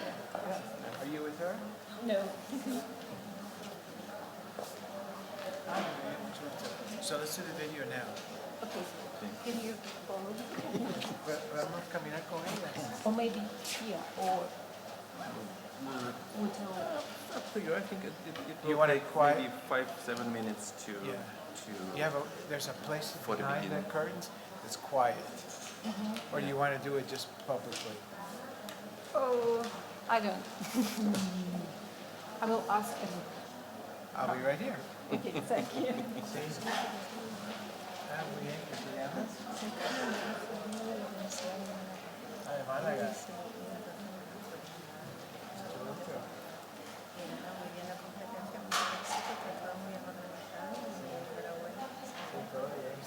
Bueno, yo paso por Granada de vez en cuando porque ahí tengo un estudiante mío, Miguel Pérez García, en la facultad de psicología de psicología. ¿Usted es psicólogo? Sí, yo soy psicóloga y trabajo en la facultad de psicología de la Universidad de Málaga. Y nada, pues es la primera vez que vengo. Qué Sí, bien, a muy Rusia, interesante. sí. Y nada, conozco muy bien Bogotá, bueno, muy bien, porque voy a así, sí.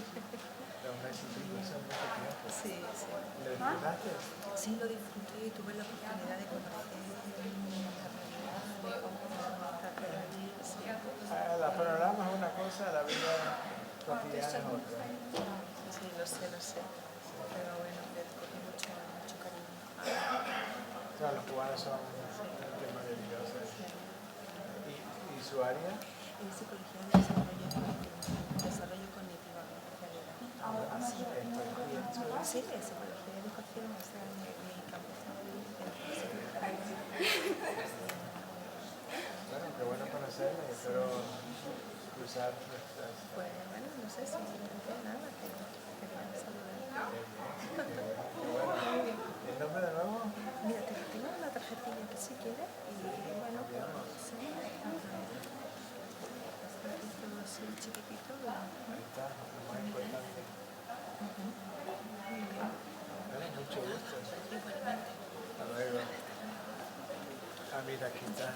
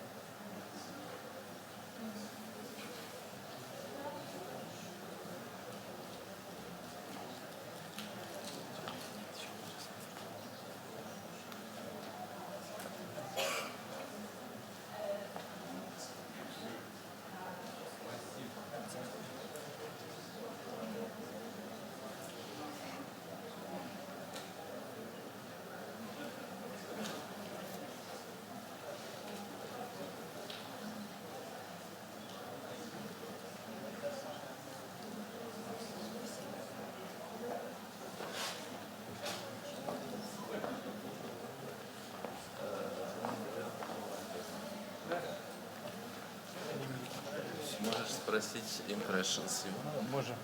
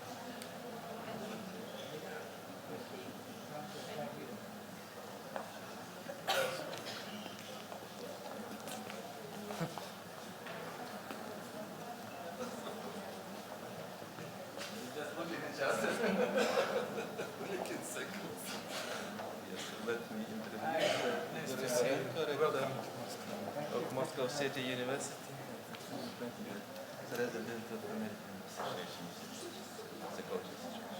Nice to see you. Unfortunately, it's not our building. Yet. Зато некоторые communicated with our volunteers. So you may, it will be some presentation of a board, you may ask him his impressions. The white t-shirt. Yeah.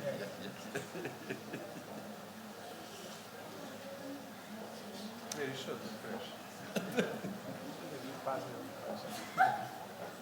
Yeah, I think we should start. So,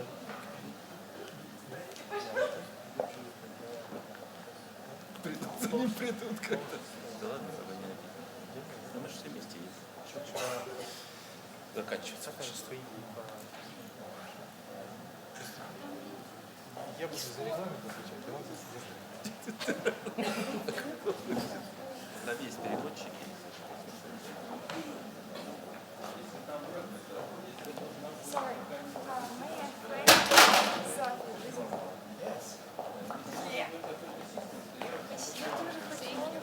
А чего вы делаете? Видишь, вот веселая, разухабистая. Thank you very much.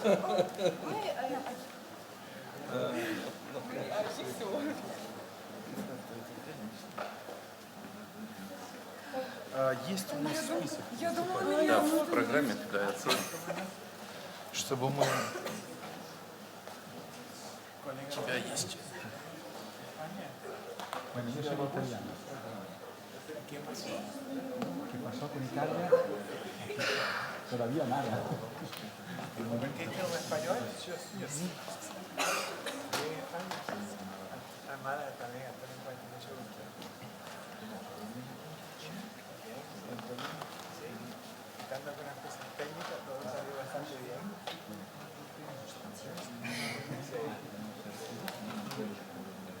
Sí. No, todo está bien.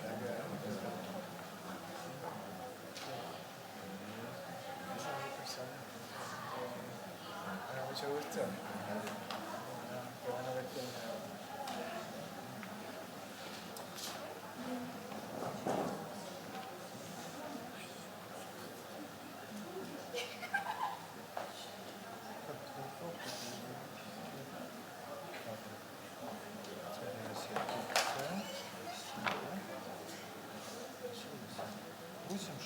Да, тогда мы перейдем перекличку, наверное. Ну, наверное, да.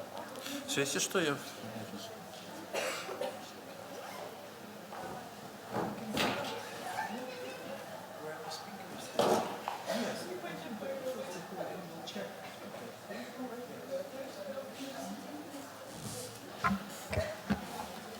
Дорогие коллеги, добрый день. Ничто теперь не мешает нам начать заседание нашего чего это у нас такое? Секция, да? Начало нашей секции, и секция рассчитана на работу с 15:30 до 17:30, и она предполагает 8 сообщений.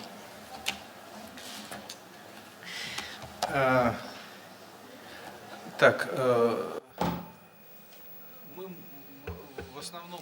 So we are starting, and Значит, у нас присутствует оборудование для перевода. we have simultaneous translation. You can take the headset to listen to it, but first we will check who's here to understand how much time we have for each report.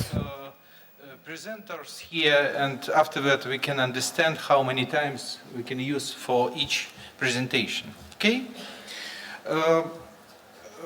Саботина Наталья Анатольевна, здесь ли она? Sabotina Natalia, Sabotina, are you here?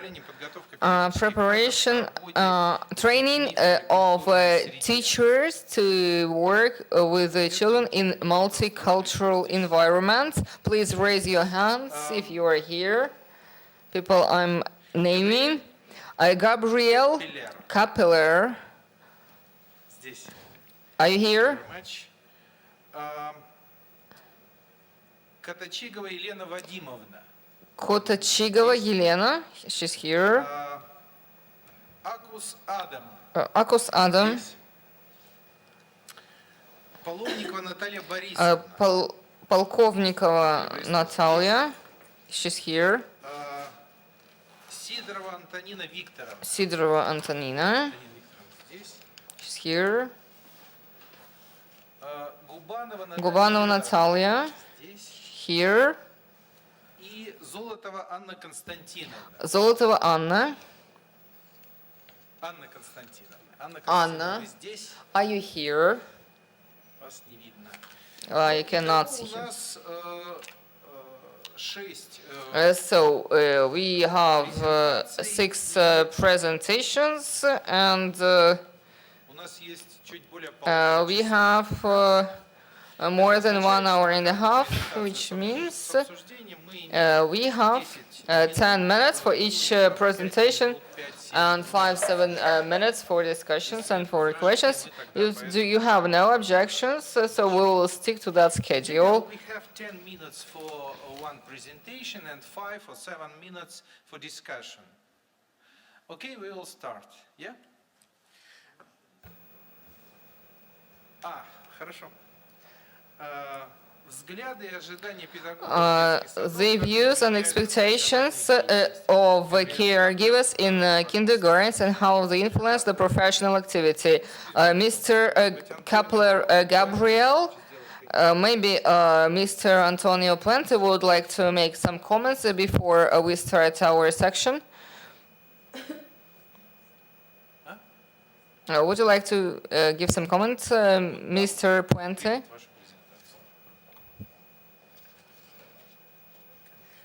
Maybe some introduction of our section. Может быть, если хотите, какая-нибудь вводная информация по нашей секции.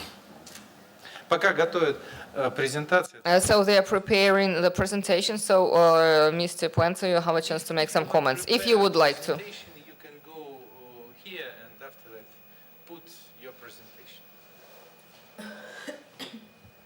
In looking at the different presentations that we have today, I am struck by the unusual nature of the demographic distribution. We have Turkey, Switzerland, and Russia, and both local as well as extended.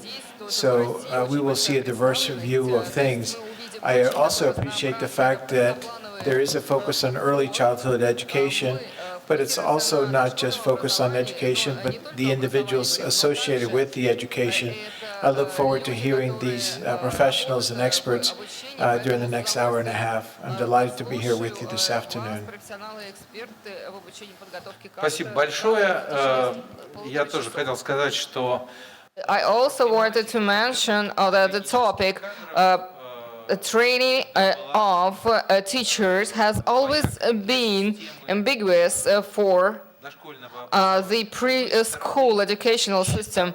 On one hand, it was believed that not only a professionally trained person can be dealing with preschool children, but the person who loves small children. But if you turn to pedagogical history, so Bestuzhev courses preparing and training the teachers in our country in the beginning of the 20th century had as a goal not only prepare the teachers and train them, but also train the parents who can upbring their own children. And this difference between special training, professional training, or vocational training, as we say, that's emotional intelligence or love to children. So there was this difference in the discussions about teachers' training. I hope that we will contribute to discussions about this topic.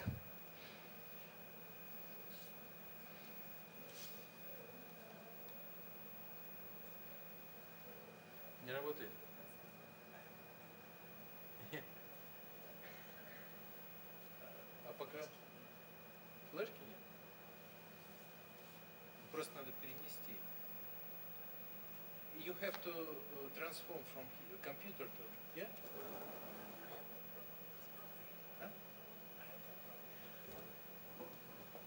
Может, этот флешка есть у кого-то? Просто. Вот, да. Может быть, пока переносится презентация, мы начнем со следующей. So we will start from the next presentation if it is ready. We could not upload this one. Are you ready? We will start with the next one because it takes about 5-10 minutes. Да, может быть, следующий начнем презентацию.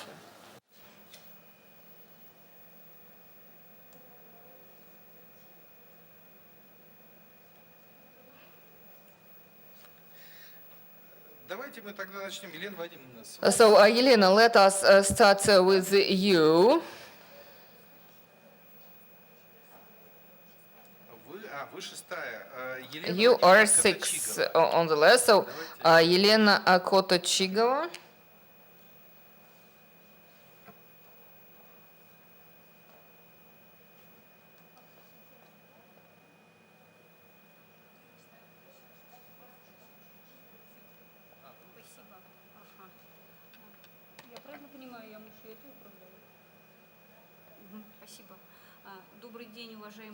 Good afternoon, dear colleagues. My name is Kotochigova Elena. I come from a small provincial city town of Yaroslavl, and far from Moscow. And we are much older than Moscow, our town. Yes. Some years ago, we were celebrating 1,000th anniversary of our town. I would like to present a small study that we conducted. It's called the supervision method and the view of preschool teachers on this method.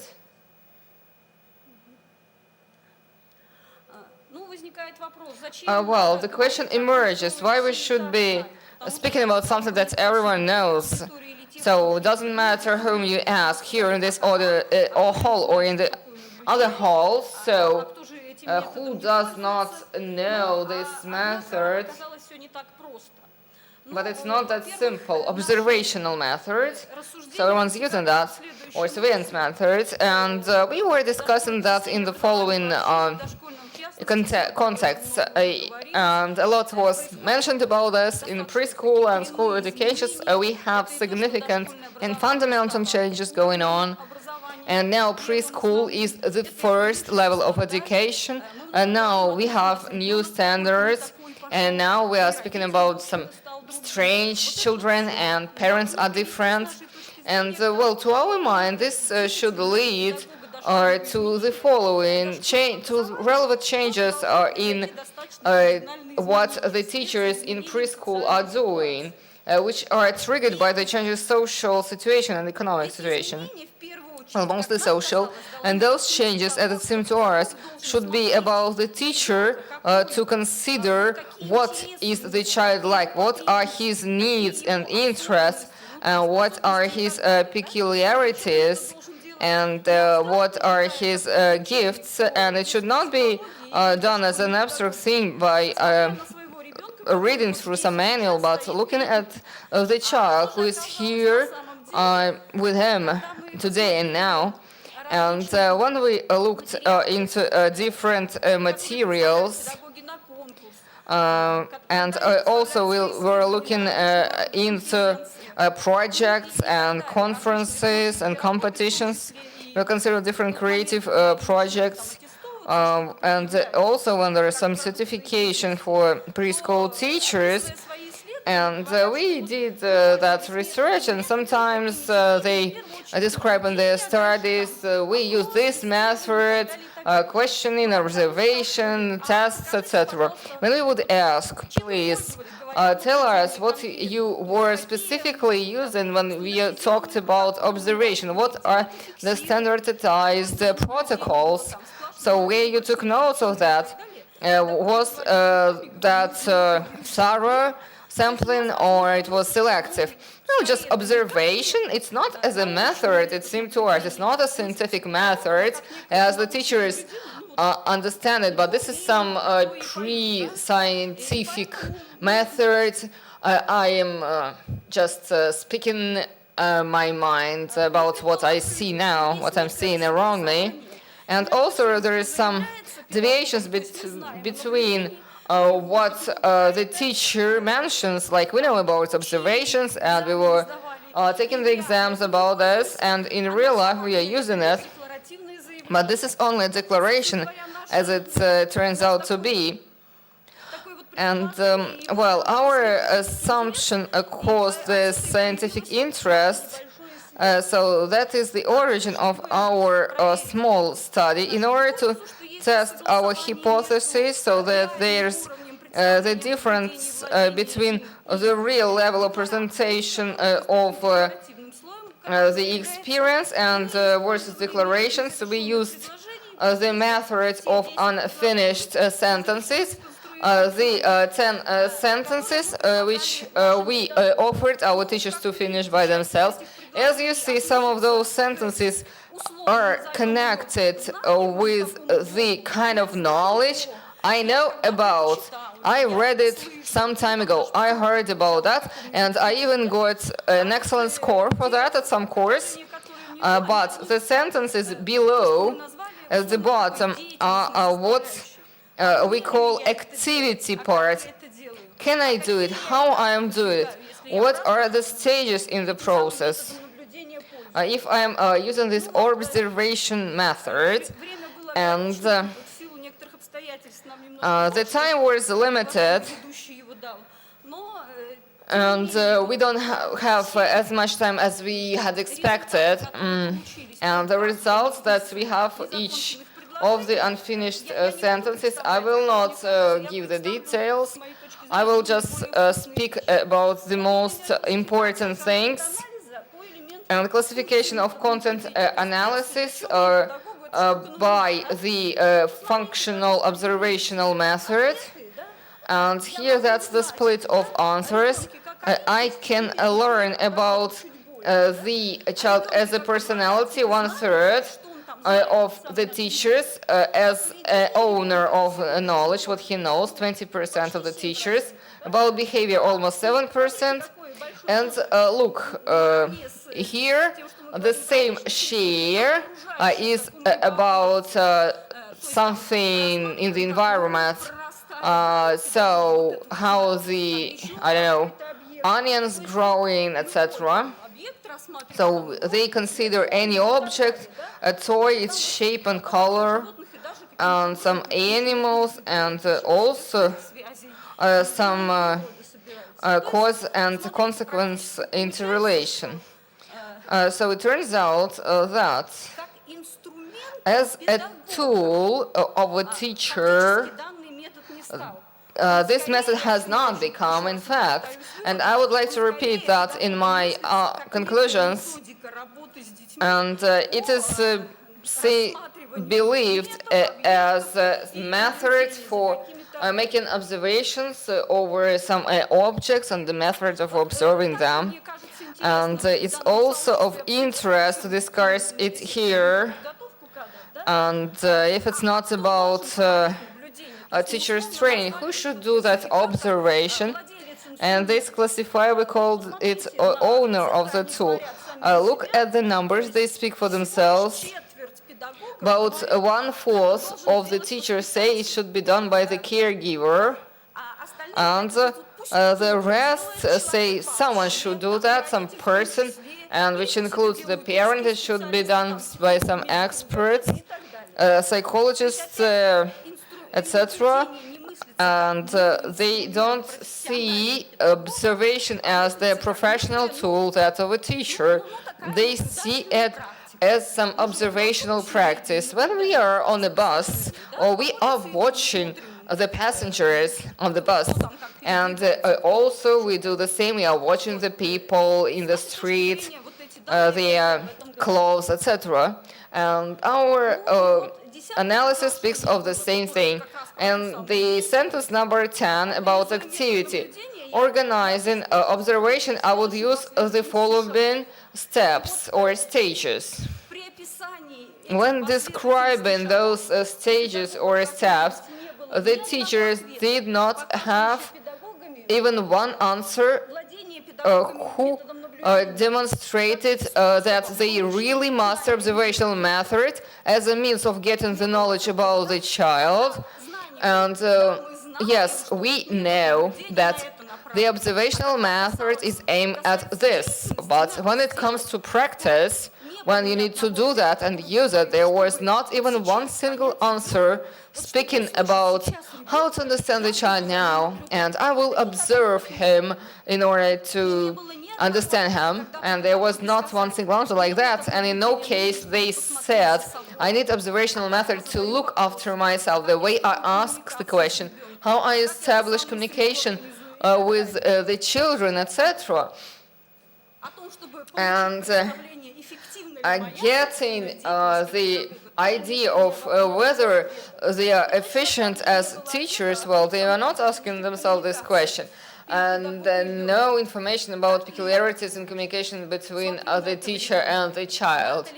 Does this child need a closer contact? Do I need to be strict with him or tender? No, teachers did not mention such things. And there's a correlation. I know about the method of observation versus, and I am using it, I do. And so knowing versus doing, and here there's a big gap. I hope I convinced you, and the comparison, well, the sentences from 1 to 9 and from the 10 and 10, so give us a reason to speak about some knowledge in the teachers that they know that it exists, this method of observation. There was not one single answer, and the sample was quite big. And none of the teachers remembered about Mikhail Basan. He wrote a lot about observational methods, and they did not mention his surname. I know about observational methods from the manuals, from the books, but when it comes to practice, to activity, I'm implementing, I'm using this method as my tool of a teacher. We did not hear such answer. And observation, I will repeat that, I am doing that on purpose. Observation as a method of working with children when they observe and watch some natural objects, which is covered in the literature. And the teachers are really eager to practice that. And after the studies, we can conclude the following. Well, no clear understanding by the teachers of the traits, types, and structure of teachers or pedagogical observation in preschool. The teachers don't have the knowledge to set the goals to study the peculiarities of child's development, and they do not use different methods of supervision, of observation, I'm sorry. It's not used to assess the efficiency of the practices they are using, and observation is used as a method to work with the children. And we think that we need to develop the observational scheme and describe the opportunities to work them in practical activities of preschool teachers. Here I would like to underline it should not be a ready-made scheme like the methods that we are, so to say, well, it may sound rough, that we want to damage them, that they will be only taught to make observation of some natural objects. It should not be given as a ready-made scheme. It should be done and created together with the teachers, and only in this case they can take it and use that, and we believe that this method will become the part of life of our teachers, and it will be optimal. It will become their second skin. Thank you for your attention. I am ready to take the questions. Спасибо. Пожалуйста, вопросы, коллеги. Да, пожалуйста. Thank you very much. Your questions, please. Кто-то, кто дает этот микрофон. Да.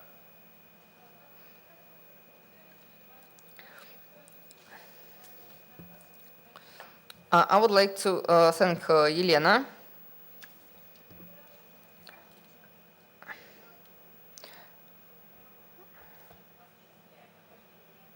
Because now, based on our standards, the teachers should be observing what's happening with the children during education. And also, yes, could you please give information about how you can use this method in teaching in more details? Well, at this section we just presented the results of our studies and not the steps after the study, but I will give you details. I represent the additional professional training for teachers. I present, we are doing what we call advanced professional training. It's not about training to do. I would like to reject this verb. So together in project, shape, and create some tables and schemes for a specific goal of a teacher and a child. That is the way we've been going on for 1 year, and I hope at the next conference I will present you the results. More questions, please. So we need to highlight that if we have in the standards, we need to teach the observations, it doesn't mean that everyone will start to teach. Unfortunately, the interpreter cannot hear the question. Please ask the speaker to talk to the mic.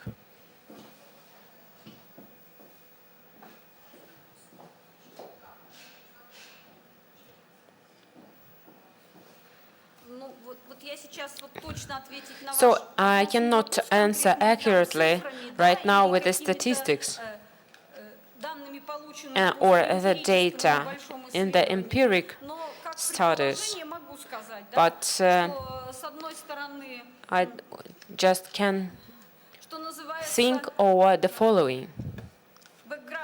What is the background? In the negative sense, the experience which is got has always been like that. And another aspect, as I see, dear colleagues, I can be mistaken. In continuation of this, our caregivers sometimes are in the situations. For example, they can avoid this situation, try something different, but each time they have someone to ask, who allowed you to do this? I guess these two aspects really distract the caregivers as the observation method to follow himself or herself, but this is just a thing for thought. Пожалуйста, еще.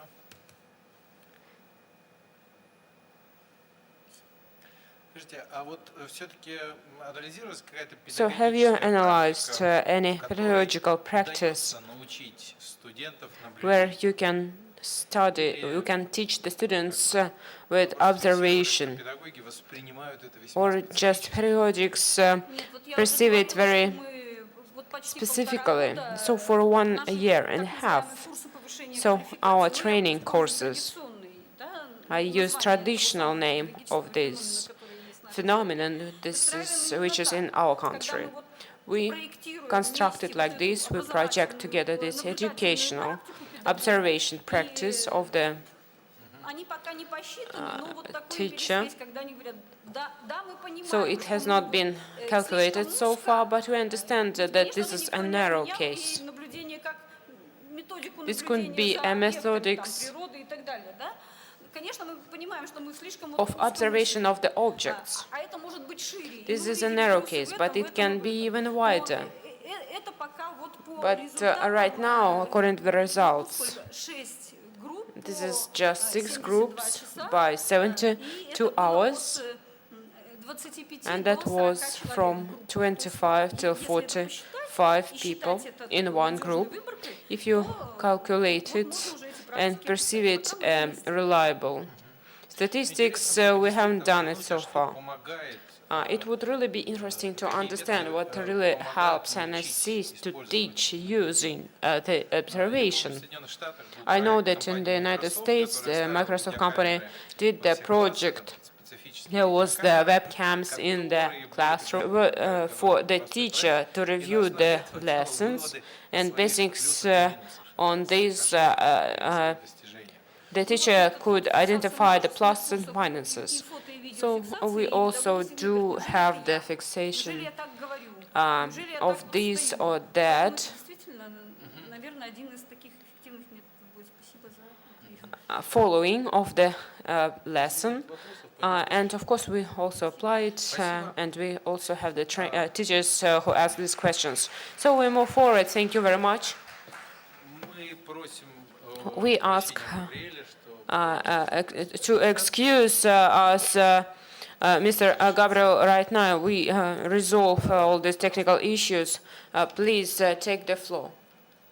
Hi, my name is Gabriel Capella. I'm from Switzerland. I'm here with my colleague Daniel Martin, and we are working on belief and expectation of teachers from kindergarten. And for this today presentation, we are showing which link with their pedagogical practice. So,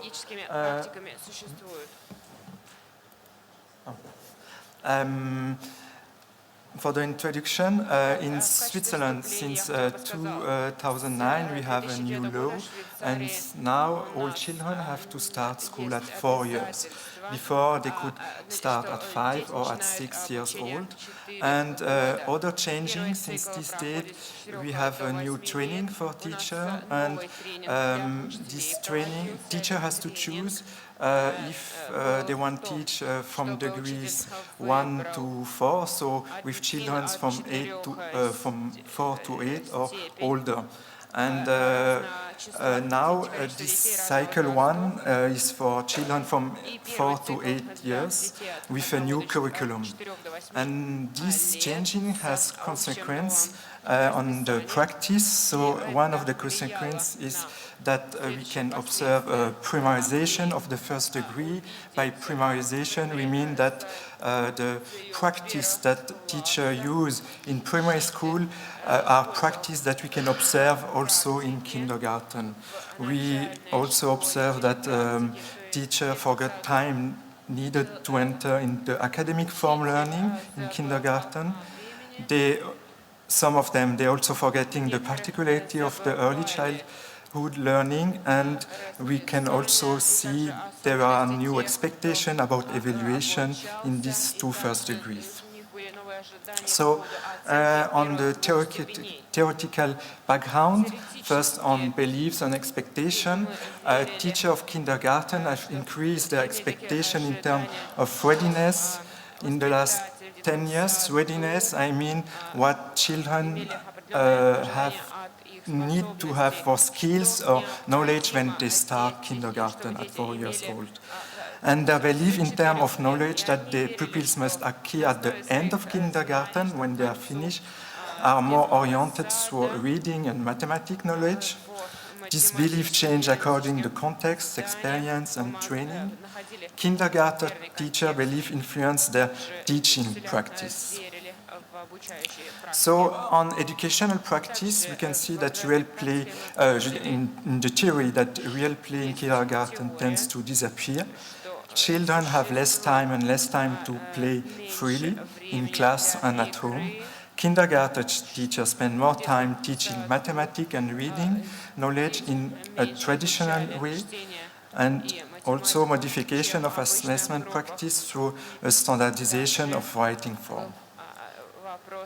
So, on the methodology that we use for this research, still in progress. So we collect the data for some months ago, so I cannot all present now when the analyses are still not finished.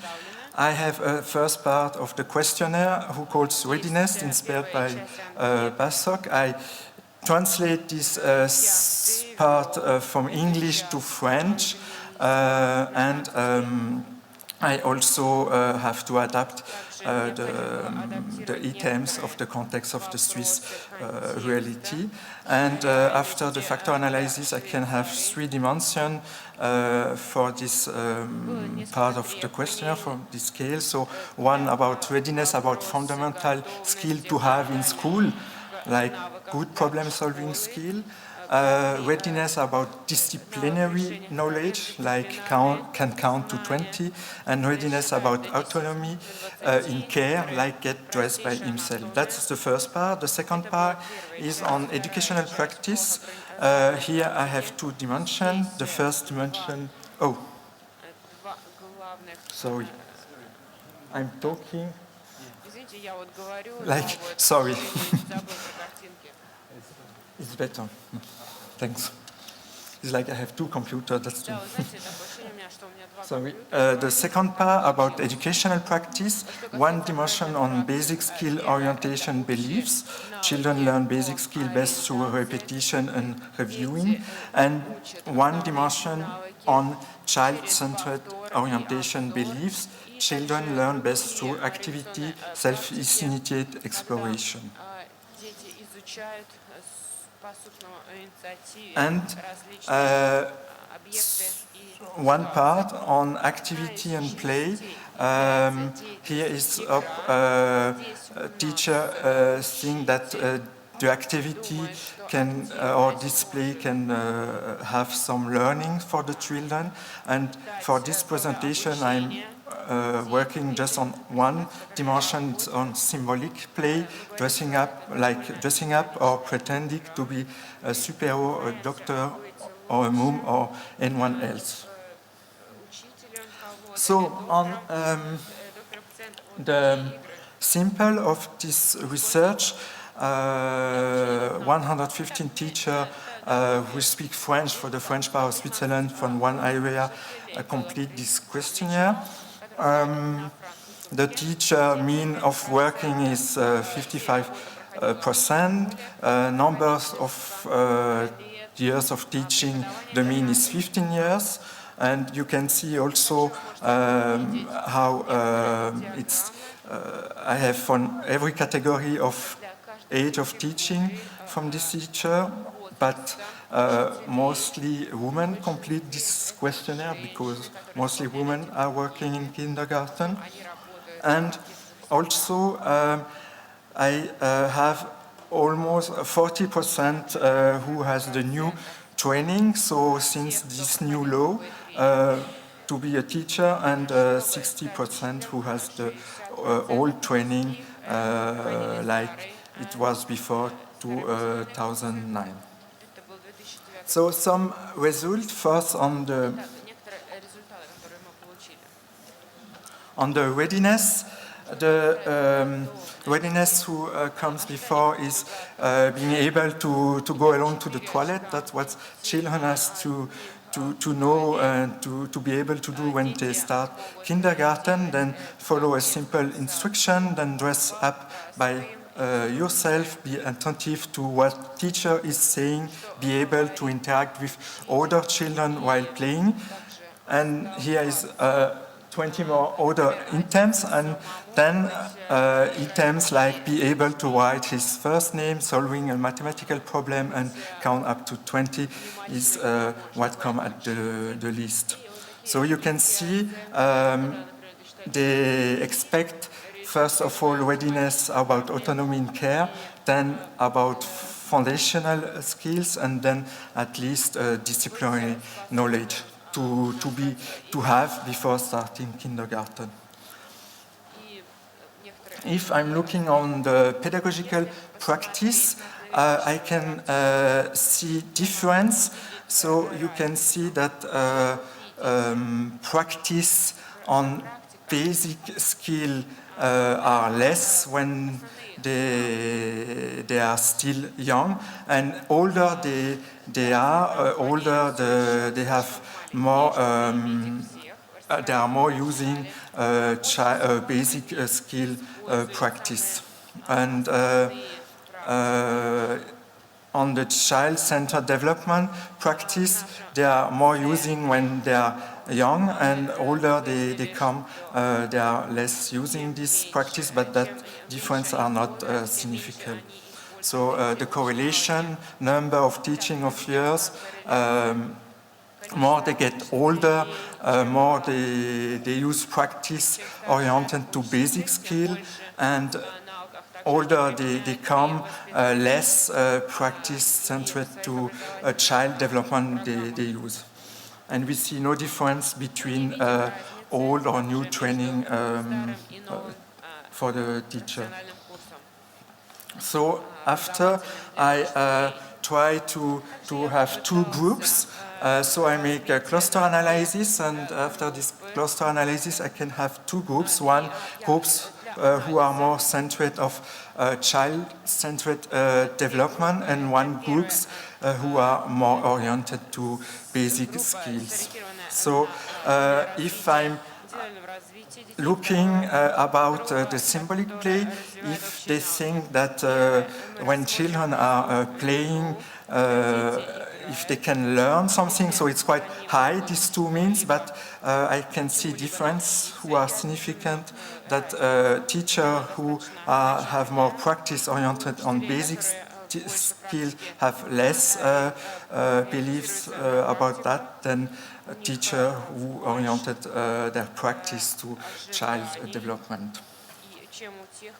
If I working still with these two groups, sorry.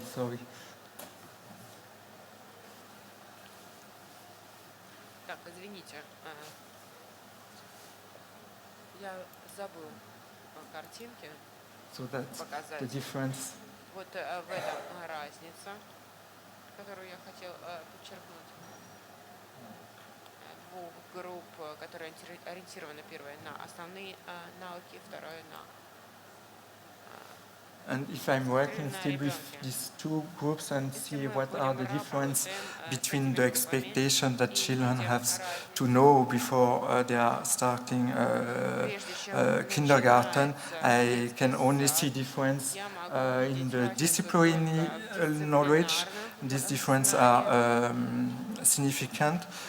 For the other not, but teachers who have practice more oriented on basic skill have also more expectation about knowledge that children has to have when he starts kindergarten.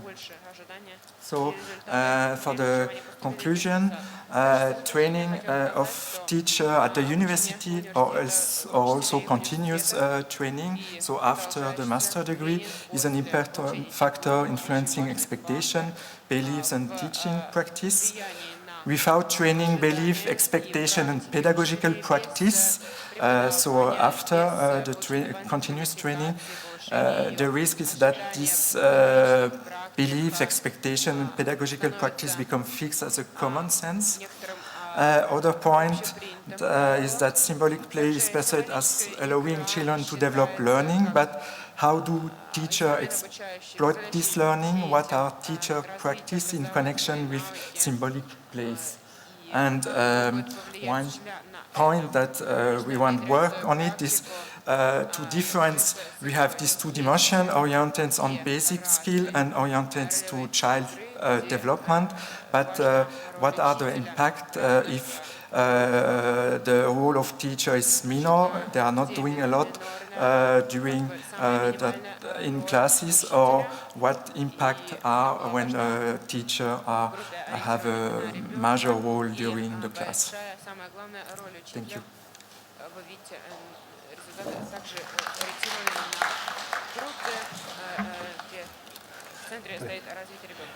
I have two quick questions.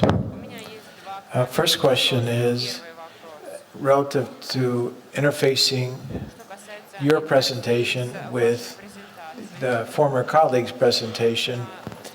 Why is it so hard to get preschool and kindergarten teachers to use the scientific method for teaching those young children? Why is it so hard that you're having to fight common sense? Mm-hmm.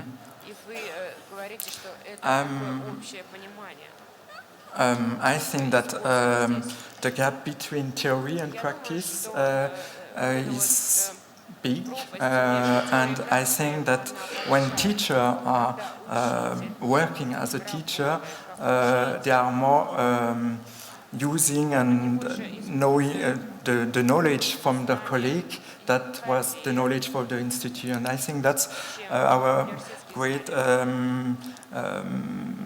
problem now. I think everywhere we have to think about that. Also, how can we do that? They use more the theoretical background from the school, from the university during the practice. And I think it's more they are in the field, in the school, more they are using what they see and what they talk about with their colleagues, but not the theoretical background. Mm-hmm. Do you think that you could instruct symbolic play? Sorry?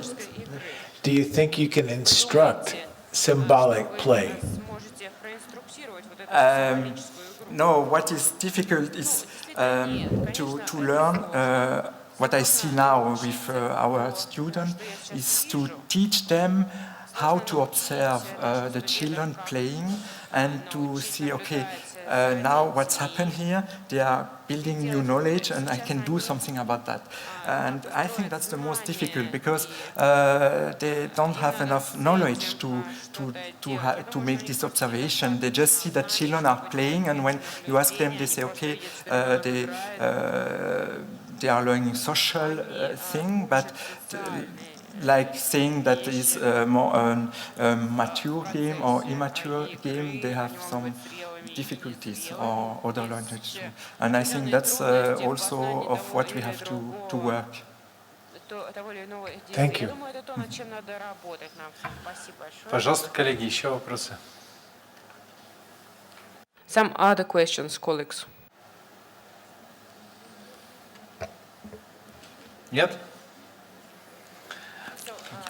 If we have no questions, let's finish here. Thank you very much. It's very valuable information to know how the practice, teachers' practice is being analyzed in different situations with such decisions that from 4 till 8 years there's obligatory training, and how in this case the pedagogical approaches are being changed. So, and in Russia we have similar things happening, not that dramatical though. Thank you very much. We move on. Akus Adam,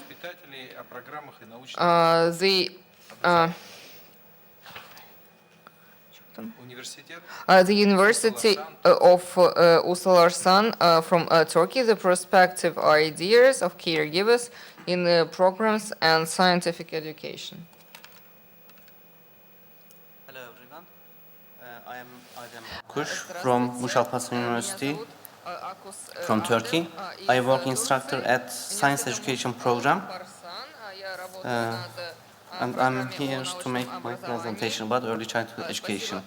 As you know, science education is integrated to early childhood education too, because we have, for example, sorry, I just forgot the word, misconceptions causing from the childhood. So, to eliminate those misconceptions, we go into deeper, which means we have to give science education to pupils. And for that, we have to need to train the teachers, which means our teacher candidates. And that brings us to the program, Early Childhood Education Program. Okay, if you just review the abstract, you will see that I stated only about the 4th grade students.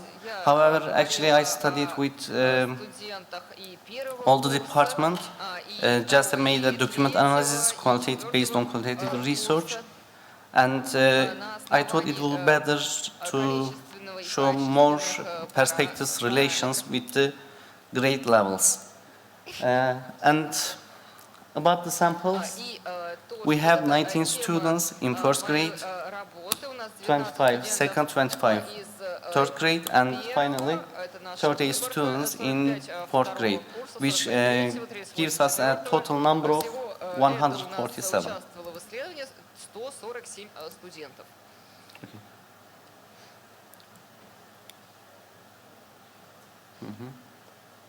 Okay. To learn the teacher candidates, prospective future teachers, we wanted to determine their opinions. For that, we had a research question, which is the title of the this session, and we asked 3 questions to the students. These were our topics, and our first topic is. Yes. Our first topic is to learn about the students' expectations from the department, which means early childhood education program. Our second topic was necessity of science courses and their ideas about that. And our third question is expectations from the instructors, what they expect from instructors and how they think, what they benefited from them.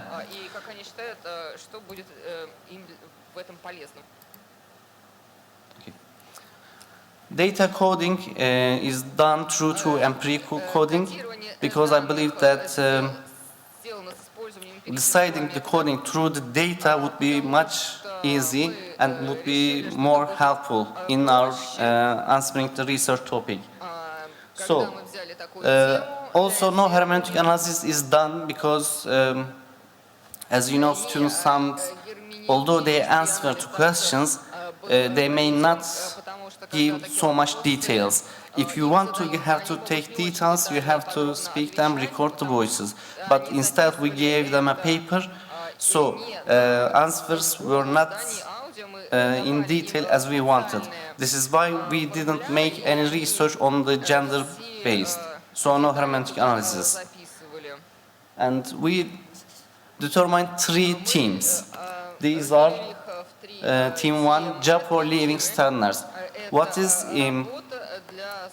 the main theme for the students or teacher candidates was the job standards, which means teachers select the department to get a job from the government, which is easy, which has good salary, and not really hardworking when you compare other staffs, and no private organization, so you are free to move more. Second team, job for profession. We see some students select the department or agree to enter the program just to have the profession of being a teacher, especially in childhood education program. And third and final team was the parenting purposes. We realized that students who enrolled to department actually was also want to be a good parent, and they were thinking that studying in the department will make them a better parent, a better dad or mother.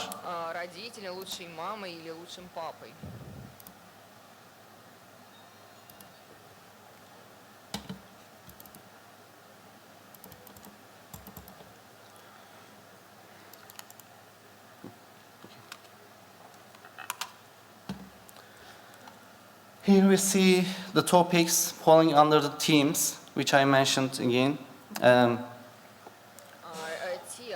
Almost all the we see Team 2, Job for Profession, covers all the topics, expectations from department, from science courses and teachers. And first team, Job for Living Standards, and the topic, expectations from department and instructors falls into that category. And finally, in Team 3, parenting purposes, topic 1, expectations from department and science courses falls into this category. Sorry for the wrong number, it would be in Team 3, topic 1 and 2.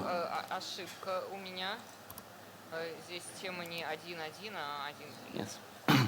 Now, we have 4 grade levels and we analyzed their answers, and we just wanted to see if there is any difference between the grade levels based on topics or themes.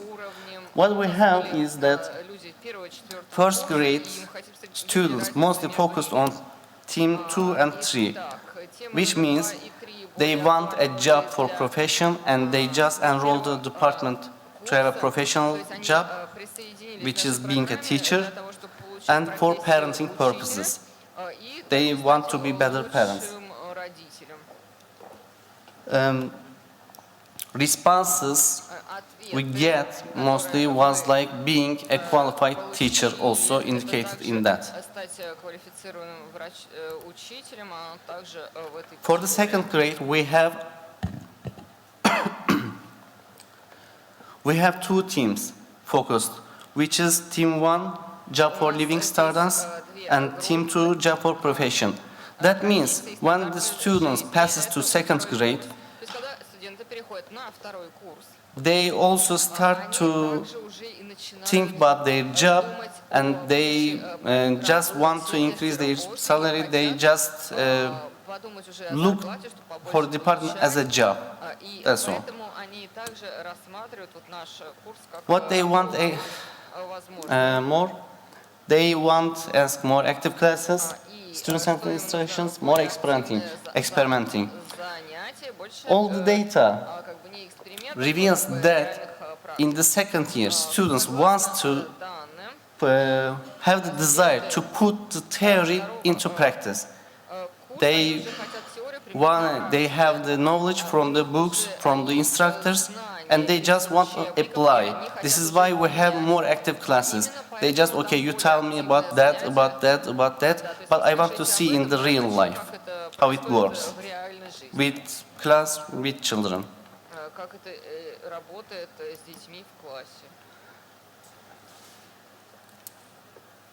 When we come to third grade, we see that focus team is Team 2, which is job for profession again.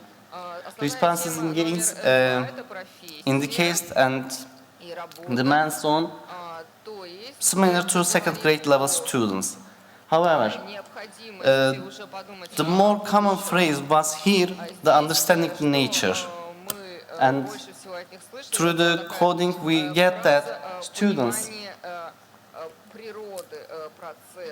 like the second year students, they have the knowledge, they want to put it into application, see the results, and test it.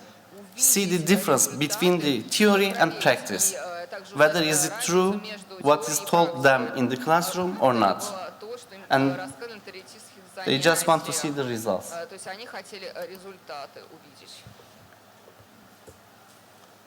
Yes.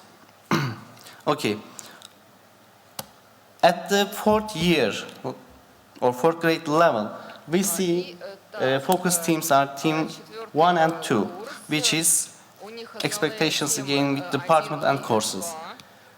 What we see through the responses is that prior to their lower grades, students now want to test their profession. They had the knowledge in the first year. They had parenting purposes. Now, in the second and third year, they just put the knowledge into application. Test it, see the difference.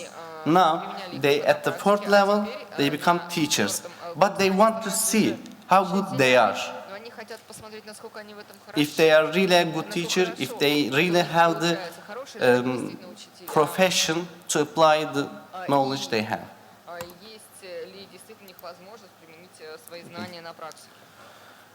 What to mention again, notable, being a good parent response decreases as the grade level increases, which makes us think that students who enroll the course at the first year just want to become a good parent. But as the level increases, they have the more knowledge, they have the more application, they have more practice, which is, we believe that is a sign of that they satisfy their needs. So their answer in decrease, being a good parent, decreases because they just started to believe they can be also a good parent.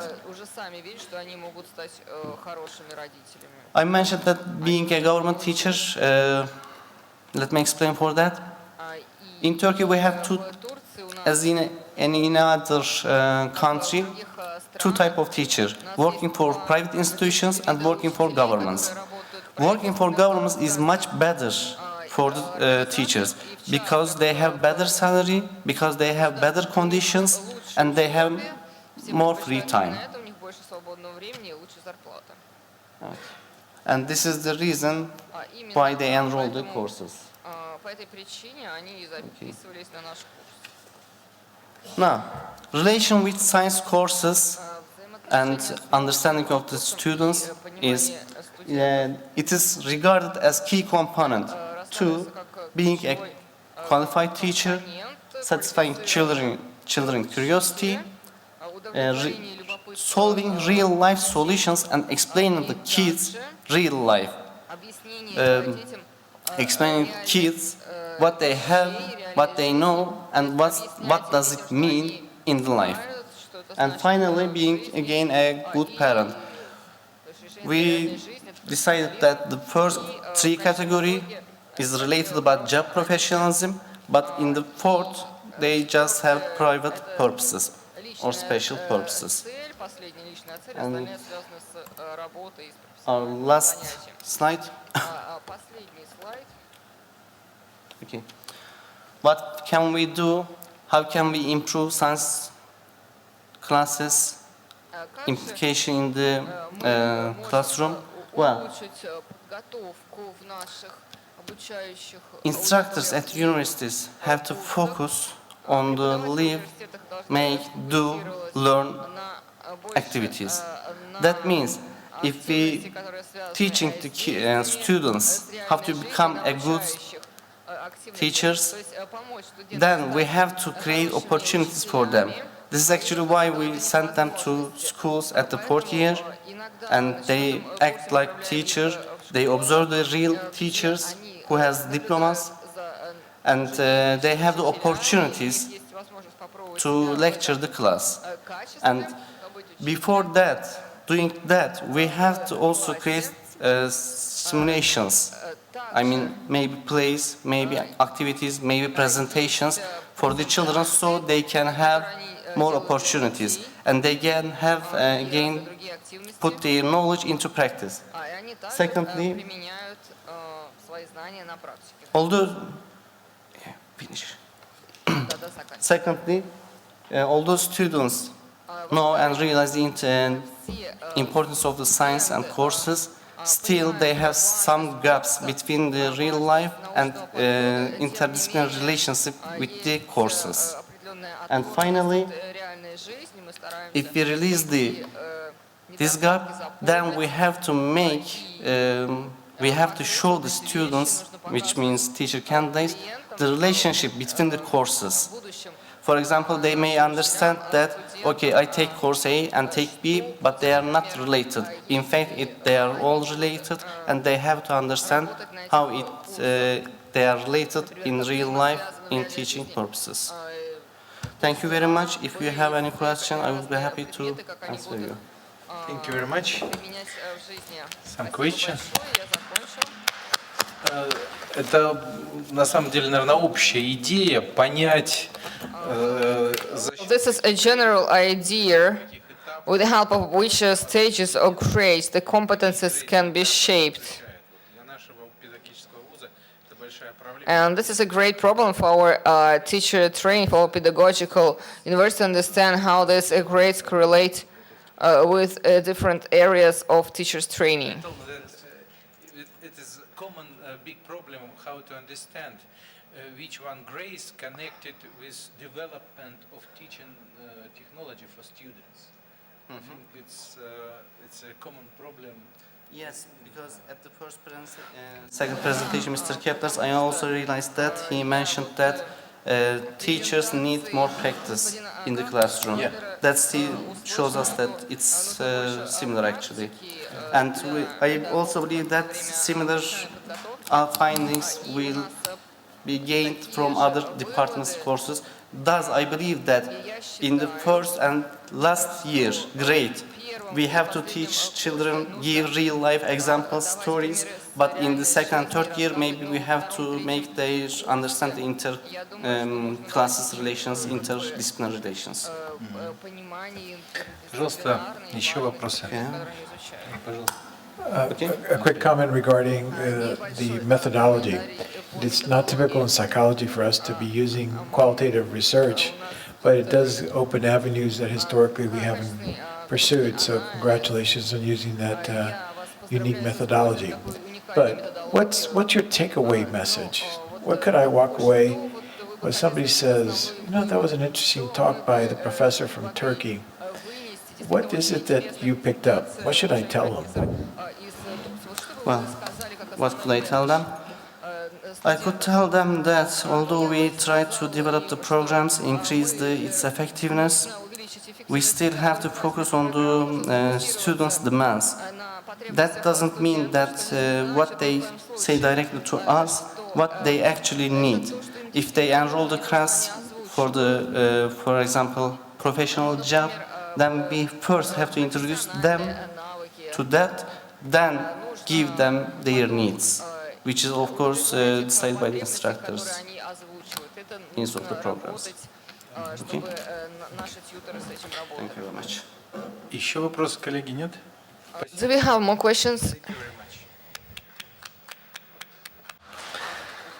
Следующий доклад – сравнительный анализ личностных ценностей бакалавров педагогического и экономического направления обучения. Полковник Наталья Борисовна, Московский городской педагогический университет. Пожалуйста. Bachelors in pedagogical and economical professional training. Mrs. Natalia Polkovnik. Да, она подписана моей Please, you have the фамилией. Comparative analysis of personal values of bachelors in pedagogical and economical educational training. Polkovnikova Natalia.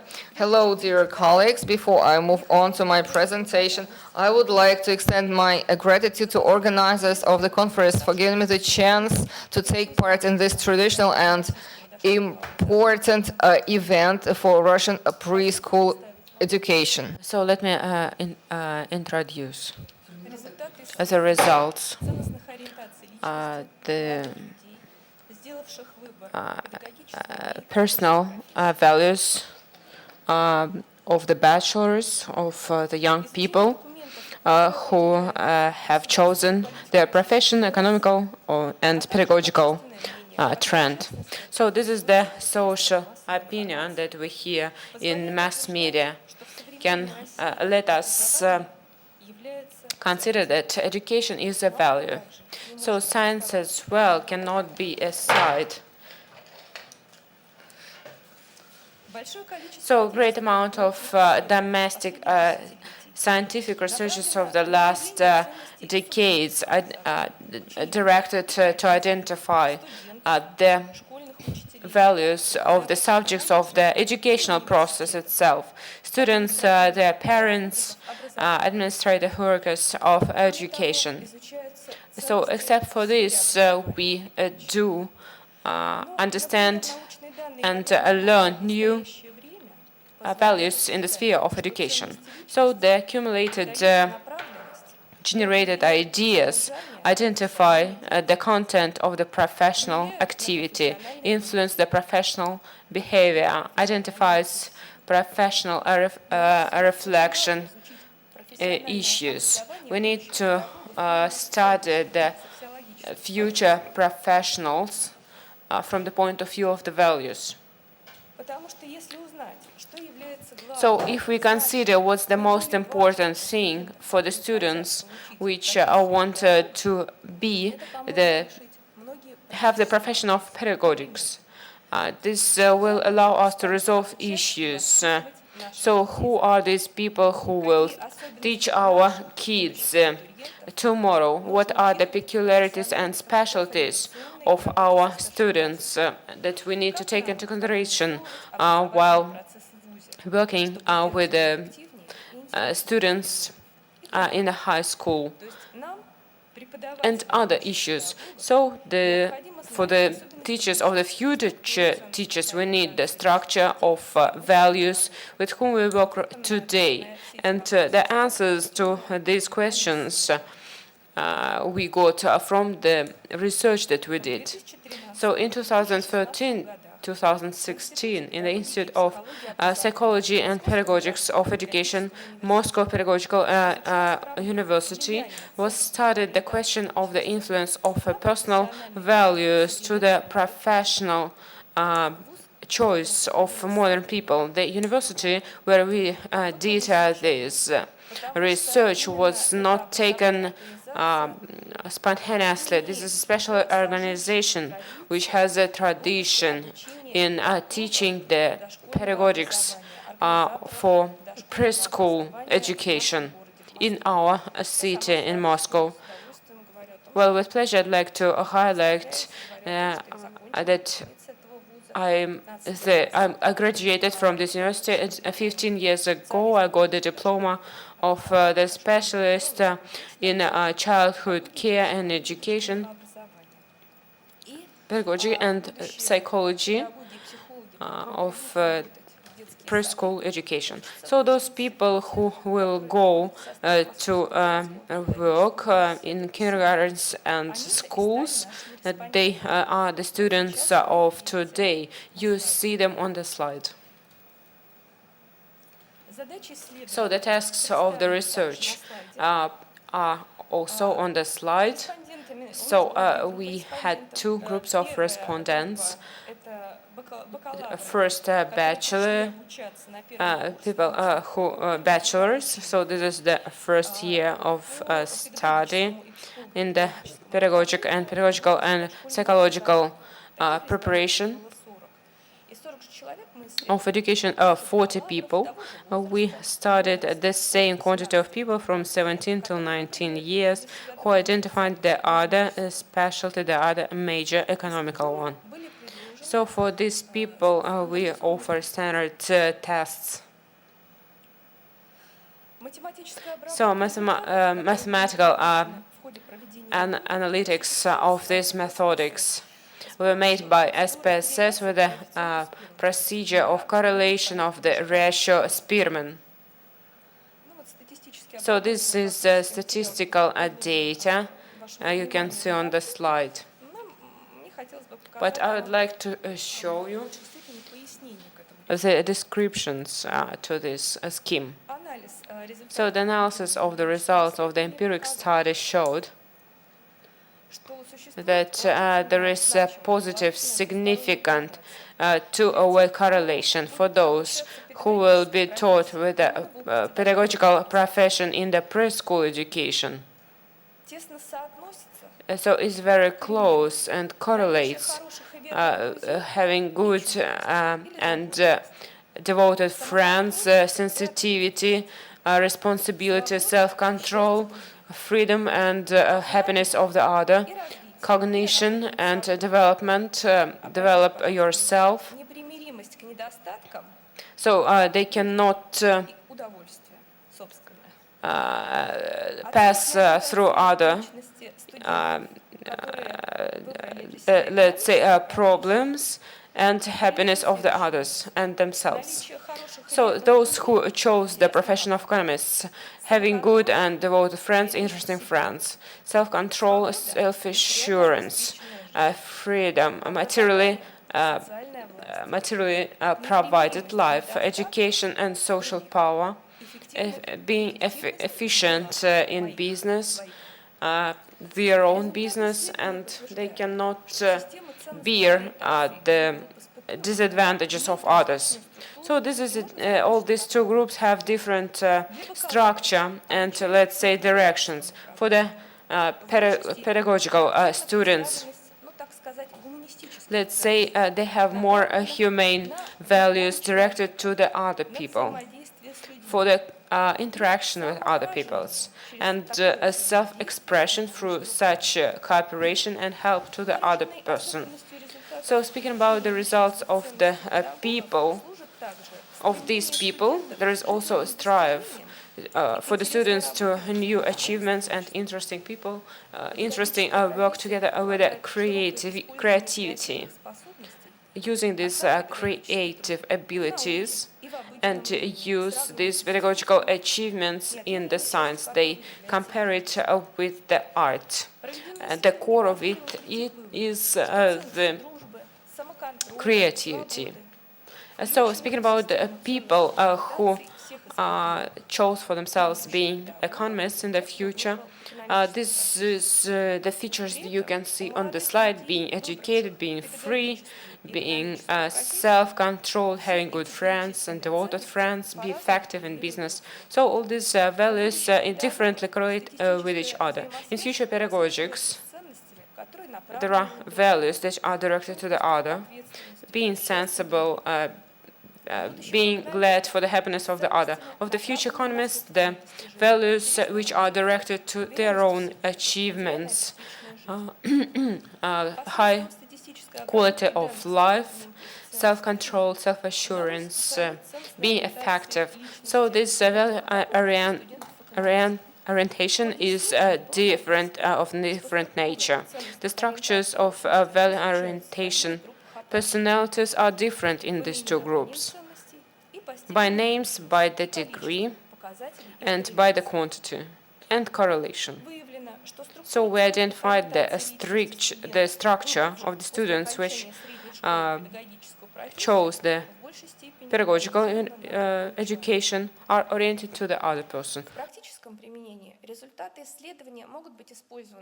So in practice we can use these results for the professional orientation training and for the future training, identification of the working processes, tests, and other specialties. Today, I'd like to also to highlight, sometimes there is the opinion that we can meet, that modern people choose like a coincidence. But our research showed that this is not a spontaneous decision. People who choose being a teacher is a special person, especially preschool education. This is due to the let's say, specialties of the personality itself. So thank you very much for your attention. If you have any questions, please ask. What do you think?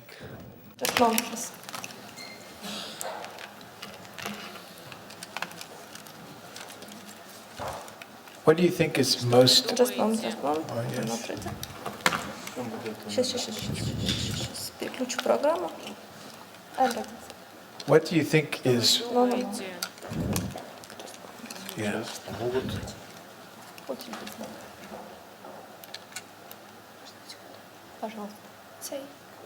What do you think? Что вы думаете? What did you have for lunch? Что вы думаете? Okay. What do you think is most powerful? The personality that comes into the equation, or the training that shapes the values of the teacher? Который формирует ценности человека. То есть человек сам или ценности, формируемые в процессе тренинга? В процессе профессионального обучения? Тренинг профессионального обучения? Да. Спасибо за вопрос. Thank you very much for this question. Of course, we would like our research not to be, let's say, the finish. We would like to identify the values which will be kept, how they will be changed in the process of natural development and after their professional education. So today we consider that education in the university, according to their profession, forms some professional qualities and values. The preliminary results we got, but for the mathematic analytics we haven't done yet, but we will do this and we'll be ready for the next conference. Well, thank you. One more question. In my country and many other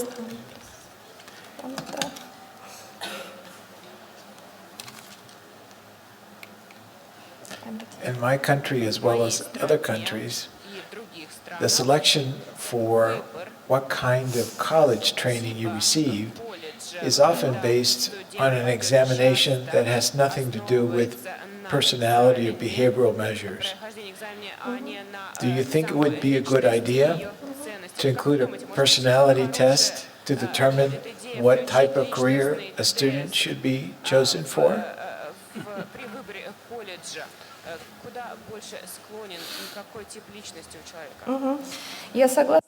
Yes, I agree with this. I guess this is a good idea. I want to highlight that 20 years ago in our country, there used to be such a system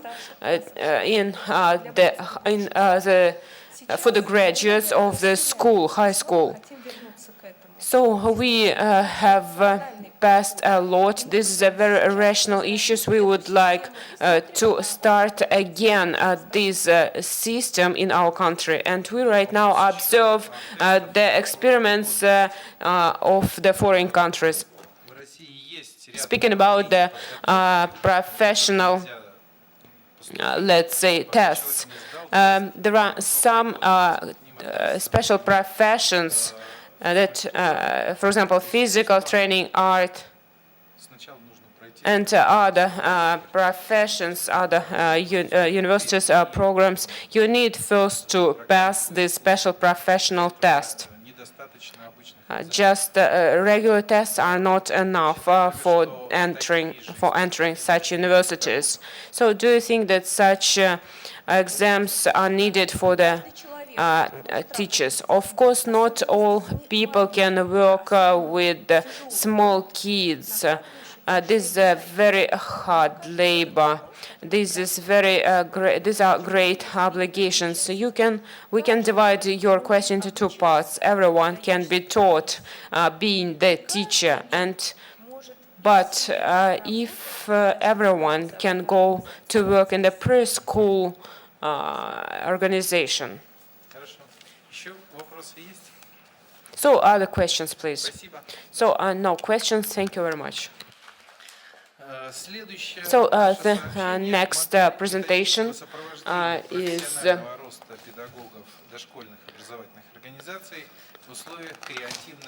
So the model of pedagogical accompanying of the professional growth of the pedagogics of the preschool education in the framework of creative educational environment. Sidorova Antonina Viktorovna. I'd like to thank the organizers for this very nice conference. These are great possibilities to meet new people, discuss interesting people, and present the materials of people from higher school master's programs to show their results of their researches.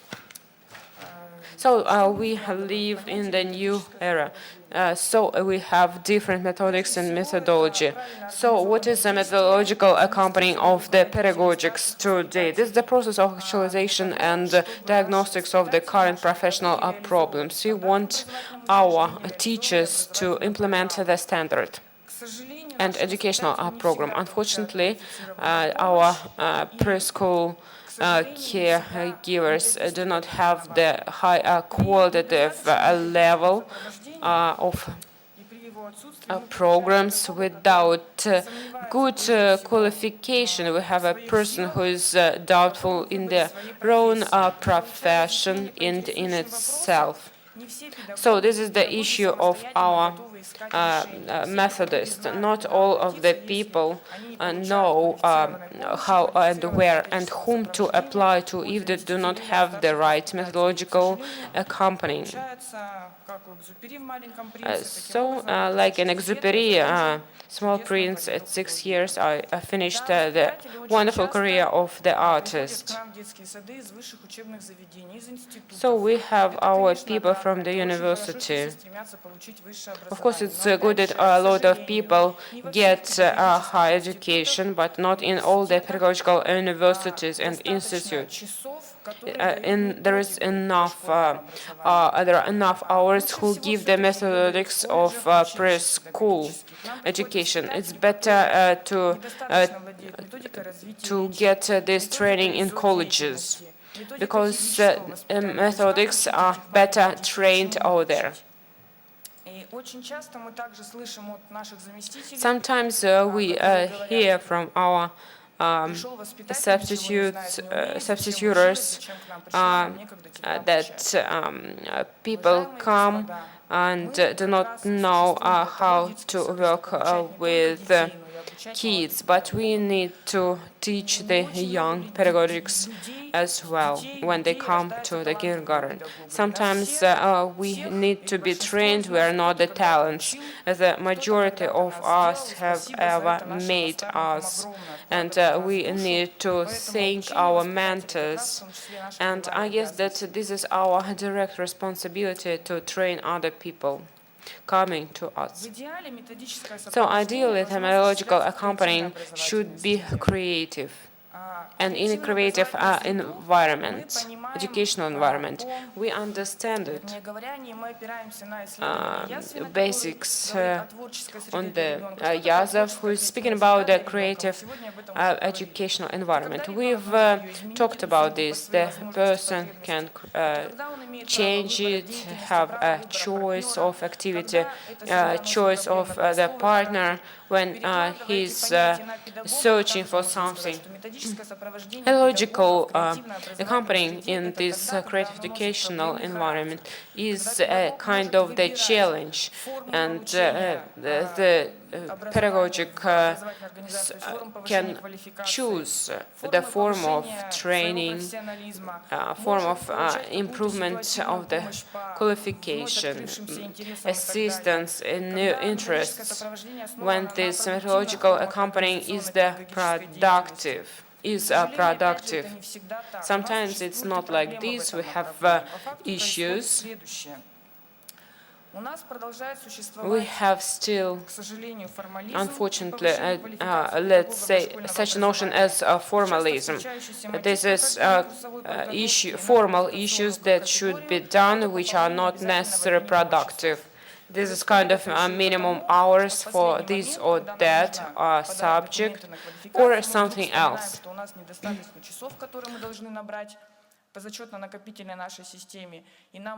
So there are, for example, some hours that we miss to get the other category. This is not for the new knowledge, but for the hours for the category, let's say. Another issue that in kindergartens, in state kindergartens, preschool education organizations, we do not have enough professionals who are ready to organize this work. So a lot of people have too much work, too many reports to do, formal reports. They need to, let's say, to delegate a lot of work to their substitutors. So we have little time to elaborate this methodology accompanying. And there are no monitoring technologies in preschool institutions which help to evaluate the resources of teachers in terms of training. And the content of methodological work is limited to activities aimed at delivering the annual goals. And we miss the personal approach for each teacher. And in Tumen, there was a creative work arranged between the workers of preschool institutions, and we tried to project the model of integration of external and internal resources to improve professional competencies of the teachers. This is the general scheme. So there's internal component, diagnostic component, contextual component, and resultive component. In the next slides, we will get into more detail. Diagnostic component is based on using monitoring technologies aimed at monitoring the efficiency of teachers' work to define the teaching support. And it is chosen by the special group. The tools which we use are questionnaires, analysis of the teacher's documents, interviewer, self-analysis, etc. Here I need to mention that the criteria of evaluation of the teacher's work vary from organization to organization, depending on the priorities in children's education. The evaluation of the quality can be done for educational institution and for the organization in general. And this final information should not be used as a punishment for the teacher. Should be the tool to develop methodological support for the next year. In addition to diagnosticating the quality, we need to know what are the demands and needs of the parents, and of course what our upward institution want from us. The Department of Education of the Informational Methodological Center, when we put together all of the components, we can evaluate the educational potential of the institution. The result of such work provide for creation of target groups of teachers. The amount can vary, and we suggested this amount of group in our creative group, and the split into target groups is very conditional. So young specialists, less than 5 years of experience, ready for self-improvement, ready to solve professional tools, and their motto is I want to learn. The next is want to learn, can learn. Self-improving, in action, solving different professional issues, can be tutors. Innovator, can learn, can do, can transform. In addition to the competences of the masters, they are ready to solve experimental tasks, are ready to do innovative things, and ready to develop new technologies and introduce them in any educational institutions, there are teachers who cannot be put into one of those groups. These are conservative teachers. These are teachers who worked 30, 40 years in education, but unfortunately they're not ready to change. We call them conservative, but we cannot ignore those people. We need to work with them. We still need to engage them. We need to change them because, in fact, they have a huge pedagogical experience that we cannot ignore. And we like to say that all of the new things are forgotten old things, and we can use their old ideas and transform them. Here you see the resource scheme. One of the institutions came up with this suggestion. This is a diagnostic sheet, and in August this diagnostic sheet is put on the door of the methods of training room. I want to learn the teachers write down their problematic issues or each topic. Someone can sign, write down his name and surname, and I can train on, and other teachers put down the things they could train others on.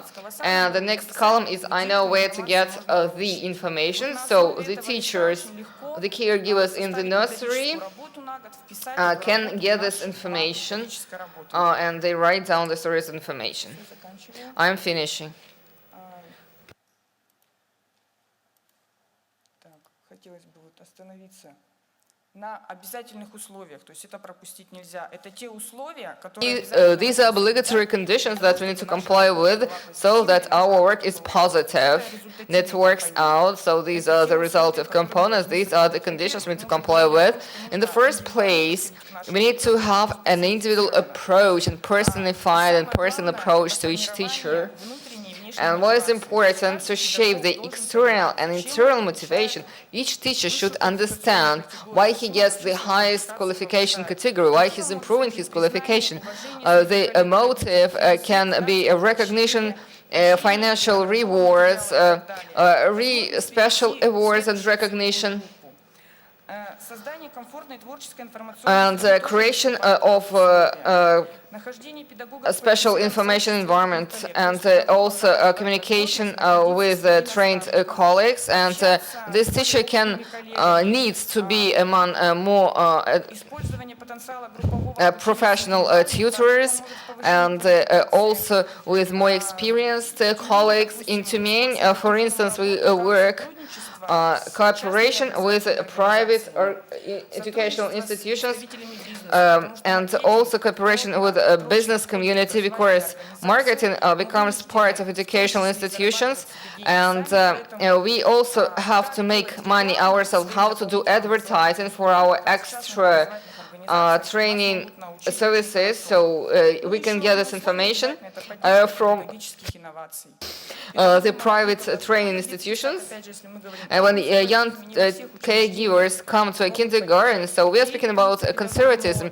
Not all of the current and older teachers can support their activities, so we need to create some platforms for supporting the ideas of the young teachers. And here you see the results of the introduction of our model: horizontal or vertical professional relations, shaping of methodological cards, new target groups, and one of the main goals is to improve the quality of preparation of small children to the new role in their life, that of a school student. And we are ready for criticism, we are ready for changes, and happy to take your questions. Спасибо. Да, пожалуйста.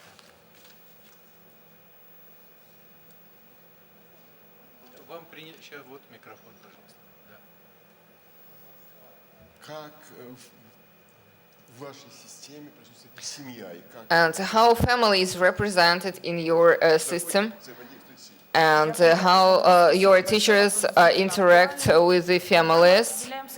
When we identify the content of our model, the topics that the teachers of different target groups choose for themselves, cooperation and interaction with the family, that is the first aspect we pay attention to. When analyzing the needs and the themes and the topics, if you look at the resource card and scheme, so there is always an area where teachers are missing or want to get some competencies, and there is also such a point as a choice. Wait 1 second, please.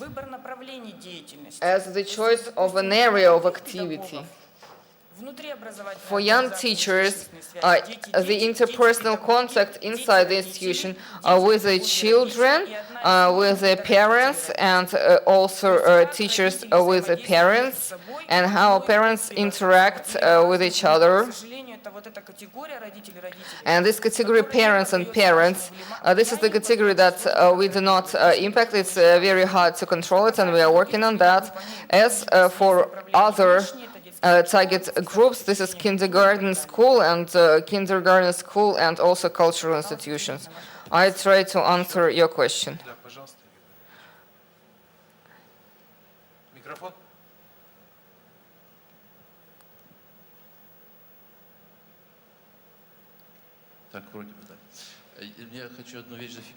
I would like to state one thing and answer one question. When we are showing the matrix, which should be on the door of the methodological room, and to support the report of Irina Olegovna, so we'll hope that we will find the gaps which are missing for this competence. And the question is, in the beginning, you said that we can train you on many things in the kindergarten. So the question is, do I understand you correctly that within your model of the methodological support is given to kindergarten itself? Can any kindergarten provide for that? Or does the model, I don't know, include some best practices? And how can you include them into this model? So there are two areas of methodological support at the level of kindergarten, at the level of the municipal methodological center of the city, and also regional level. At each stage, there are different organizational forms for support, conferences, sessions, etc., and coaching. And when the institution has some municipal events, like we have a special training course for active support of parents and interaction with them, so we choose the best nursery school, the best kindergartens, and all the kindergartens attend and are trained on those practices. And this is one-day training. The kindergarten will share its practical experience, and also the caregivers from other kindergartens can also present there, and that's how we find these best practices in pedagogy. And also the competition, professional competitions help a lot. So we have municipal and regional competitions of professionalism in teaching. And this is something which provides for us with such an experience.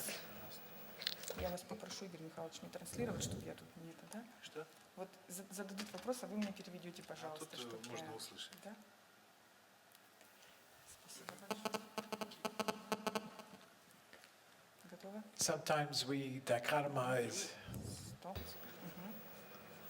Sometimes.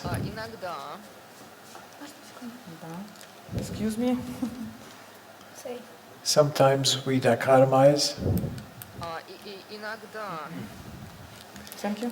Sometimes we dichotomize methods into two categories. old, inefficient, conservative, and young, effective, and creative. If something occurs for 40 years, might it be of some value, and could we develop a hybrid approach where we take the creative and the young with the tried and the true? What's your approach to that? Thank you very much for the question. Well, we have similar practice that we use. Yes, there are conservative teachers and who are not ready for changes, and always the new methods are the forgotten old methods. Of course, we value very much and highly the experience of our old teachers, and young people can need our theoreticians, our old teachers, our experienced teachers, and we prove this theory from the practical point of view. That's what we do. In fact, situations are different, and some can become strong tutors, some not, and I think we need to study that topic. And do you have more questions? Thank you so much. And the report by Mrs. Gubanova is finishing our section, training of a teacher to be managing creative games of preschoolers. Estimated Igor, estimated Mr. Puente Antonio Puente. Thank you so much, the organizers, for giving me the chance to speak here. Dear audience, I would like to say that our education today is within a modernization, and the modernization of the educational tasks. And we need to also maintain its fundamental but adapted to personal needs of the students and to align them up with the state standards and needs. And we are talking about innovative processes.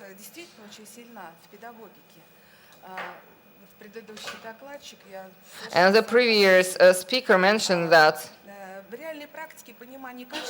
And in real practice, the training of a teacher is something ambiguous, something which is, has many aspects. And we are looking for different ways to improve efficiencies. And there has a special role in social and cultural environment. And the year 2017 was announced the year of ecology, and here we define it differently, and education should focus on the future in the times of artificial intellect, so we can be talking about the new training objectives. Irina Artamonova says that upbringing of the subject of culture should be done. A citizen teacher and upbringing of a teacher with a special mission, talking about the assessment of the quality of education. And talking about the quality of education, we mentioned that in the center of the expertise should be the spiritual work of the teacher, qualification of a teacher, his work with the children, arrangement of the training process, etc. And education we identify as a cultural and historical form of development of fundamental skills of a human, and how a human becomes a human in the history and culture and in the space, which enables the person from certain points move to the mode of self-training and self-improvement and self-development. And this ability of self-development is the human potential, something that we name today like that. And this is the internal resource for different types of practices. And we say that the teacher gives knowledge and shapes the skills. And the teacher is establishing the dialogue of cultures between the own culture, that of a student and the child, and the culture of the state.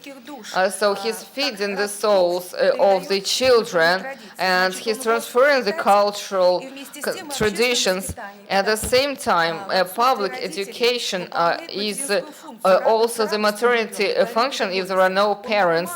He is like a mom, and how to combine all of that roles and vocations in one person are surely the main ways of shaping the human being identified by the education.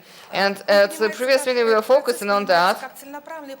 It is a targeted communication.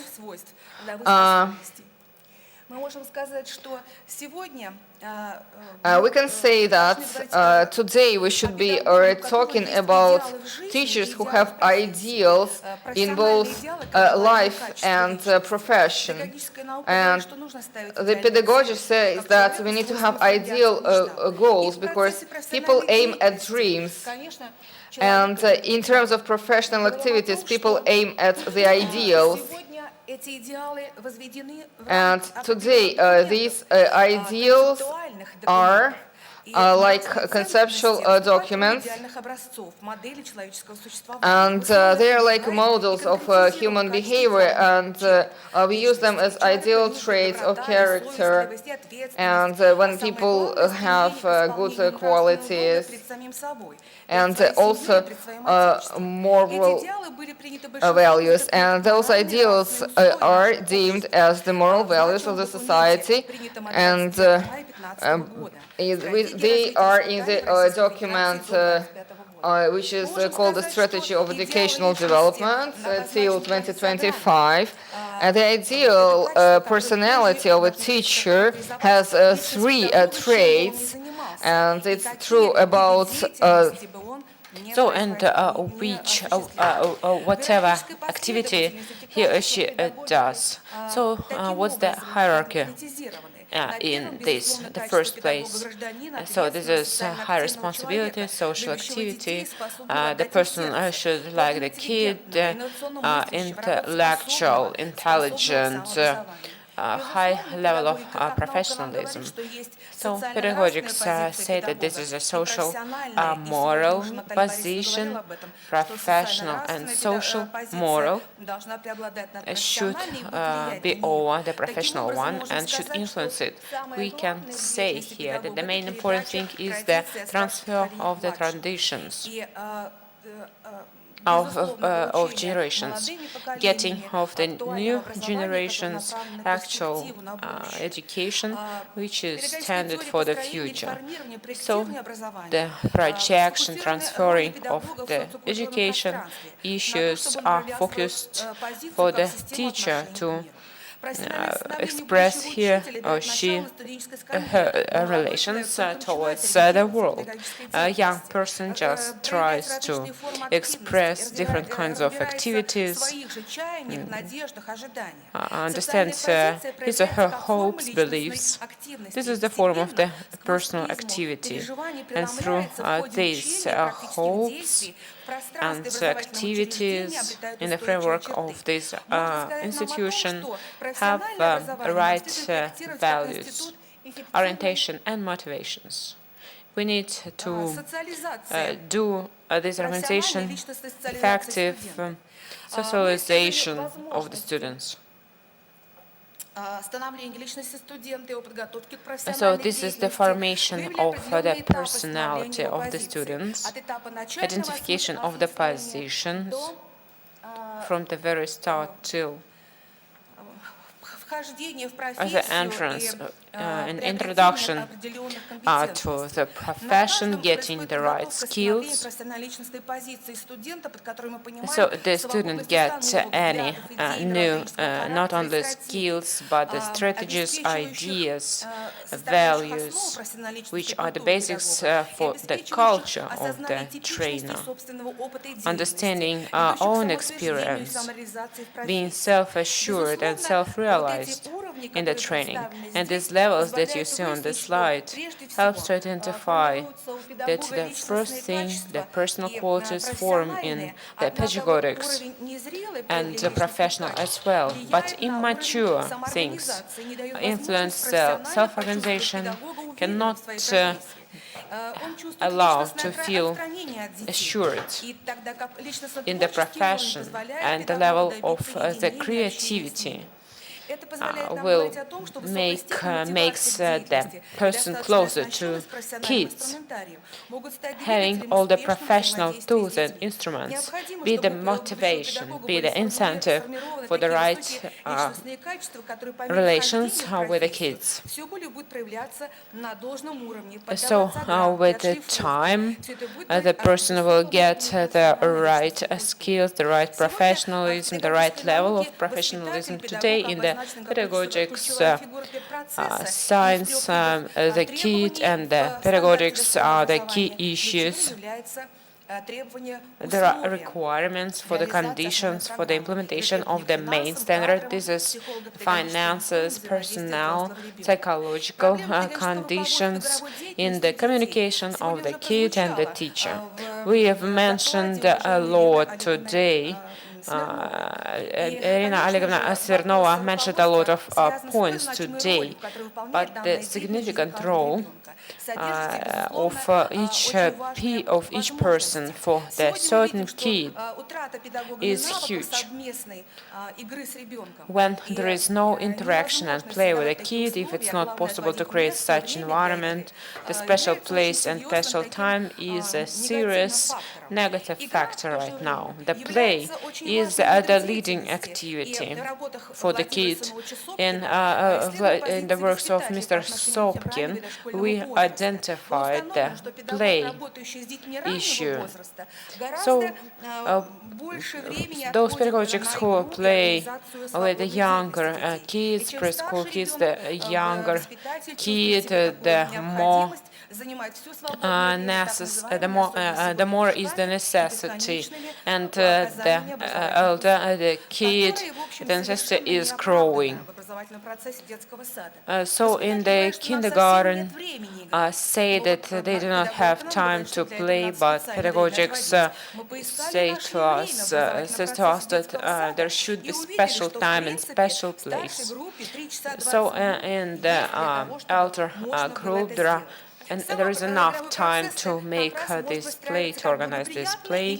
It can be positive or not positive. That depends on the qualification of the caregivers. So analyzing the play of the modern kids with the toy motor height, so we cannot identify the real ideal of a person, but there should be the scientific approach to the game, and positive things are given through the theory of the science, and we need to do this with our students. So this is primary education and preschool education. This is a special course which is introduced in the faculty. The play is being developed from the preschool age, then it goes into the elder age, and still kids and young children have the tradition of this game, not as a tradition, but the activity during the free time. Let's say the tutor should have this special time for the play. They should create this environment. For the pedagogics of the high school, it's really necessary to give a positive view on this profession with the students. So we really play and we organize different trainings with the students. It's important to have this factor of living in this situation of the play, as it's hard to create it, as the caregiver should play not the observer's function. But if it doesn't happen and it should be going on and advise and observe at the same time, there should be the possibility to enter the game or start another game. The initiator should be the caregiver, the preschool teacher, and they should be the initiators. And the partner should be included in the local activity. The role of observer helps to reveal its influence and understand the level of game and the possibilities of the game. We also asked questions the parents how to they evaluate the possibilities of the kindergarten, how to create the environment and what is environment itself. And you can see the last place here takes the word developing. So this word exists and they understand it. This is a very good point, how it influences the kid. First of all, you see here on the slide different questions to parents. They answer who should develop the kid and how the environment influences the development. Maybe buy more toys influence more the kid, and he or she would play more. I not mention the program from the birth to the school. So this is about playing activity, and there are recommendations for the pedagogics. So we developed the criteria for developing the playing, let's say, activities and features, and there should be another report. I can offer my own monography if someone needs, and I'd like to mention as well that from all these ideas that are directed to develop in our preschool kindergarten, as a person who can think by his own, be initiative and be respectful to our traditions and could see the world space. Thank you very much for your attention. Maybe there is a wish that someone has for the question. If no, thank you very much. We finish our today's discussion. Maybe someone wants to take the floor and give some words for conclusion, some conclusive speech, summary. I did have one question for the last presenter, and that is, do you have, can you translate for her? Все же есть вопрос, да.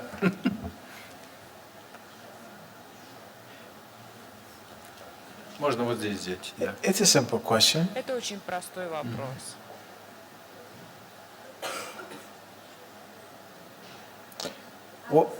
What is the single most important trait for a teacher to have to encourage creativity in a young child? Чтобы побудить интерес, инициативность у маленького ребенка. What is the single most important or best trait for a teacher to have to foster creativity in a child? Вырастить креативность у ребенка. First of all, a high motivation to the activity. High IQ is good, and person should be motivated. Whether if the good caregiver have good eyes, kind and intellectual eyes, the kid is growing motivated.